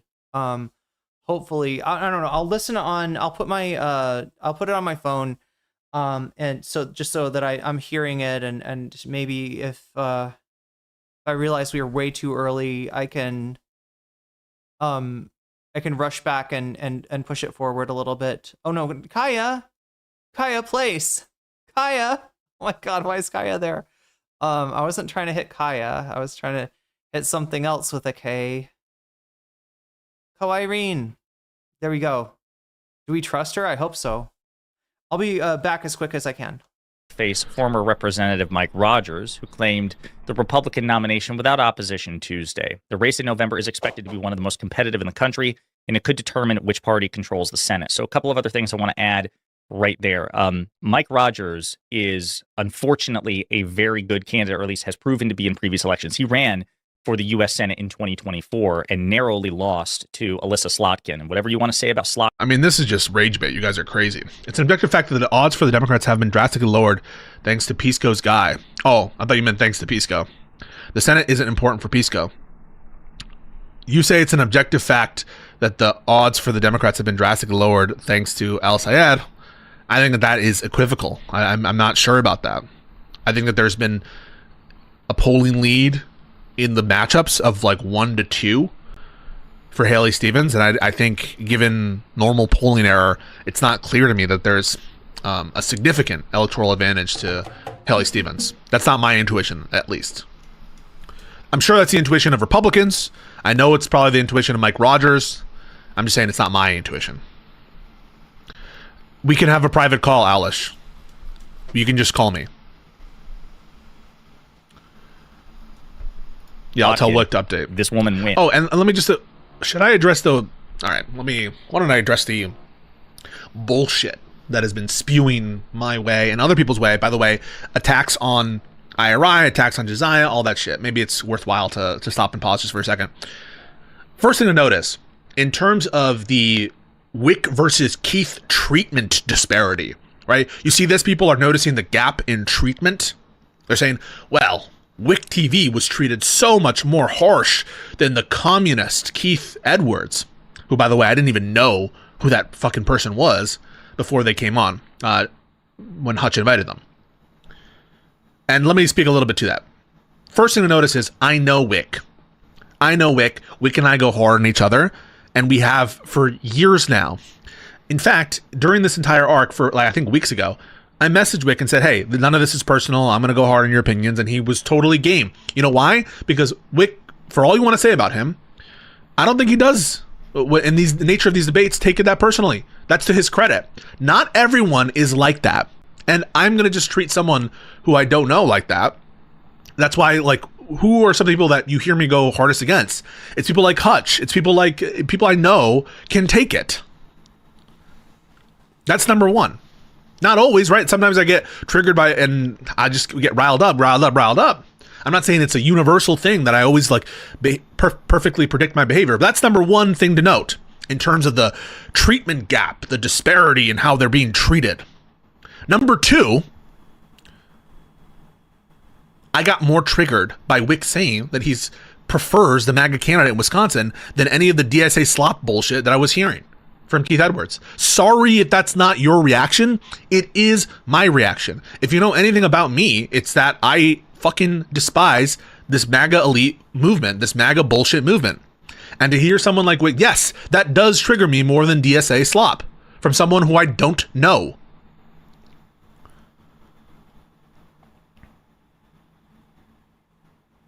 And I will also, final thing, this micromanagement concern trolling, like everything is like, why are you, like, it's so fucking annoying. It makes me want to, and it happened also on Twitter where Mike from PA, this dumbass, this piece of shit who didn't vote for Kamala and who's constantly trolling, is in my replies, and someone's like, why don't you go back and like criticize Mike from PA's tweet from 2024 or something? And what the fuck was that? Is that like a feather? And I'm just like, stop trying to micromanage my responses. It's cringe as fuck. And they're like, what do you have any thoughts on this? Obviously, I'm against people saying that they're not going to vote for Kamala in 2024. You know that. And so all you're trying to do is concern troll and bait me into doing responses and try to control my behavior. And in those contexts, I'm like apt not to even like set the precedent of reacting to you guys like little manipulators to tell me who and when to go after. I'm good, thanks. So I'm not going to establish the precedent of letting you people just like dictate to me when and how I choose to respond to stuff where you know what my position is and where I have a track record, yes, of pushing back against this bullshit. I don't, as a matter of principle, amplify/respond to every bad faith critique that I see. If I did, I would be active in the trenches everywhere. And you want to know where most of that is coming from? So-called liberals saying that I'm like bad faith, that I'm lying, that I'm hiding my power level. I'm just doing this for money. You want to know where most of that is coming from? Attacks on my character? So-called liberals saying that I'm actually a fellow traveler, a communist, and that I'm lying, and that I engage these debates in bad faith, demonstrably false. That's where most of it's coming from. I don't react to 99% of that shit. So this guy, motherfucker Keith Edwards, retweets some smear, some bullshit smear, and Josiah confronts him, and the reaction is like, you won't even defend yourself, man. Who was this, Sansel? You won't even defend yourself, man. Like you give a fuck about me defending myself when you see just threads and threads and threads. And listen, go at it. I don't give a fuck about you. You guys are just wrong. I'm right.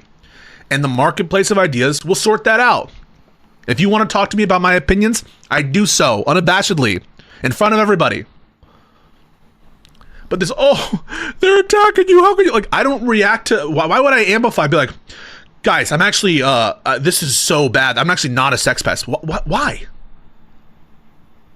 I don't, as a matter of course. Sometimes I am not really back, okay, but I had to say something because the guy that Pisco just got shit from, Sansoy, is, I don't know, possibly the most annoying jackass in all of Twitch poll. And to see him just kind of push Sansol's face down into a pile of dog shit, kind of beautiful, kind of nice, kind of enjoy that. Just had to say that. I gotta get my coffee though, Chad. I'm gonna make myself a cup of coffee and lock in for this possibly last hour. We're at 130 out of 200. If we get to 200, I'll add another hour. If not, we'll just do some bonus content when I come back. And oh my god, we got to get through this Owlish debate. Okay, I guess it would give us more time with the Owlish debate. So if anybody's interested in seeing that, that would be what you're donating for. Also, it looks like I didn't switch the scenes like I was supposed to. Let me fix that. I'm noticing a misalignment here. Can I fix it though? Okay, we gotta do that, right? Nope, almost.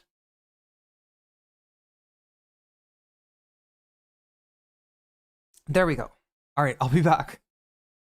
Someone will do something that triggers me, and it's, you know, I react to it. But I don't react to like 99% of the bad faith bullshit that's about me. And yes, like...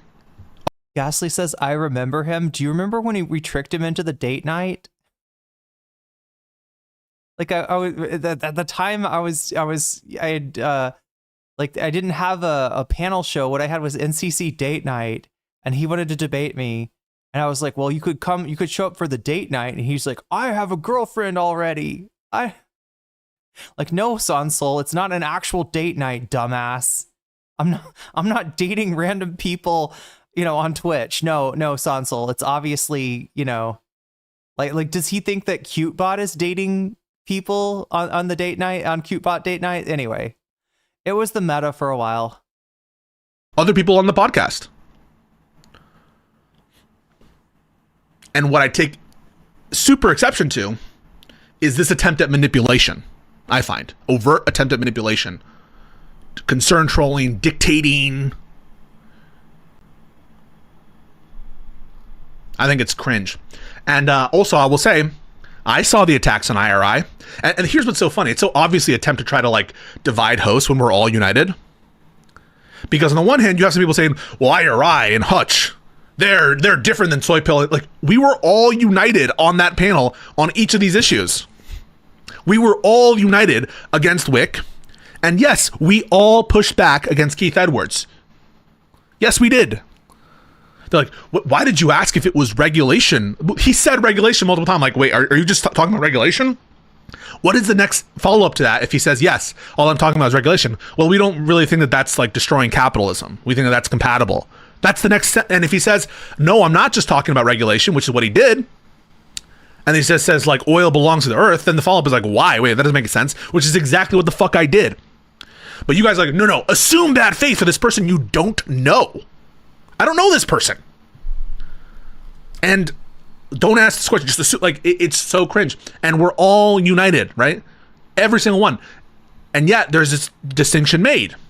The distinction made, which is an attempt to try to do in-group, out-group bullshit. I don't have time for it. I think it's fucking garbage. I think it's bullshit. I think it's stupid. I think it's silly.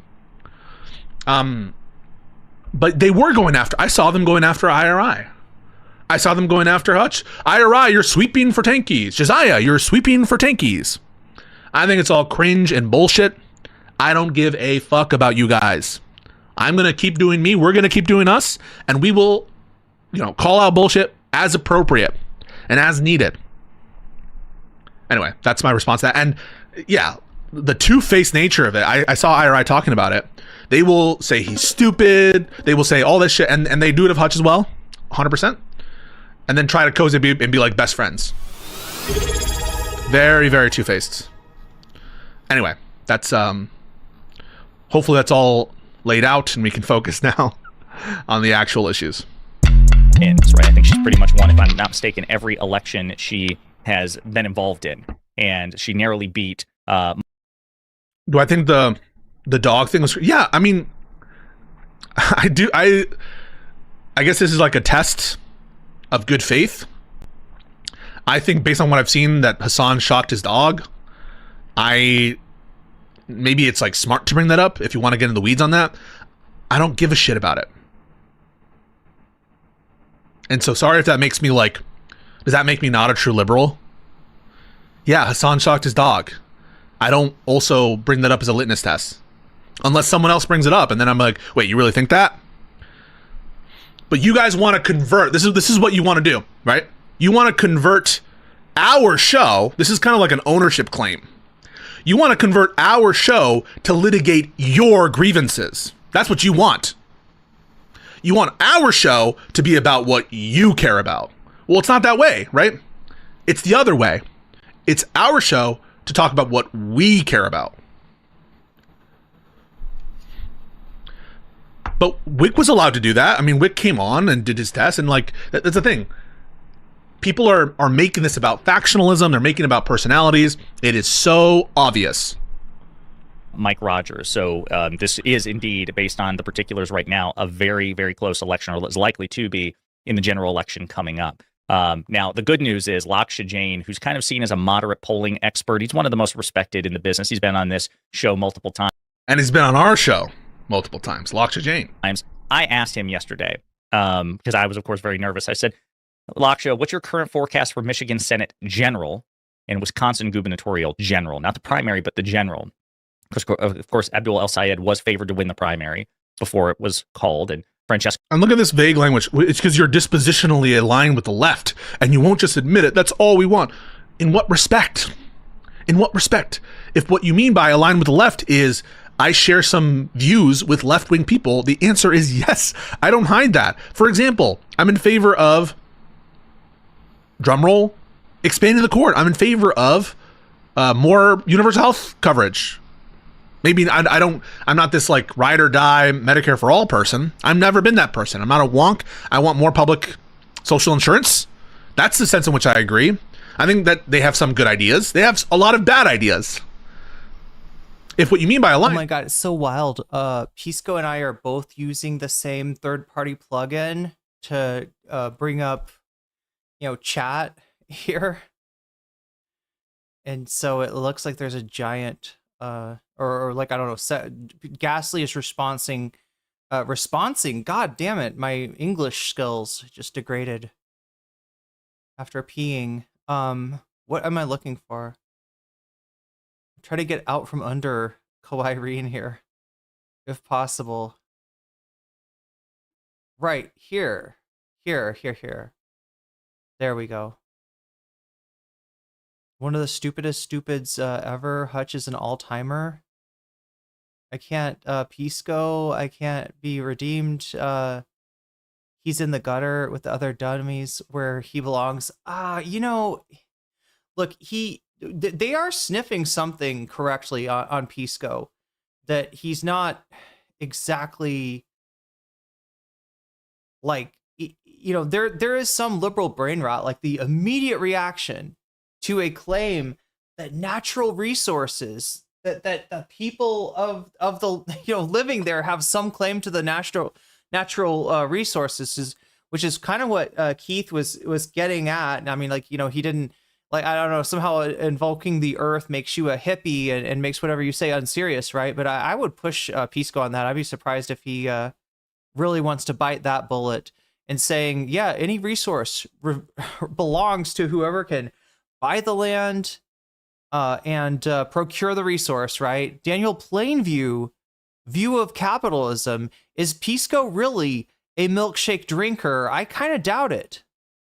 I somewhat doubt that he is a actual milkshake, that he's going to be like, yes, Daniel Plainview is based and Chad, he drinks your milkshake, and it's a skill issue if you don't get to the oil first.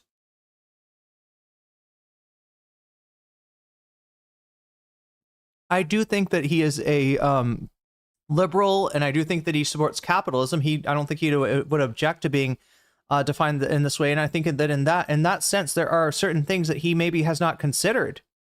And yeah, being like, the earth, man, is probably not the way to get to open Pisco up to that. But I think the properly codified argument, I feel like, I don't know. I hope Pisco wouldn't just sit there and be like, nope. Daniel Plainview, he gets the oil. He's got the money. He's got the equipment. That oil is his.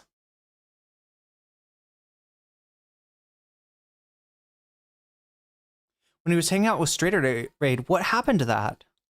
What happened to Pisco and Straighter Raid? What's up, Teddy Ruxpin? It is like, this is what you actually mean, right? This is me going behind the scenes. It's like this friend-enemy distinction. That's what you want. You can't handle that there's independent thinkers who will sometimes agree with you and sometimes disagree with you. And so you have to do this purity testing bullshit and say things that are demonstrably false. Like, you're a communist. The Kaya thing was weird too. He really is like, no, clearly we know that Kaya was shocked. If I'm being honest, chat, I can't tell you that Kaya didn't get shocked. And I don't think he can say that she did. It's an unknowable. I don't think that Hasan shocks his dog, but I can't prove it. And I'm not as much of an asshole as these people that think that a clip is proof that Hasan did shock his dog, because they can write a narrative that fits in, slots in there, and see he reaches up here and then Kaya yelps, therefore he's shocking his dog. God, these people will be like, can you imagine having this kind of lawyer? Like, yo, we got the case. We're gonna put that. Yeah, you're absolutely gonna win beyond the shadow of a doubt, right? Can you imagine this like a prosecutor? It's like, Your Honor, the accused is clearly shown reaching his hand up where a shock button could be placed. We don't have any evidence that a shock button was placed there, but a shock button could be placed there, and the dog concurrently yelped, as a dog would do if afflicted by a shock collar. So I think, we can just, like, I'm going to go ahead and win this case. You don't even need to pronounce your judgment. Obviously, the jury and the judge and everybody agrees with me. And the judge is like, no. Not only am I not deciding this case in your favor, I am dismissing this case because the judge would go Willy Wonka on somebody trying to make that argument. Right? And when we're talking about a fucking animal abuse argument, yeah, I feel like the criminal standard is appropriate. And it doesn't come close. I don't even think it comes close to the civil standard, chat. Civil standard is more likely that he did shock his dog than that he didn't shock his dog. I still think it's more likely that he didn't, but if I'm being 100% with you, I don't fucking know. I wasn't there. None of us saw what happened off camera. And none of us see what happens like the 95% of the rest of Hasan's life. It is an unknowable. And to be sane and rational in this world, you have to admit that some things are unknowable, and you have to be okay with not knowing them. Especially when they're like, did some dude shock his dog? What a fucking random thing to, and the whole reason that this thing, there's so much dogged determination to make this thing stick is because it's motivated reasoning. They want it to be true. They need it to be true, right? The streamers that they support are like sex pests and brazen liars and genocide supporters and the rest. So they need to be like, but he's a dog shocker. He's a dog abuser. He sees a little dog, poor little helpless Kaya there, and he says, haha, let me put you in the cage with this other dog so she can bite you. Like, come on. It's so obvious what's going on here. Yeah, dogged. Did I say that? Did I say dogged determination, or did you add that in there, Foreign Sticks? Yeah. Vibrating isn't shock, though. I don't know. I mean, yeah, the collar that was seen on the walk that Hasan took, or the walk that the dog walker took with Kaya, that Fox News photographed. They went to his house and started, filming apparently.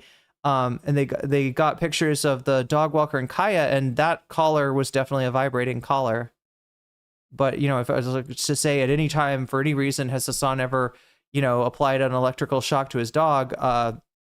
Not that I know of, and certainly not then.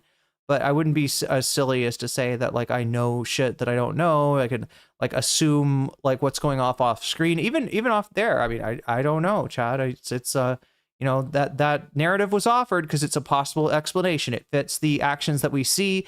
I don't think there's anything that you can see in the video that contradicts it, but it also could just be anything. It could be reaching for, it could be reaching for any number of things unrelated to the whatever is happening with Kaya.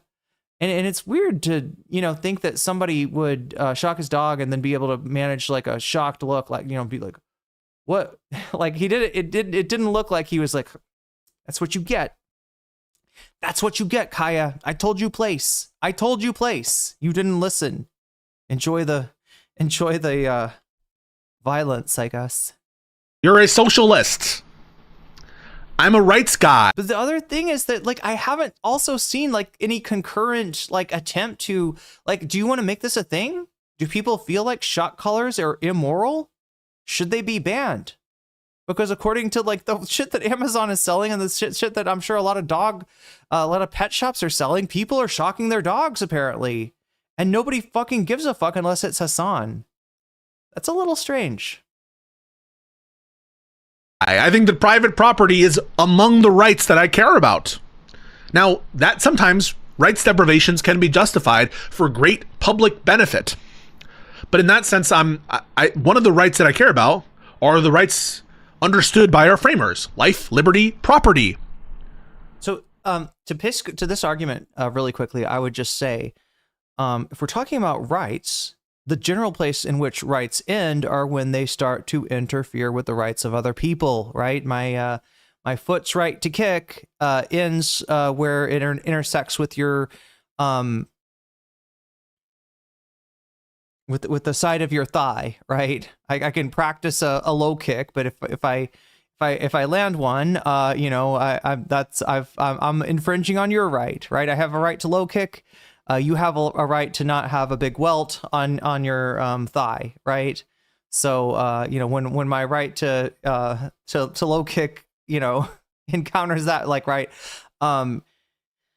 So there's limits on rights based on when they interfere with other people's rights. So I would say, therefore, the right to private property,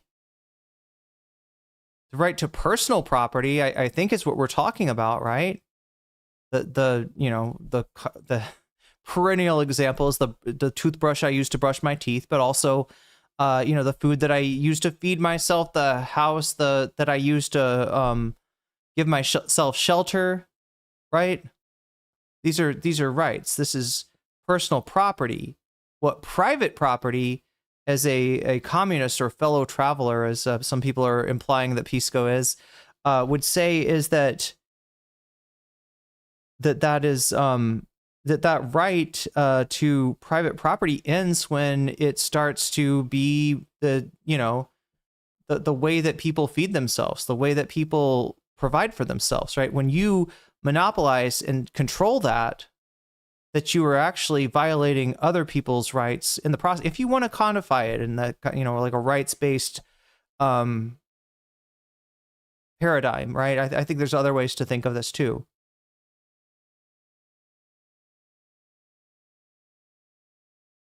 But I would hope that he could understand that it shouldn't just be like an exception of like, well, if it's really important, then we'll maybe put a little damper on your rights. It should be, anything that allows us to exploit each other should be off the table. I don't think that's a hard thing to say, and I don't feel like an authoritarian saying it. I feel like you're kind of imposing a maybe inverted authoritarianism, an inverted hierarchy by proposing that this is a right, the right to dominate each other. I don't think we have that right. Would I say that if I'm a card-carrying socialist? But yeah, he's not a socialist. Point made. What I say? What he's trying to illustrate here, and what I will confirm 100%, this guy is in no way a socialist. Again, if he really wrestles with this concept and changes his mind, I guess he'd be making a move towards socialist. But yeah, all of his instincts lead him away from that set of solutions, right? Certainly not a socialist, certainly not a fellow traveler. It's madness to say that he is, but it's the kind of madness that passes for normal discourse at DGG. I'm so about campaign finance reform. If I'm a communist, would I be trying to laugh about this person? And the oil belongs to all of us, bro. Now, again, you can make an argument for public. Good point. I mean, it kind of makes you a piece of shit, but good point, Pisco. Public ownership of it's. Listen, let's not pretend. Oh, wait, what are we arguing for? Pretend that much of the world doesn't have publicly owned resources, commodities, and oil and stuff. Sure. I have never said I'm in support of that stuff. But me saying, oh, well, are you against it? I would love to hit. Anyway, chat, I'm sorry. I'm trying to make a different argument than he's actually having. The argument is Pisco a communist? And the answer is obviously no. Well, it's because it's the earth. That's me clowning on him. That's me making fun of him. Because that's what it sounded like he was saying. It's like the people who talk about how can you tax something that comes out of the ground, bro?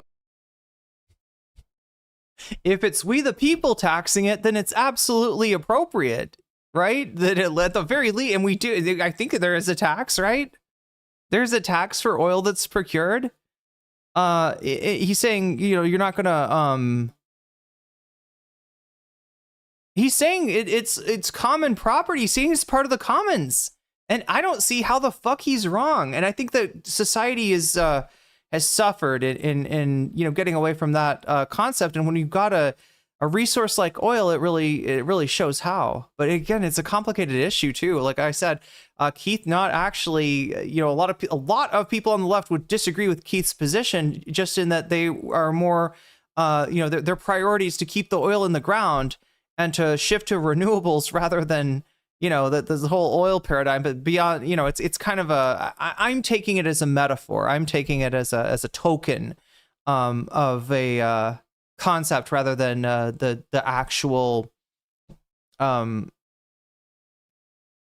discussion about energy production. And bro, that's what it sounded like.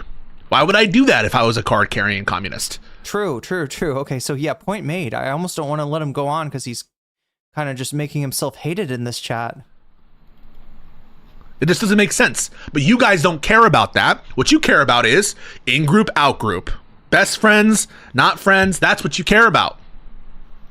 Hong is favored to win the this is true. Democratic primary for the governor's race. I want to know, though, given how important those races are, what's the likelihood of them winning the general? And Laksha said, we don't make a governor's forecast, but I estimate that El Sayed would have a 70% chance of winning Michigan. Maybe that's a touch bullish. Let's see. So this guy crunches the numbers. He's, again, co-founder. Yeah, it's a competitive race. This race in Michigan is a competitive race, and it's one we should take seriously, and we should all, but it's not a foregone conclusion that El Sayed was win. Oh my God, chat. Yeah, PCO is totally going to the fact that he's in a personality cult. He's making stupid arguments without realizing it. Well, what he was saying about in-group, out-group was, who is the philosopher? It's actually like a Nazi jurist. I can't remember his name, but he's on a President Sunday thumbnail with an octopus reading his book. Who's that author, chat? In-group, out, friend, enemy distinction, in-group, out-group. I don't know why I'm not thinking it. It's not Henry Ford. Is it Strauss?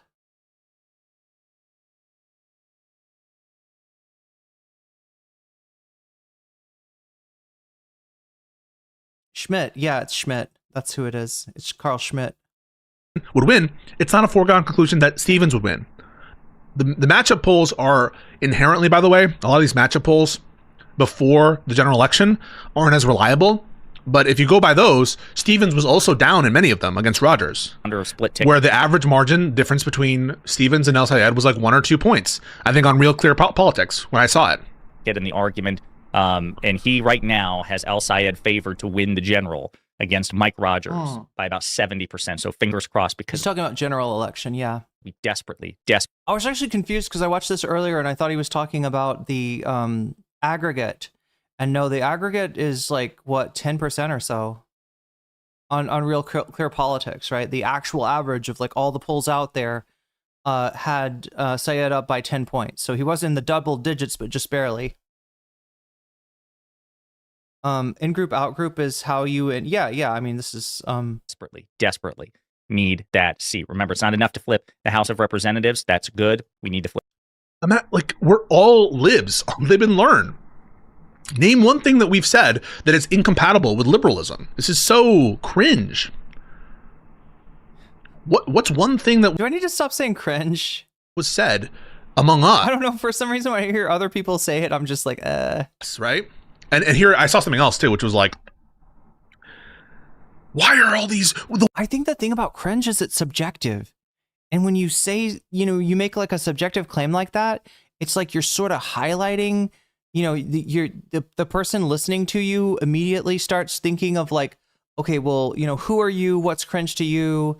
And if they come up with the answer that like, you actually are kind of cringe and you don't know what cringe is. And like, then it's just kind of like, I'm not going to listen to you. I just don't see the rhetorical purpose. I feel like invoking cringe just kind of unnecessarily polarizes on weird aesthetic issues, right? The term Schmidt uses is friend-enemy distinction. He makes cringe sound cringe. He's not the only one. Cringe is becoming cringe. Ghastly is correct. He's overusing it here. Like it's like when Whick does it. When Whick says something is cringe, I'm just kind of like, oh, bro, you saying it's cringe, it kind of means the opposite, right? You just made it look cooler in my eyes.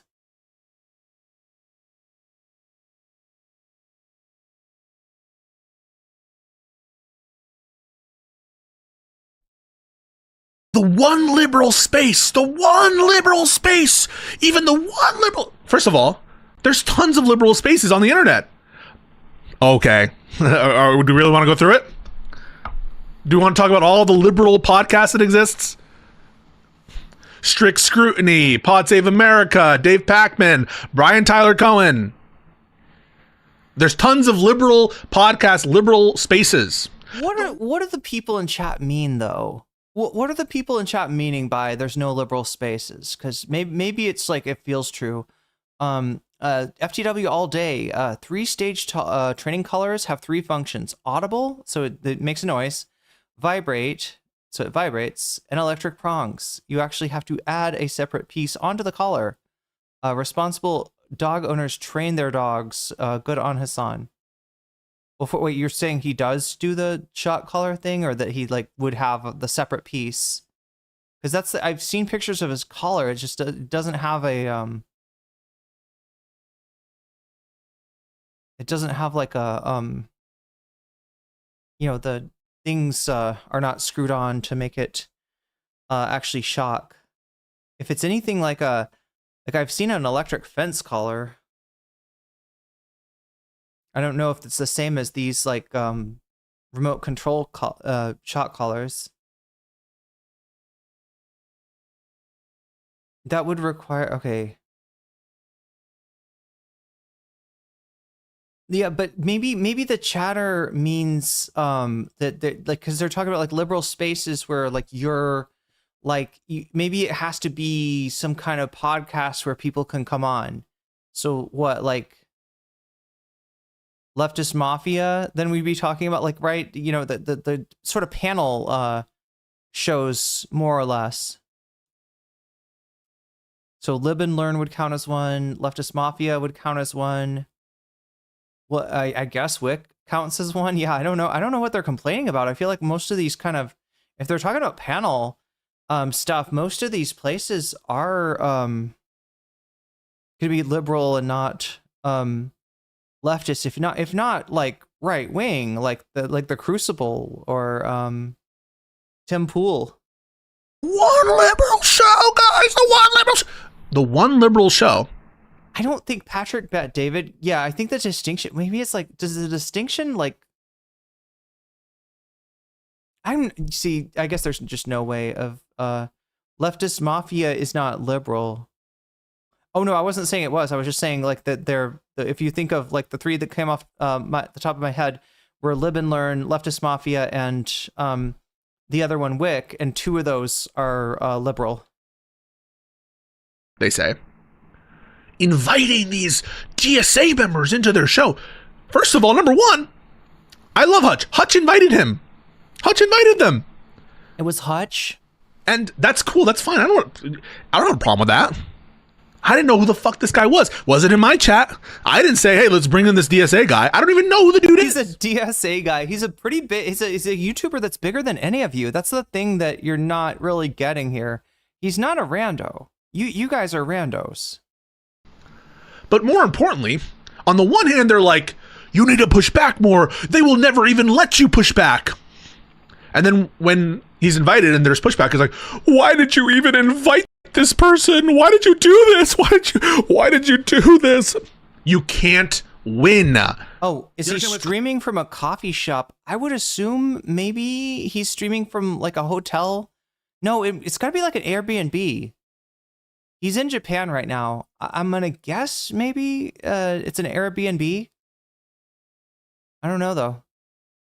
I do know though that we're at 140 on the ticker, so we're 60 points away from adding another hour. I should probably pivot to bonus content any time now. I don't know. Is it too mean to watch the Owlish thing? Maybe chat, talk me out of this blood sport of watching Pisco, whatever he's gonna do, however he's gonna handle this person that just like, wants to be a Destiny orbiter but knows nothing about anything, actually, like really knows nothing.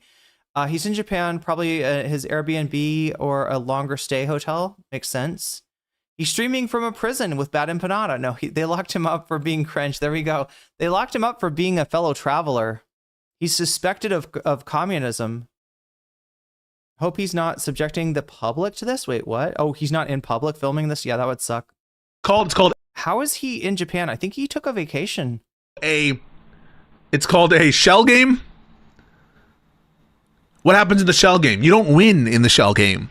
You don't win in 3-card Monty. No. I'm pretty sure, Pisco. I've been getting better at the shell game. Look, I know I lose every time, but I think one of these days I'm going to win big. I'm going to win the shell game.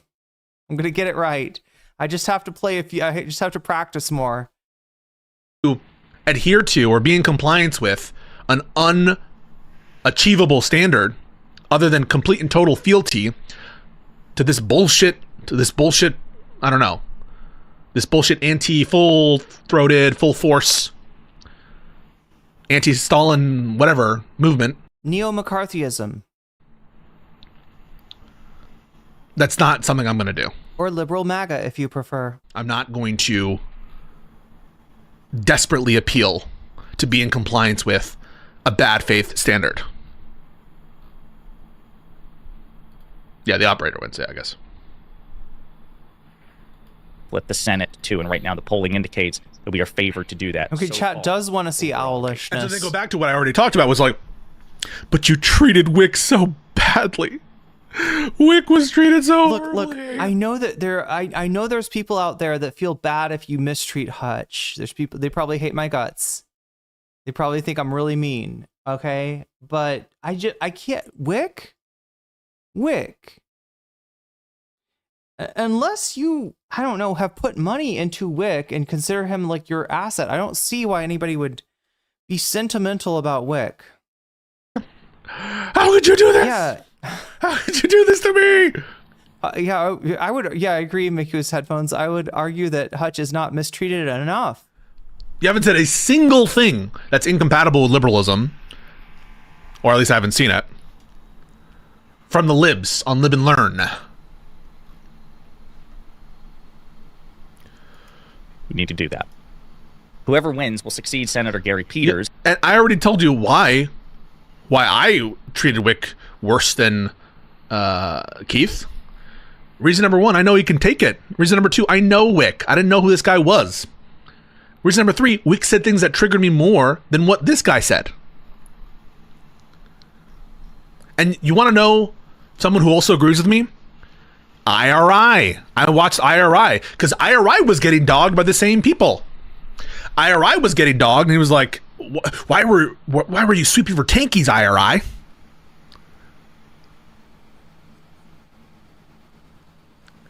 It makes sense, obviously, and I've talked to Whick about it. Whick can take it. I know Whick. Whick debates. We're bringing in this guy who I don't know. I don't know who Keith Edwards is. I've never interacted with Keith Edwards. And he's saying some things. He kind of sounds a little, let's be honest. I was kind of like, whoa, like, is he, what's going on here? Is he gay or something? Yes. People, Hutch is already. No, that's not what he's saying. That's not, it's just like the way, anyway. It was just a weird, it was a weird way. I think he's trying to say that he's one of those cringe hippies. Wait, if I interrupted Hutch when he's in the middle of a flow state or something, that might be its own. Does that happen? That's what I mean. It's all. Does that happen? And then when I hear something I totally disagree with, Chat, does Hutch have flow states? Step in and I go hard. And people forget this. I want to see this. I don't know why. Ooh, I hit coffee. him with a X or Y. I hit him with a binary. Whoa. Hey there. He was like, keep your chromosomes to yourself, sir. What were you hitting us with the XY? Come on. Stumped for 3 seconds, dead air. There's a Democrat who decided against. But he said Hutch, right? Not Whick. Seeking a third term. Does Hutch get in flow states? And endorse Stevens in the primary. So again, maybe when he games. Not only did Governor Whitmer back Haley Stevens, but so too did the incumbent Democratic Senator Gary Peters. I should gain more, chat. Maybe then I would get in flow states. And still El Sayed won. Republicans have 53 seats in the chamber, and Democrats are going after some red states to flip the 4 seats they need to swing the majority. But Democrats also have to defend seats in several battleground states, including It's Always Sunny. Dead air. Yeah. Georgia and Michigan. So Georgia, of course, being represented by Jon Ossoff. This is important. It's not enough to flip those red seats. That's important. We also have to keep competitive swing states and competitive incumbents as well. Now I'm getting a flow state. Yeah, there we go. Primary for him won Michigan in 2016 and 2024 and lost to President Biden in 2020. Rogers and national Republicans have signaled that they consider El Sayed folks with the dubs with the community gift sub to Black Rose PCS, you just got jellyfished, and that's a good thing. With Mr. Mooten, and this is such a great point. So in the Mr. Mooten conversation, it was unfortunate because I understand why people thought I was more hesitant in that conversation. There was a literal delay. So Mr. Mooten will say something like emphatic, and then I literally won't hear it for half a second. It sounds like I'm stalling or something. That's what they're talking about with dead air, and it's Always Sunny. I should watch that, shouldn't I? Like I will not have the cultural references that I need until I watch It's Always Sunny in Philadelphia. But I get the memes. I mean, somewhat. We are creeping closer to adding an extra hour. I am kind of moving as if we are. I don't know if we will or not. It's very up in the air right now. 54 points away from adding an hour to the stream and being able to see Owlish and the bonus content with ease without having to pick one or the other. So if that's something that is valuable to you, understand that we are 54% away from it, but slowly but steadily climbing up there. Certainly within striking distance. That's a skill issue, right? That's an internet issue, whatever. But in general, it is true. I was way more conciliatory and nice, I would say, interpersonally with Mooten. Now, I'm not looking for credit when I do that, but there's a reason for that as well, right? The reason why I was nicer to Mooten is because and the bonus is looking good too. Don Lemon on Adam Friedland. Being more honest and less evasive. Mooten was honest and not evasive. That's why. Unlike Owlish. No, I don't know if Owlish is gonna.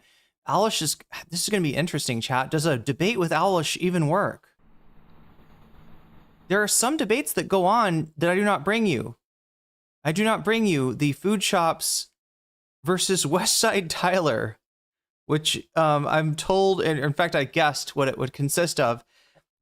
And it's pretty much Westside Tyler accusing food shops of being a pedophile for 2 hours, and food shops pretending not to know what Westside Tyler is talking about.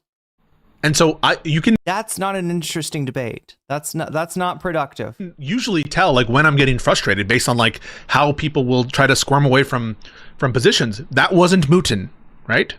Mooten, it was an open conversation. It was one in which he was honestly answering and listening to what I was saying and reacting in real time. This coffee is good. That in an interlocutor, regardless of whether they have horrible opinions. I mean, I have very polite conversations with MAGA people. How my demeanor is often turns on things that have nothing to do with your position. Yeah, he's a vibes-based dude. You can vibe a piece go out sometimes, right? Even if you don't agree with him. Whether or not I know you, or whether or not we have that kind of relationship, whether or not you're being very forthright and being very direct. You just gotta come at this guy without fucked vibes, and he's pretty reasonable most of the time. Whether or not you trigger me. That it isn't necessarily anything that's like, I'm not a robot. I'm a human being. I'm not an animal. Wait, how do I not know that? What's that a reference to? Chat, I need to like watch all the things. Never try to actually vibe a Pisco? You will get mauled and eaten for real? I don't think he would maul and eat me. I don't think he knows how. But no, I could vibe a Pisco. Easier opponent than Steven. Wait, Elephant Man? Is that the reference? Wait, the old movie or God? The National Republicans. That's good. Yeah, the old movie, right? Is that what it is? Like, Pisco actually usually very reasonable when not with Lib and Learn. That's what experienced. Senatorial committee went so far as to produce a digital ad emphasizing. Owlish. All right, Owlish, do you want to talk right now? We got to at least see a little bit of Owlish chat. You want to talk right now, Owl?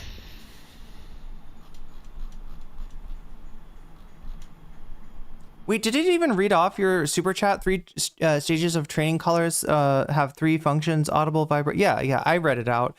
I don't think I'm used to the TTS voice doing it, and it's like it's hit or miss lately.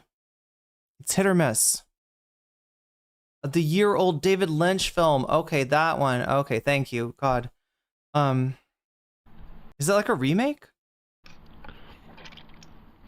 I need to watch more David Lynch. Also, what is he doing? Okay, he's drinking. Okay. I was so worried that he had dip and he was like spitting out dip. Advanced in which would be gross. Word war debate.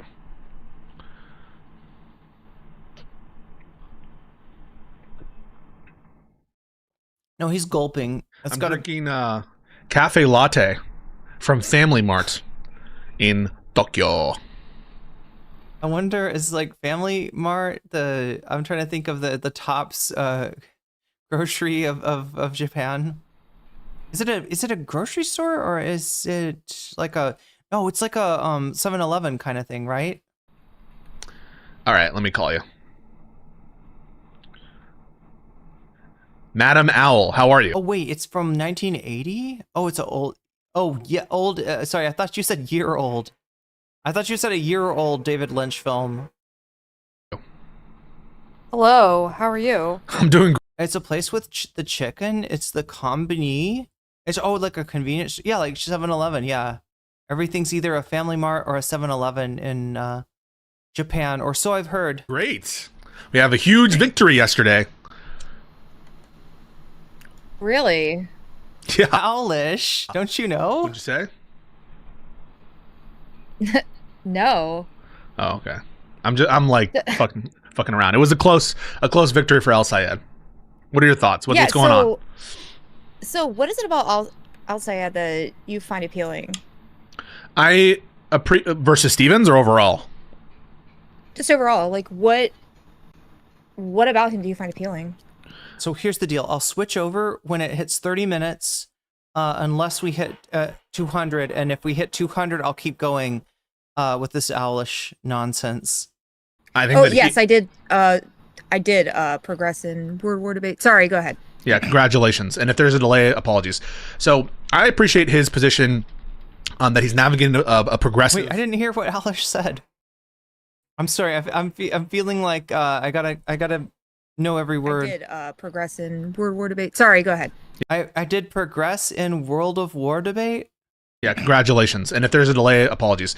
So I appreciate his position that he's navigating a progressive overall agenda while still maintaining the following. He still supports Ukraine, which I find good.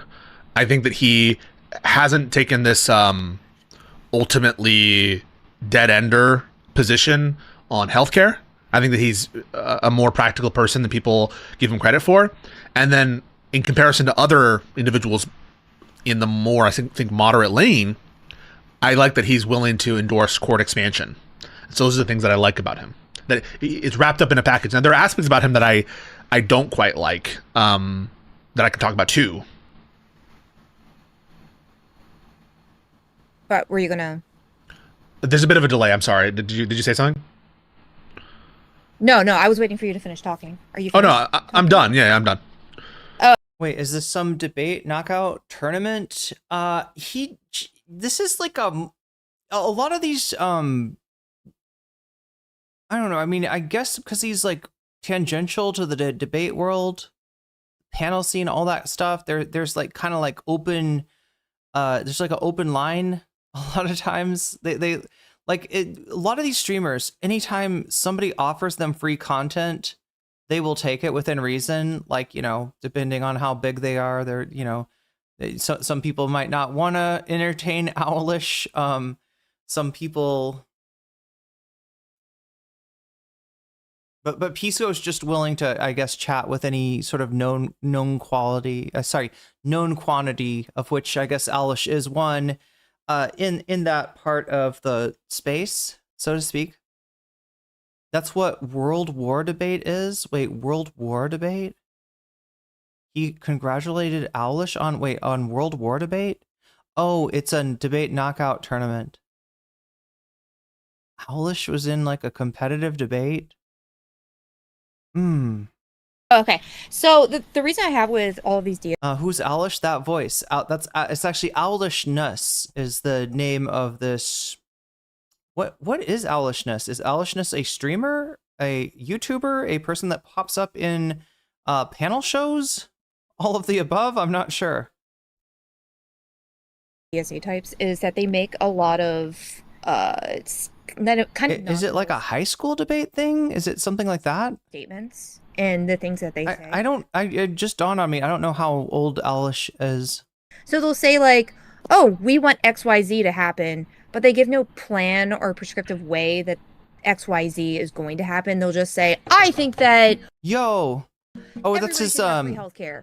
That's his stream alert. They're not really giving a method by which they want to achieve that. They're basically just saying something in order to gain appeal. Do you understand what I mean by that? So if you look at the general DSA positions on most things, you'll see that the thing is what they've got is a platform that involves repealing, tax cuts and shit like that, right? That's on their platform too. What Owlish, I guess, is complaining about is that it's not like linked up, and to pay for, these programs, we will, cut the Trump tax cuts, the Bush tax cuts, and the Reagan tax cuts, right? Which will provide this amount of money, which will go, like, they haven't drawn it, like, I don't know, like Medicare for all is the method, yeah. They say a lot of things that sound good, but it's basically like the kid who is running for. Owlish has not looked much into anything. That's the thing. This is somebody, being kind of drafted into the space, I guess, because they need one more orbiter, and just without any of the skills, any of the knowledge, any of the anything, just a complete like,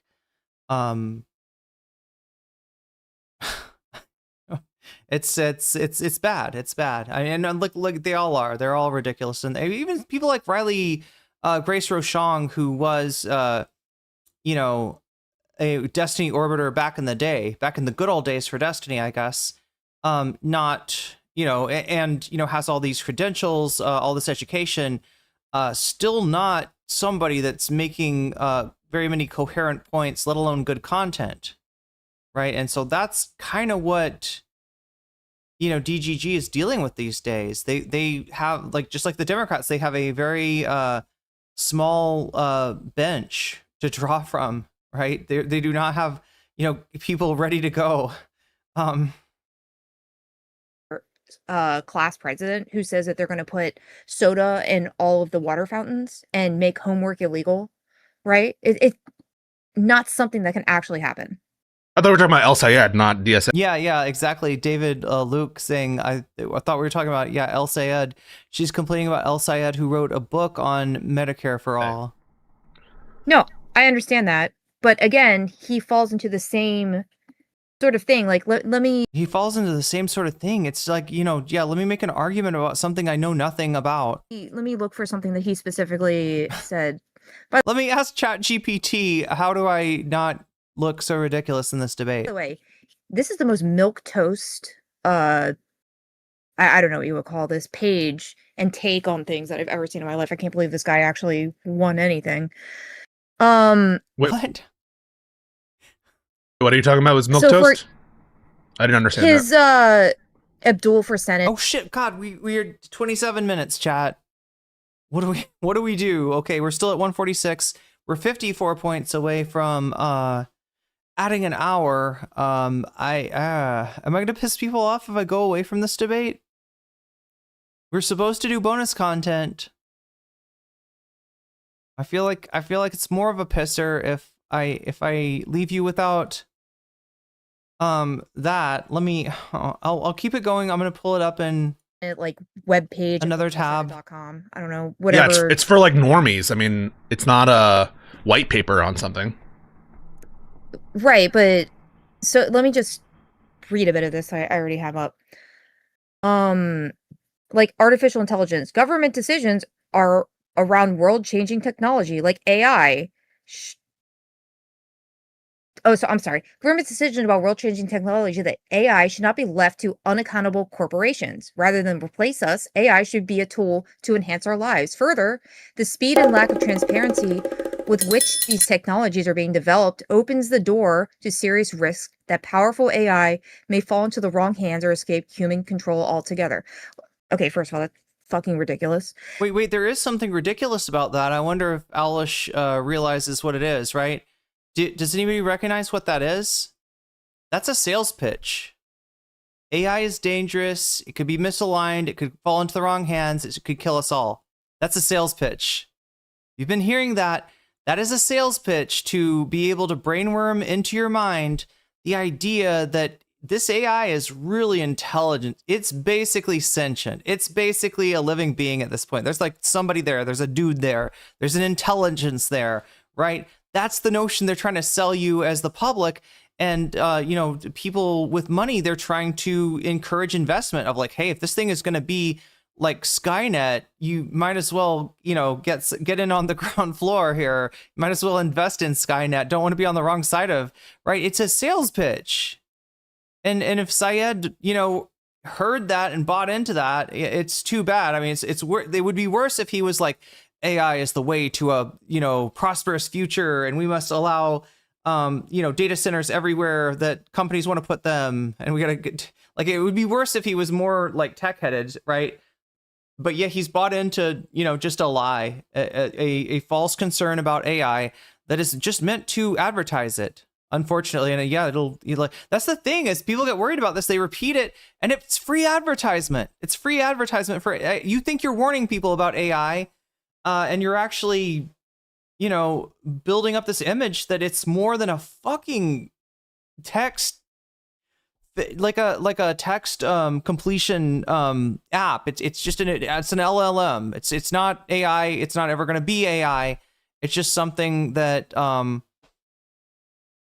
people with financial interest in it have been able to sell as AI, and it's something that does, give the illusion to people that are not better informed that they're dealing with some sort of sentience.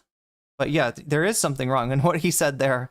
Just not. That's why I support legislation to create guardrails. What is ridiculous? The AI replaces stuff? That AI is going to fall into the wrong hands and escape human control. Like, what is this fucking iRobot? Jesus. I'm pretty sure. Aren't there like plenty of people in the industry who fear the lack of guardrails? I mean, you think this is fear mongering? Yes, that is absolutely fear mongering. It is not going to lose control. It's not going to escape humans. Does Alish know why this narrative is being perpetuated, though? The thing about AI is it can only do what humans can do. It can't do anything outside of that because it feeds off of the knowledge that we already have. I mean, I don't know that to be true. I'm not an expert in this area. My understanding was that there was like AI people who are like seriously concerned with the future of AI and the lack of guardrails. That's just what I've heard from AI, like what I understand to be. What I watched on Hank Green. Yeah, is that what you? I don't remember the particulars. Maybe you're right, but I don't know. Hank Green told me it was very important, and you got to take got to take a look at the new Anthropic products, because these ones are really different.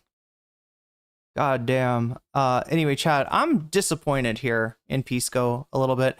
Anyway, if you want me to get back to Pisco, we got to get to 200. Otherwise, I'm not going to be able to give you the bonus content that you are promised.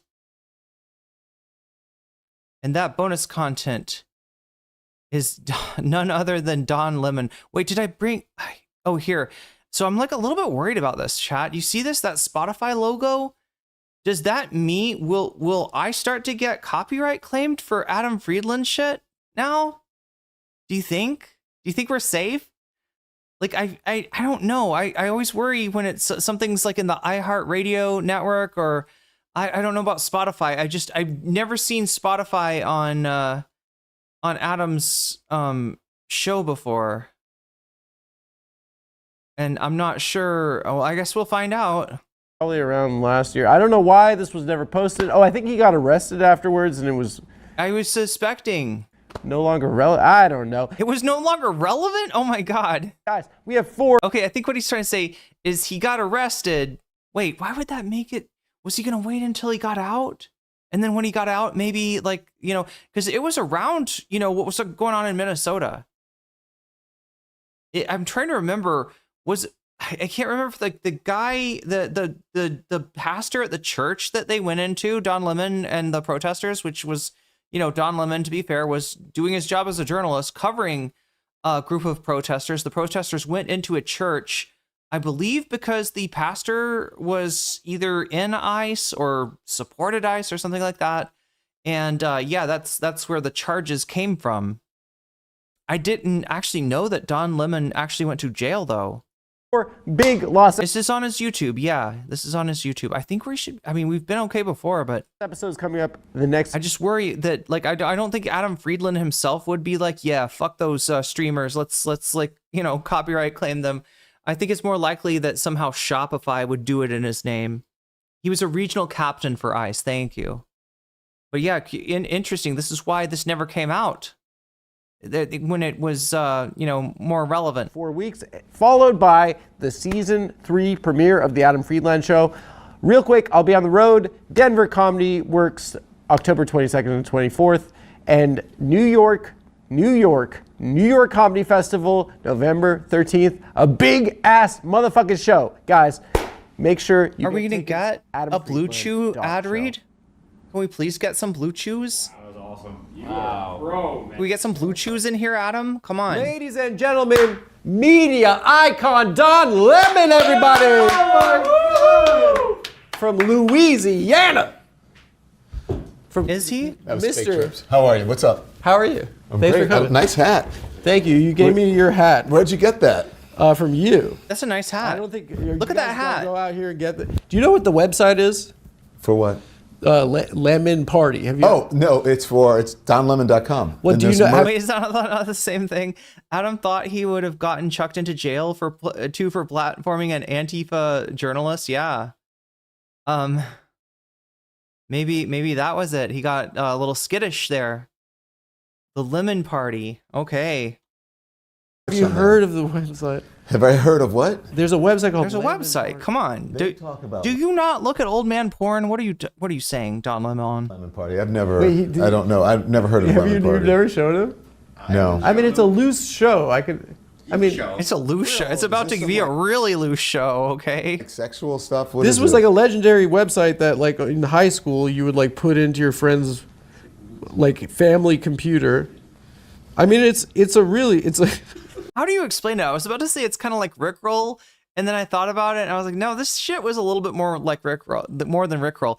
Okay, so does anybody remember when Rickroll? The meme was you're chatting with somebody in like I don't know, like a web chat or something, like AOL chat, and they're like, hey, check this out, and you click on it. And it's like, I'm not going to give you up, right? You get that, like, that's how Rickroll worked, right? That's what was supposed to be funny, is that, like, you make them think that, like, oh, you got to look at this. They are talking shit on your name right here, right? And you give it, it's a Rickroll, right? So in addition, I mean, so I don't know which came first, right? But there were things called shock websites, or maybe they were porn websites that functioned as shock websites, because the immediate thing that you'd get upon loading them up was shocking and maybe kind of disgusting, right? And people, would send goatsy, which is a man holding his butt open as in wider than you could imagine, right? Wider, than you could imagine. There's another one called Meat Spin, which, as you can imagine, is a semi-erect member spinning around and around, I think. And yet people would send this stuff to each other. And it wasn't like, because like, I feel like now if you did it, you'd be like, not only would you never talk to this person again, but they would talk shit about you to all of their friends. They'd be like, yo, I got some fucked up shit. Like I thought so-and-so was chill. I thought they were cool. but they sent me this, this gay porn that I'm just like, what, why did you share gay porn with me? Like, right?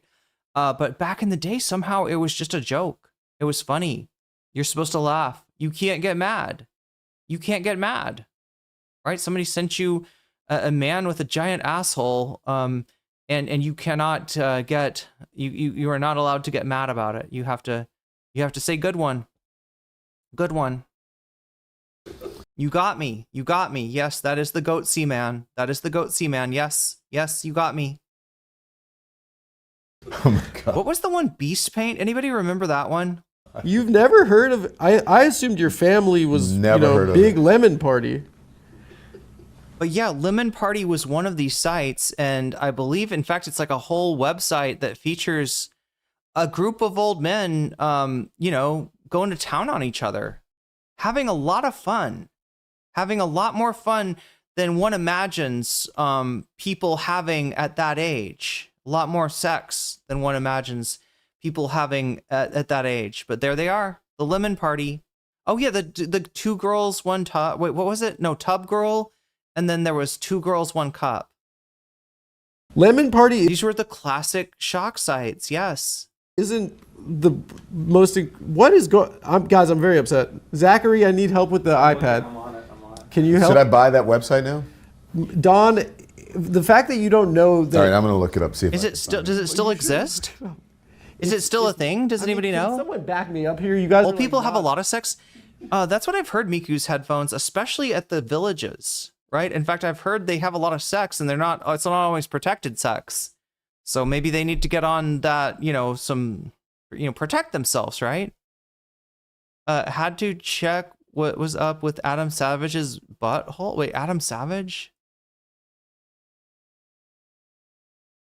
Classic auto mod indeed. Anyway, I just showed up. I'm no context Burple, CC. Dude, it doesn't show. Do you even have Wi-Fi in the studio? Yes, we do. And the password is. I found it. Well, yeah, Zach. God damn it! You mean when I go to New York, I'm not going to be able to get a Airbnb right next to where Adam, films and be able to use this Wi-Fi password to have free Wi-Fi while I'm there? It was a website that just. Yeah, can I see it? Yeah. On my phone? Yeah, on your phone. This is Don Lemon. It's a big deal. You can tell your mom. Are you Big Head? Which one of these is you? So it was a website that just showed this image, and it was a big prank growing up, and it was. What is that? What is that? It's Lemon Party. You see that? It's probably 2 old guys having sex. Started this website. Your family, yes, of old men. Of old white, aren't they all white too on Lemon Party? I can't remember. Is that 3 old dudes? Yeah. Oh wow, it's really beautiful. In fact, I didn't know that they got down like that. Are there 3 of them, chat? Is that what you're into? No, it's a guys. Yes, I was trying to share my sexual eroticism around old men with you, hoping that you would also find it erotic and be like, yes, we can goon together now. I thought we were on gooning terms. Don, are we not on gooning? Can we not goon together? I thought I was gonna goon with you. I was like, Don is a real one. Let's goon. Since fucking 6th grade, Lemon Party is like, it's the big joke. You text someone.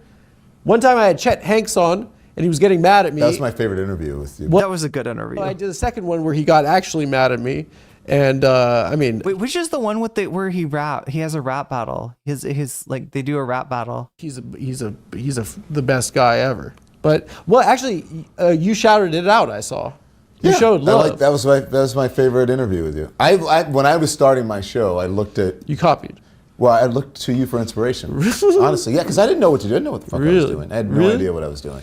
And I this is my aesthetic. Did you learn anything? You know what this is? This is a Sarin. Wait, did he take anything from? Like I'm trying to see the influence. I mean, it's hard, right? With Don Lemon show versus was Don Lemon basing his show on Adam Friedland? It's a knockoff. These we tried to match the Dick Cavett show, and he used cheap knockoffs. So we unnecessarily spent $16,000 on 4 of these chairs. Ooh. Did you know that I said that when I walked in? Wait. we're talking. Yeah, this is his inspiration is Dick Cavett. Dick Cavett is amazing. He talks to Janis Joplin. I can't even remember who. Like everybody from the '60s, Dick Cavett was talking to, and he's kind of like the Jon Stewart of his day, maybe. But is that true? He used like the cheap. He didn't use real.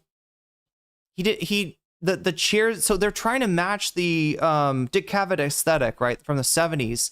And what he's saying is that like Dick Cavett just used cheap knockoffs, and he didn't have to spend $4,000 per chair. That's crazy. That is crazy. Don Stream, really good. He's a great interview and podcast. That's why I'm questioning whether Adam Friedland's really influenced him, right? It just seems like a totally different thing. Dick Cavett. It looks like the Dick Cavett show. I didn't even know that. Yeah, but I like these are like Don, congratulate, and we all know this. These look like it could be Knoll. Like these were Knoll. Yeah, these are Eames chairs. Eames lobby chairs from the Knoll Corporation that we unnecessarily spent $4,000 on each, and they came from a courthouse in Pennsylvania. People probably went to the death penalty. You could have gotten these a knockoff at Design Within Reach, probably. For no, but Design Within Reach, not exactly within reach.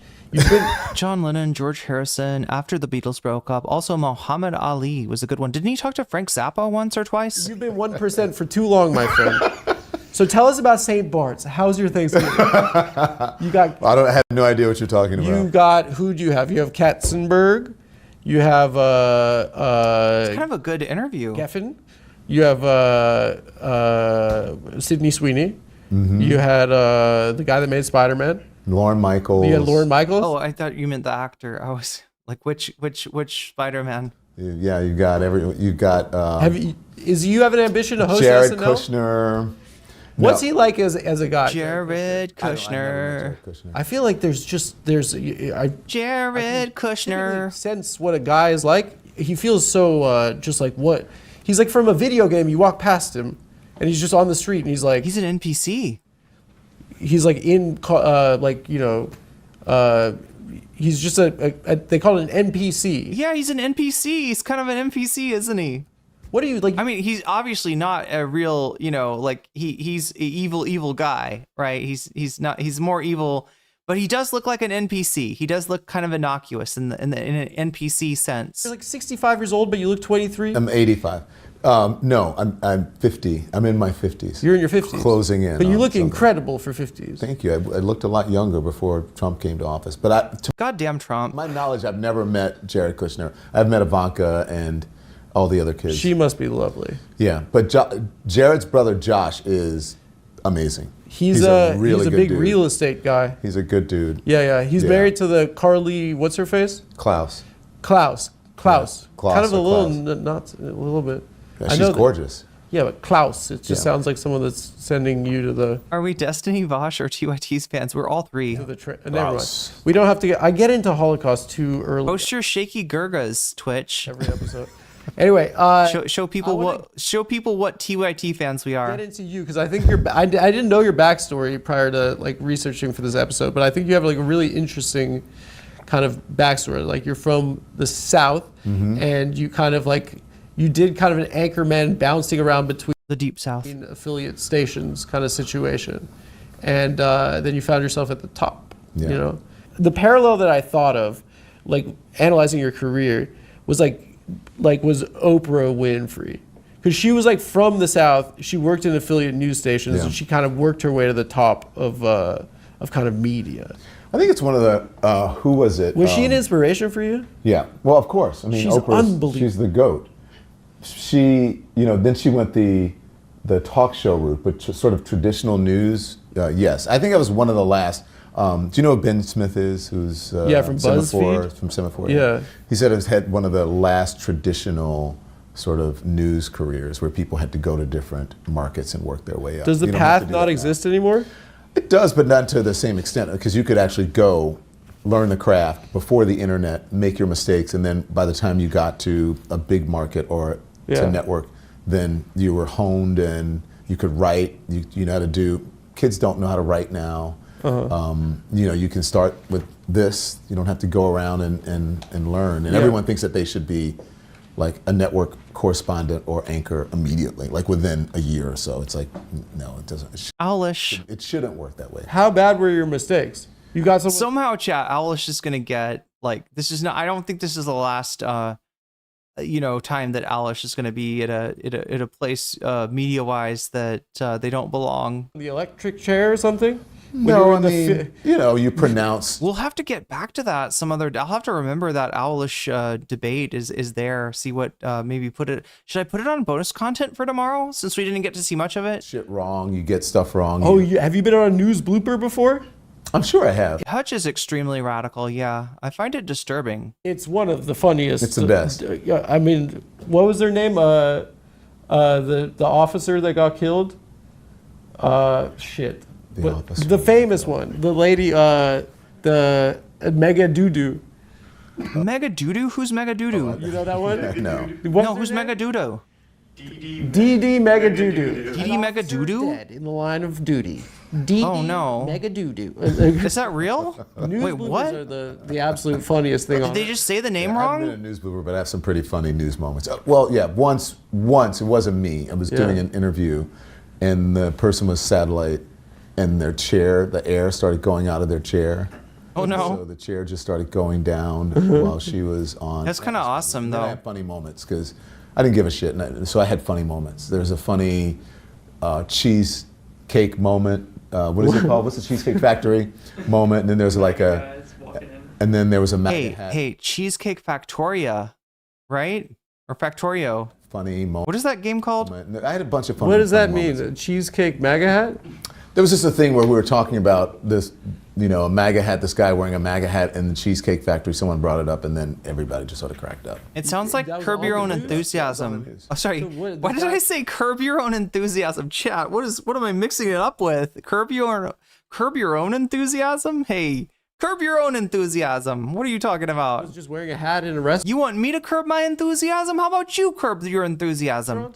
Yeah. Sorry, I'm just okay. It wasn't the guy in the restaurant. You have to watch it. Do you ever go to an affiliate station in a city you've never lived in before? And Sure. you're like, these people are disgusting. No. Like when you were in Philly, you were like, oh, I have to cover these monsters. No, but You're like, I hate all this. No, after a while it got old, like standing in front of, a place where something was breaking like at 9 in the morning and it's 11 o'clock at night, and it's like, why are we here? It's like, that got old. Or just like random shootings and stabbings. That just like. What was your like first kind of major lesson that you got like along the way, or like did you have a mentor, like someone that like saw some potential in you growing up? I never really had a mentor. I mean, folks saw potential. My first news director saw potential because I was working here at Channel 5. That was my first news job. Fox 5. Yeah. Do you know where it is? WNYW? I don't know where the. Do you remember building Metro is. Media? You're not old enough. Okay, chat. It's in the old Metro Media building. Yeah. I got a plan. Wait, what is it? What are you sending me, Rave? What are you sending me? Metro But it's where we were so close to. We got 3 minutes and 44 seconds left. We were 54 points away from extending for another hour, getting to see a little bit more of Alish. Oh, is this DD Mega Doodoo? It's all about DD Mega Doodoo now. Everyone's forgot about the Megawati Sukarno Pearl Tree. a current affair. I would love to get into that, Rave. I don't know if we started. Do you remember that? It's where like tabloid TV started in that building. Yeah. And so I worked for the 10 o'clock news. And so my first they had covered DD Magadoodoo on the H3 show. I'm surprised you haven't heard of it before. Yeah, because I'm such an H3 fan. Jesus. One of my first news directors. I was a field producer and an assignment editor and satellite feed coordinator and all that shit and writer. And then I wanted to be on air. I'm seeing which way the really good. I'll put you on. She started putting me on the air. It's just a 10-second clip. How did you know that you'd be good at that? I knew when I was You're hot. I knew when I was a You're kid. good-looking guy, yeah. What'd you say? If you were uglier, it probably would have been scary. Don't come on to me. It's embarrassing. I'm not coming on to you. I would get into that. I would get into that, but I'm already shorting people on bonus content as it is. So out of the closet on CNN. I'll take a look at it. Were there like women that were like, "Fuck you."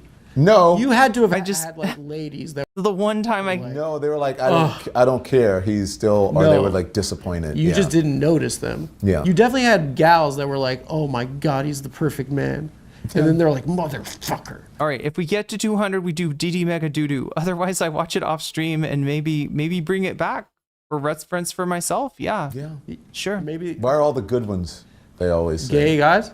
Yeah, like in shape and stuff. Yeah. We're disgusting slobs, me and my friends. That's what how long would you consider that you've been in your field? Like, oh, since 1991, 92. So you're like, that is a dramatic shift in like what media is and how it's Yeah, consumed, right? I've seen everything. Do you conceive of it as like you've been in the... That's like going into sailing when they're like, it's a sailing ship, and then like they invent steamboats, and you're like seeing you're seeing it change over. You're belly of like a decay, or at least a decay of trust.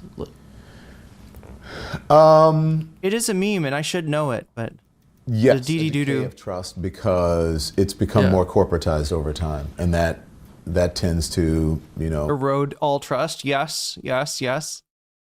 Perverse incentives and all. Yes. Too much corporate influence. You're talking about like CNN or like network news. What I mean, network news, but just corporate media in general, just sort of main. Yeah, it's all really locked down these days. Mainstream media. It's all owned by companies who, as Love would say, their business to protect, and so you got. I can't even eat Taco Bell on stream anymore. Be careful what you say on the air.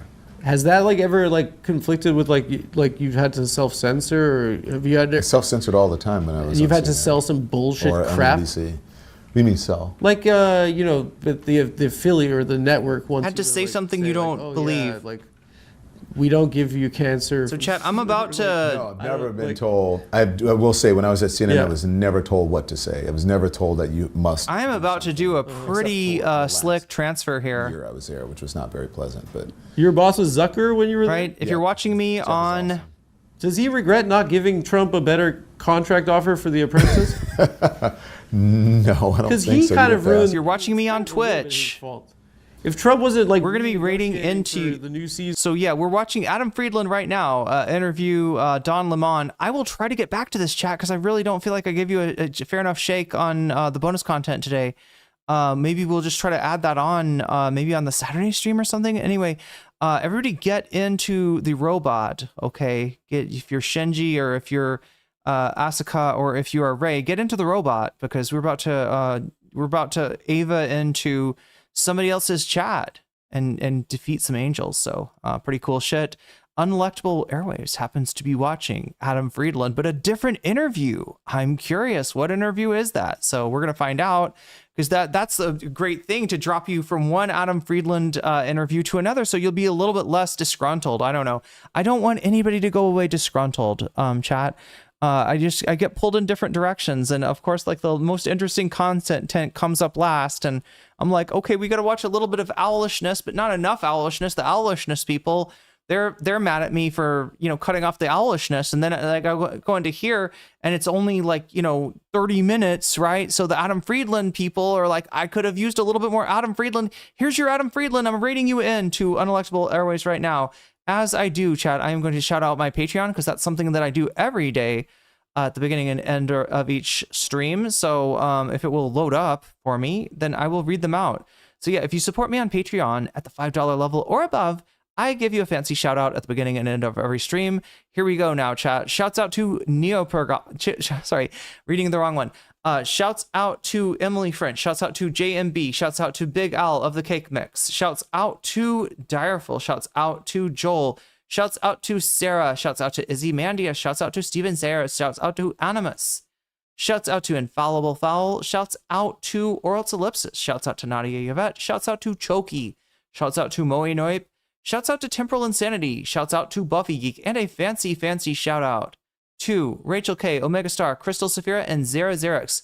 With that being said, chat, I have been NCC, and it's been a pleasure reacting to content with this audience. My community is awesome, and I love you guys. So thanks for being here to support me. Thank you, everybody who liked the stream. It's still not too late to like the stream if you have not done it already, and it helps me out greatly, and I massively appreciate it. Thank you, mods, for keeping us safe. Thank you to the Thumb Gang, and in the immortal words of the complicated historical figure, John McLaughlin, the McLaughlin Group, bye-bye. And see you again on Friday at 7 p.m. Pacific, 10 p.m. Eastern. We won't be doing the gaming stream. It won't be the long stream. That's Saturday now. We're going to at least try it out on Saturday, see if it works. But I will see you again on Friday. So not tomorrow, but the day after tomorrow, I'll be here again. And